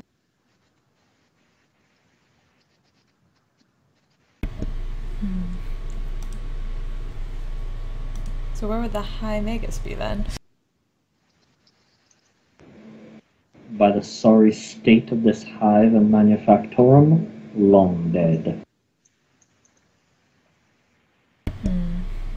Does the servitor know when the Yeah, High what about Magus died?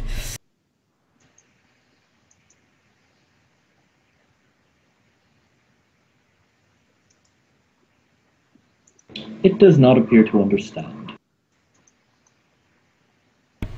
When the High Magus became one with the machine? It still does not appear to understand. Can you take us to the High Magus? No.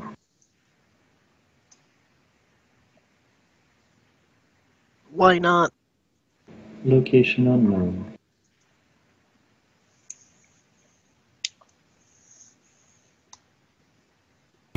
Do you know when you all lost the ability to find the High Magus?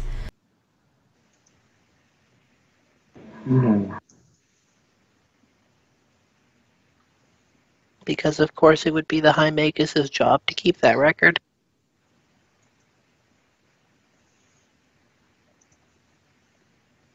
It doesn't seem like a very valid location service. Like, I'm supposed to know where I am at all times and nobody else. Well, presumably the High Magus was he should have some sort of box system.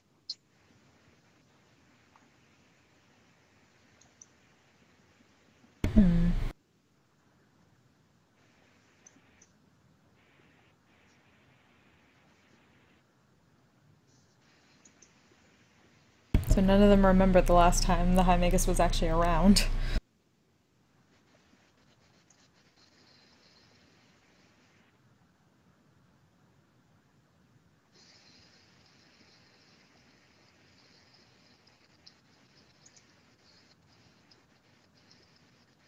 I mean, it could well be thousands of years. There might be no currently active servitors who were even around then.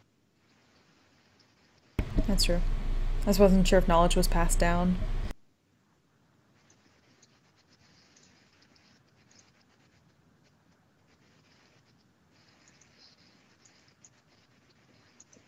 Well, more or less, you know about all you think you could know about the device without straight up dismantling it.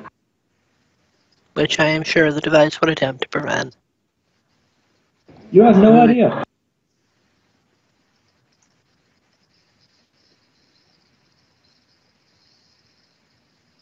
It seems to produce a fairly basic array of servitors, but it does provide them with certain inbuilt levels of knowledge about how to do their job.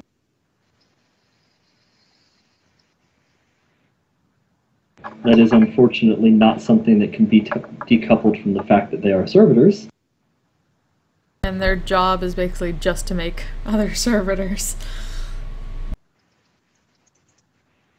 Well, there certainly do seem to be servitors for that task, which are the ones who are there, but, no, from what you are seeing, there are servitors for basic maintenance of the hive, general construction purposes. Some of them seem very special purpose. There are medical servitors being produced. So are there... how does... And of course combat types. So basically, like, do people sell servitors? Do, like, for ships, basically? So how does... would that be a way to get profit? Like, cast that... go show the way of the Omni-Messiah by going on this ship over here. That's specifically more Explorer, which is like a player class in Rogue Trader. But yeah, you could sell different types of servitors. Possible idea? Right, so... yeah, we should head back to the cutter before too much longer. Yeah. Before I choke. Yeah, they are more than happy to let you head back to the cutter. Once more, you pass through that little gauntlet where there are just red-robed individuals, can't see their faces, who are just staring at you in perfect unison, tracking your departure.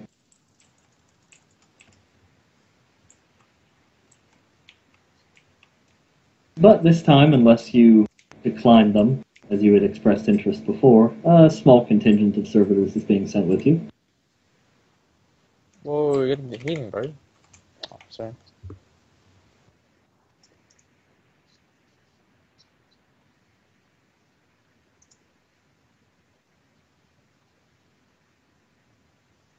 There are a couple servo skulls, a couple of the red robe ones with rifles, and a red robe one that doesn't have a rifle. But is very Interesting. very hunchbacked. You found Igor. Quite possibly. Almost resembling an actual tech priest. Tech priests are somewhat end up becoming hunchbacked. So I will address them. You are the children of the machine who will be accompanying us to the ship? Yes, all in unison.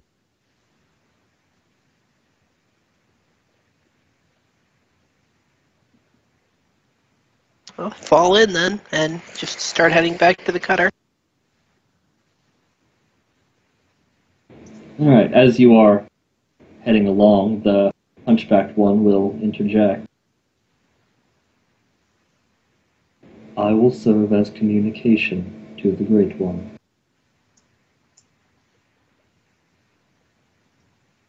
Are you a diplomat, or do you have direct communication? I am in communication. Excellent.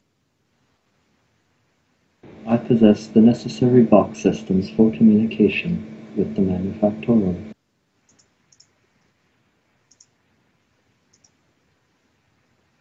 Well, I am happy to know that we will have a direct line of communication to the Great One.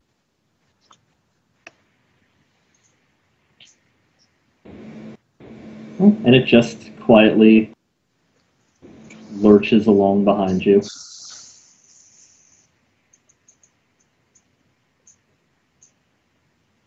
And the two bearing rifles don't even give a second thought to the horde of bat salt mutants surrounding them. They see mutants every day.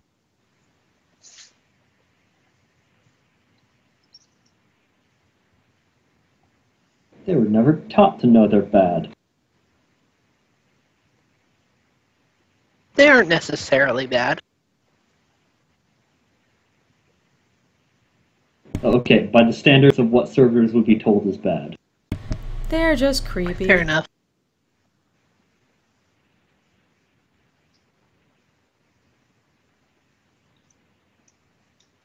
Their rifles aren't too hot of shit either, but they do have them. And they're not demonic, as far as we can tell. Yep. No demons involved here as far as you know. Have they met with any of the people in those tribes before? Well, they did note they've been attacked by people from the only other major hive here in the south. Oh, I couldn't remember whether they said it was from the south or towards the north. Well, you guys had to give a little It's a hop different over there. continent. Yeah. Oh, gotcha. Yeah. Specifically, this other one is coastal. Potentially one of the reasons why you don't think anything is alive in those oceans.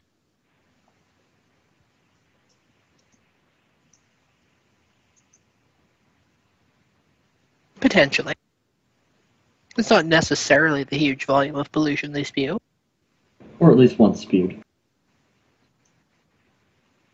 If there's one possible upside to civilization descending into Armageddon, not less pollution. Doesn't seem to have helped the ocean life much. No, not really. You suspect the ocean was a lot thicker and browner back then. Well, not much pollution until, you blacken the skies. But that'll clear up. And hopefully cause no lasting problems. In the grand scheme of lasting problems on this planet, Well, that was my thinking, but I mean, if we cause the Herald City not to be able to grow crops for a whole year, they're going to be pretty pissed.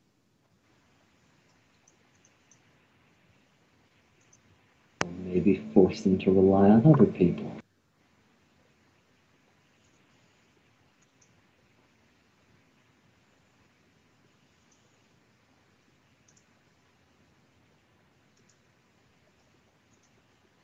But yes, We'll just so have to see which other people can be relied on. but yeah, so you head off back to the gun cutter with the apparently emissaries of the Great One in tow. Which is good, because I don't think the Great One was up to a shipboard conference. No, I mean, in theory, but that would have been a pretty big undertaking. How's that even going to work? Because one of them follows the Emperor, the other we're pulling into the Omnissiah.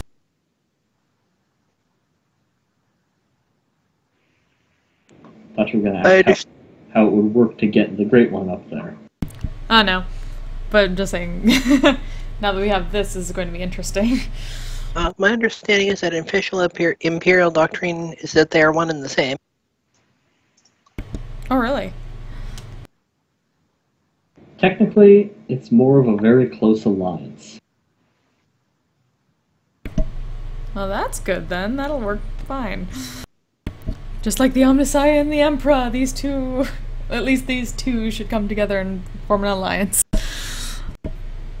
Realistically, the Mechanicus is and always has been a separate empire that the Emperor merely allied with. So now we really do have an Imperium in miniature. So it appears.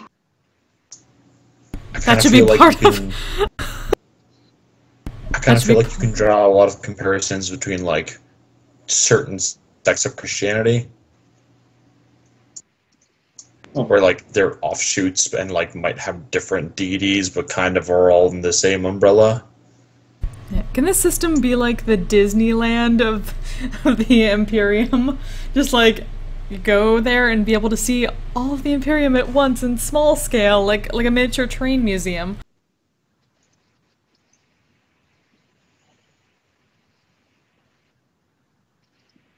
Complete with horrible planet scar.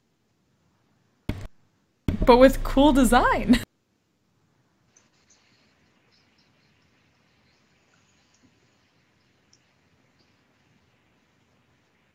Anyway, so back at the cutter. With 3 new buddies in tow.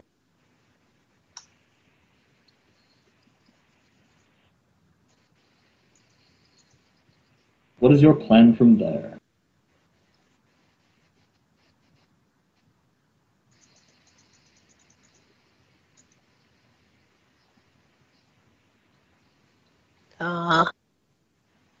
Believe head back to the ship while acquiring information from our new friends about their enemies. Okay. Oh, and for the record, you had already found the leaders of one of the other hives. The ones we set up back at home with post-traumatic stress? Yes, largely because you incinerated a decent portion of their population, but you did meet them.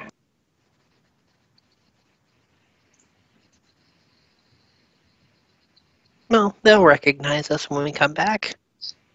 Yeah, so you got that going for you. Name recognition.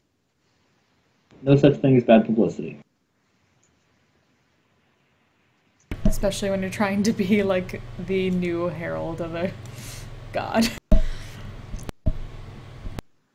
A better herald, a not racist herald. A less racist herald. I am kind of irritated with Eldar at the moment. Fortunately, they're probably not involved with any of this now.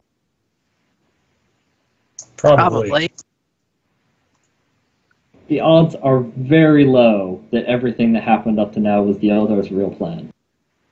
That making you think that the plan they told you was their plan was just so you go do all of this, which was their real plan.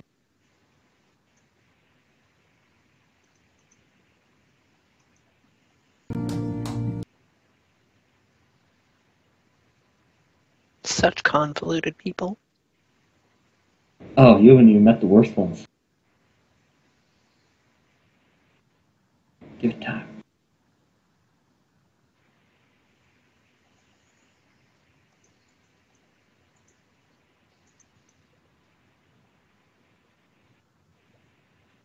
Anywho, so heading back to the ship with these servitor dudes in tow, correct? Yes. Okay, so at the very least, that means you have access to 3 of 6. Although number 6 you're not sure about. I don't know what your feelings would or wouldn't be about attempting communication with Hive number 6. Which one would Hive number 6 be? Well, theoretically putting it bottom of the list. The one that gave you the demon weapons, apparently.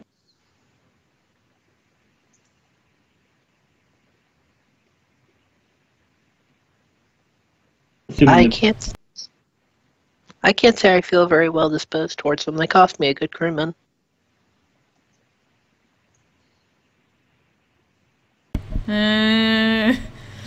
Pretty sure he cost himself. He was who he was, but he was good at his job.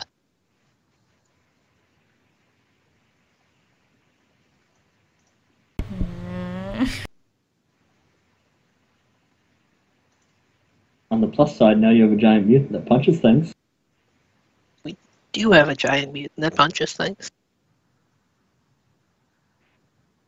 Though he hasn't yet had the opportunity to punch anything. No, he is not. You found semi-utopian peaceful people. That's Who would have thought that in the future, when there was only war, we could find some peace? Largely because a decent portion of their population has been lobotomized to the point where they're incapable of independent or hostile thought. So See, basically there it's you go. Utopia on level with the orcs. So what you're saying is Apple Computers took over. If, All we have to do for peace is make Skynet. if Apple Computers took over, the Mechanicus probably wouldn't look like H.R. Geiger threw up on a pile of medical waste. That's true. They'd be a lot more. They'd be a lot more white plastic and shiny aluminum. They would get smaller and smaller and smaller. But their eyes would keep getting bigger and bigger.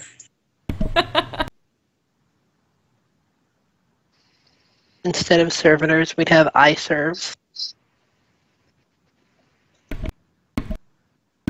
I murder. They would all come with accessories like sunglasses and stylish scarves that you have to pay extra money for.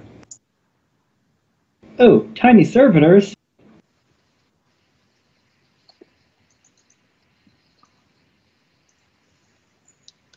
That's exactly what I thought of when I thought of a tiny Apple servitor.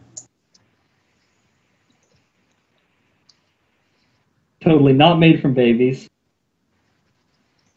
No. So basically, what? all we need is a tiny one of the winged mutants and a servitor factory.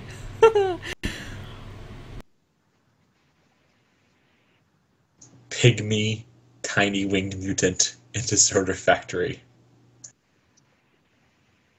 Plus, you could servitorize the winged mutants and then you have winged servitors.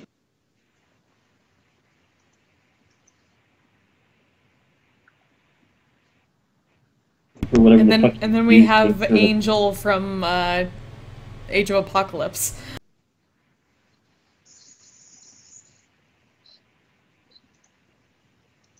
Well, regardless, back at the ship? Yes. Okay. So what precisely is your next plan? It looks like we're drawing into an end for the evening, but...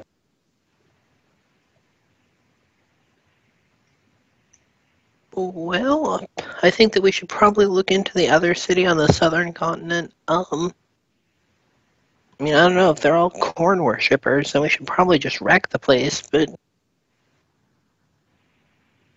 that is what I'm hoping to do. Wrecking the place.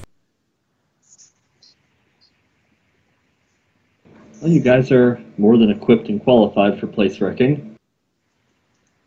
Question is, how do you determine if it is required?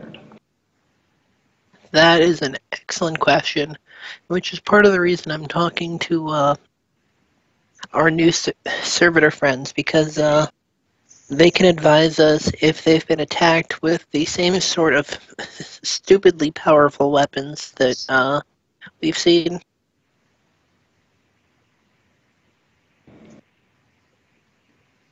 Well, they have limited reports of what's happened with the battles. Certain things that have happened closer to their hive, yes. I mean, they've certainly detailed that they've lost combat servitors.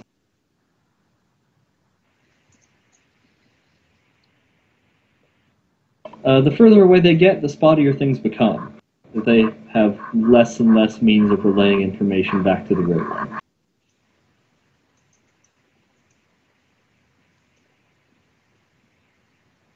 Right, but the weapons that they do have reports on do damage all out of scale with what they should. Certainly out of scale. Well, not always. Sometimes.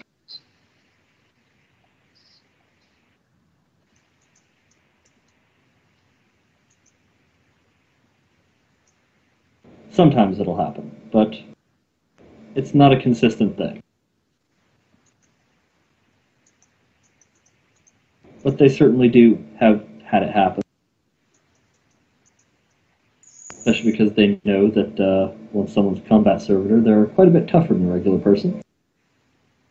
Yeah, that's my thought, is that the tech level generally native to the planet, they shouldn't be able to kill combat servitors.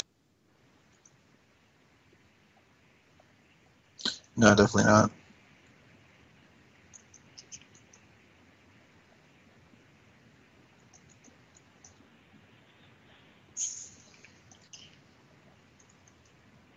So, willing to take input on this one, but I'm not thinking kindly about them.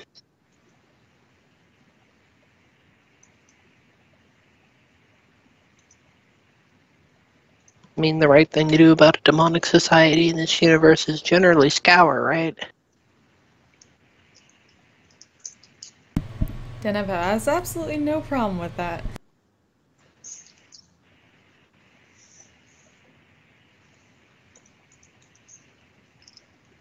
In a roundabout way, they are the reason for the thing that happened earlier. Assuming it is them.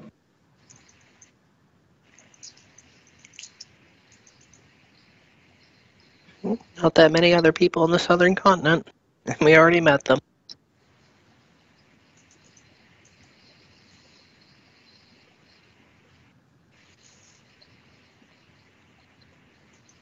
So yeah, I'm not exactly sure what to do about them yet, but they will be the first thing we deal with next week. Okay. So, dealing with potential corn worshippers. And then just plucking up a couple other leaders for your, what do you call it? Peace Summit? Yes, that works. Big time Marty P. Peace Summit, Millennium 41. Peace in the hizzy, yo. Yo, bitch. And then we get everyone on our ship in the Melodium. Like, everyone calm the fuck down, let's chat. That is why you have a Melodium. Bingo. And it's why we're having a shipboard summit. Yes. Talk about so much stuff. That Corey McGann. Corey! Although the Melodium's effect may be limited on the servitor envoy. I imagined that was likely to be the case. And I assume at least the servitor wouldn't be hostile at all to begin with, so... Or at least way less than the others might be at the beginning. Well, the captain's initial thing has certainly gotten interested in contact with the Mechanicus, or rather the other followers of the Omnissiah. Doesn't have a full understanding of who or what that is yet. Well, presumably we can put his envoy in touch with someone on the ship who's a good representative, right? Yeah. The head tech priest. You do have one of those. Your Engine Seer Prime.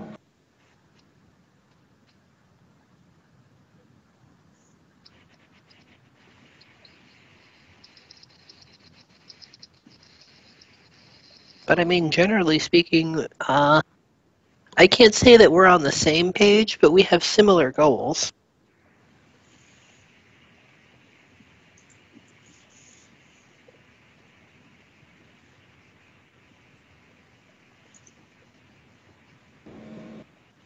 Well, unless you're going to be obtaining the resources to rebuild the planet. Presumably someone else is going to.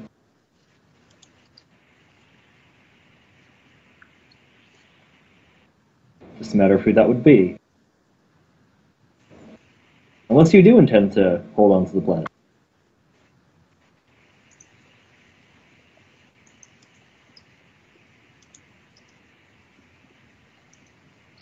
I mean, doesn't my dynasty need the kind of income that we can get from holding these sites? Well, only if they're generating profit. If they're not generating profit, then getting profit by, selling shit to other people would be the boost in the arm.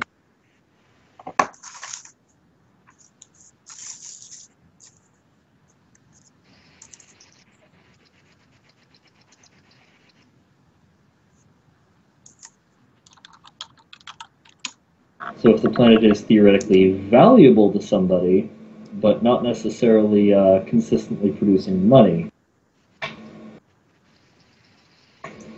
then your dynasty would be getting money by raffling it off. Or raffling off the useful shit. We just need to make some profit by selling servitors.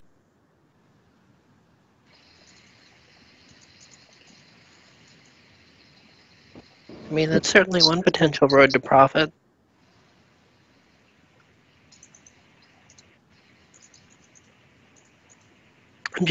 I think that we can probably make more over the long term if we can find something useful for the servitors to do to make money.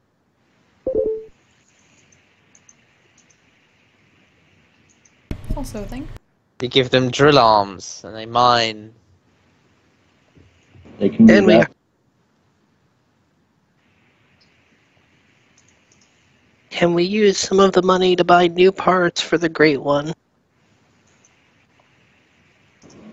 Well, I mean, you can look at it and try, see what you can do. As for mining, notably, Martellus Prime doesn't seem to have fucking anything left worth mining. I mean, tech that might be worth recovering, but stuff mining?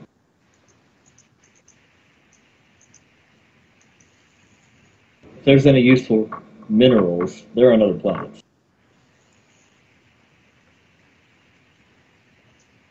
Do servitors need void suits?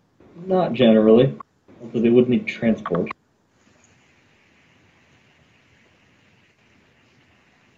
Well, what I'm thinking is if we can use the servitors to make enough money that we could buy some things in system, for example, a ship for transporting servitors around that didn't have to be directly attached to us.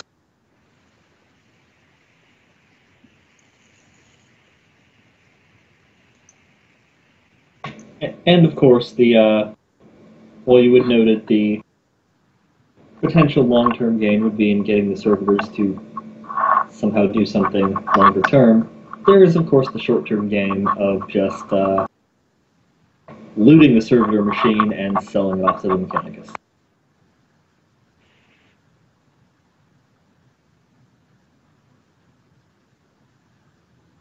That is a thing we could do.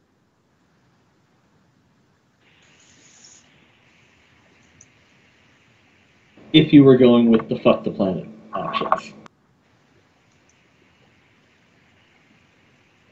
Which, I mean, unless I have a really convincing reason to, I'm at least going to make a try to make this profitable in and of itself. Hey, how are servitors with radiation?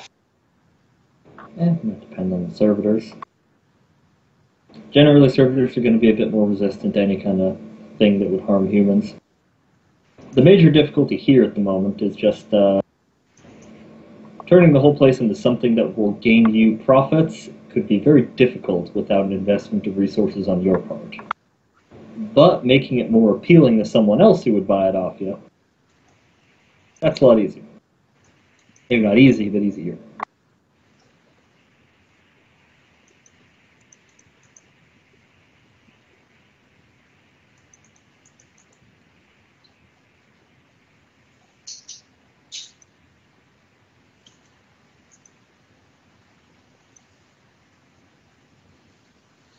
We should probably set the shipboard array, start scanning number 6 then.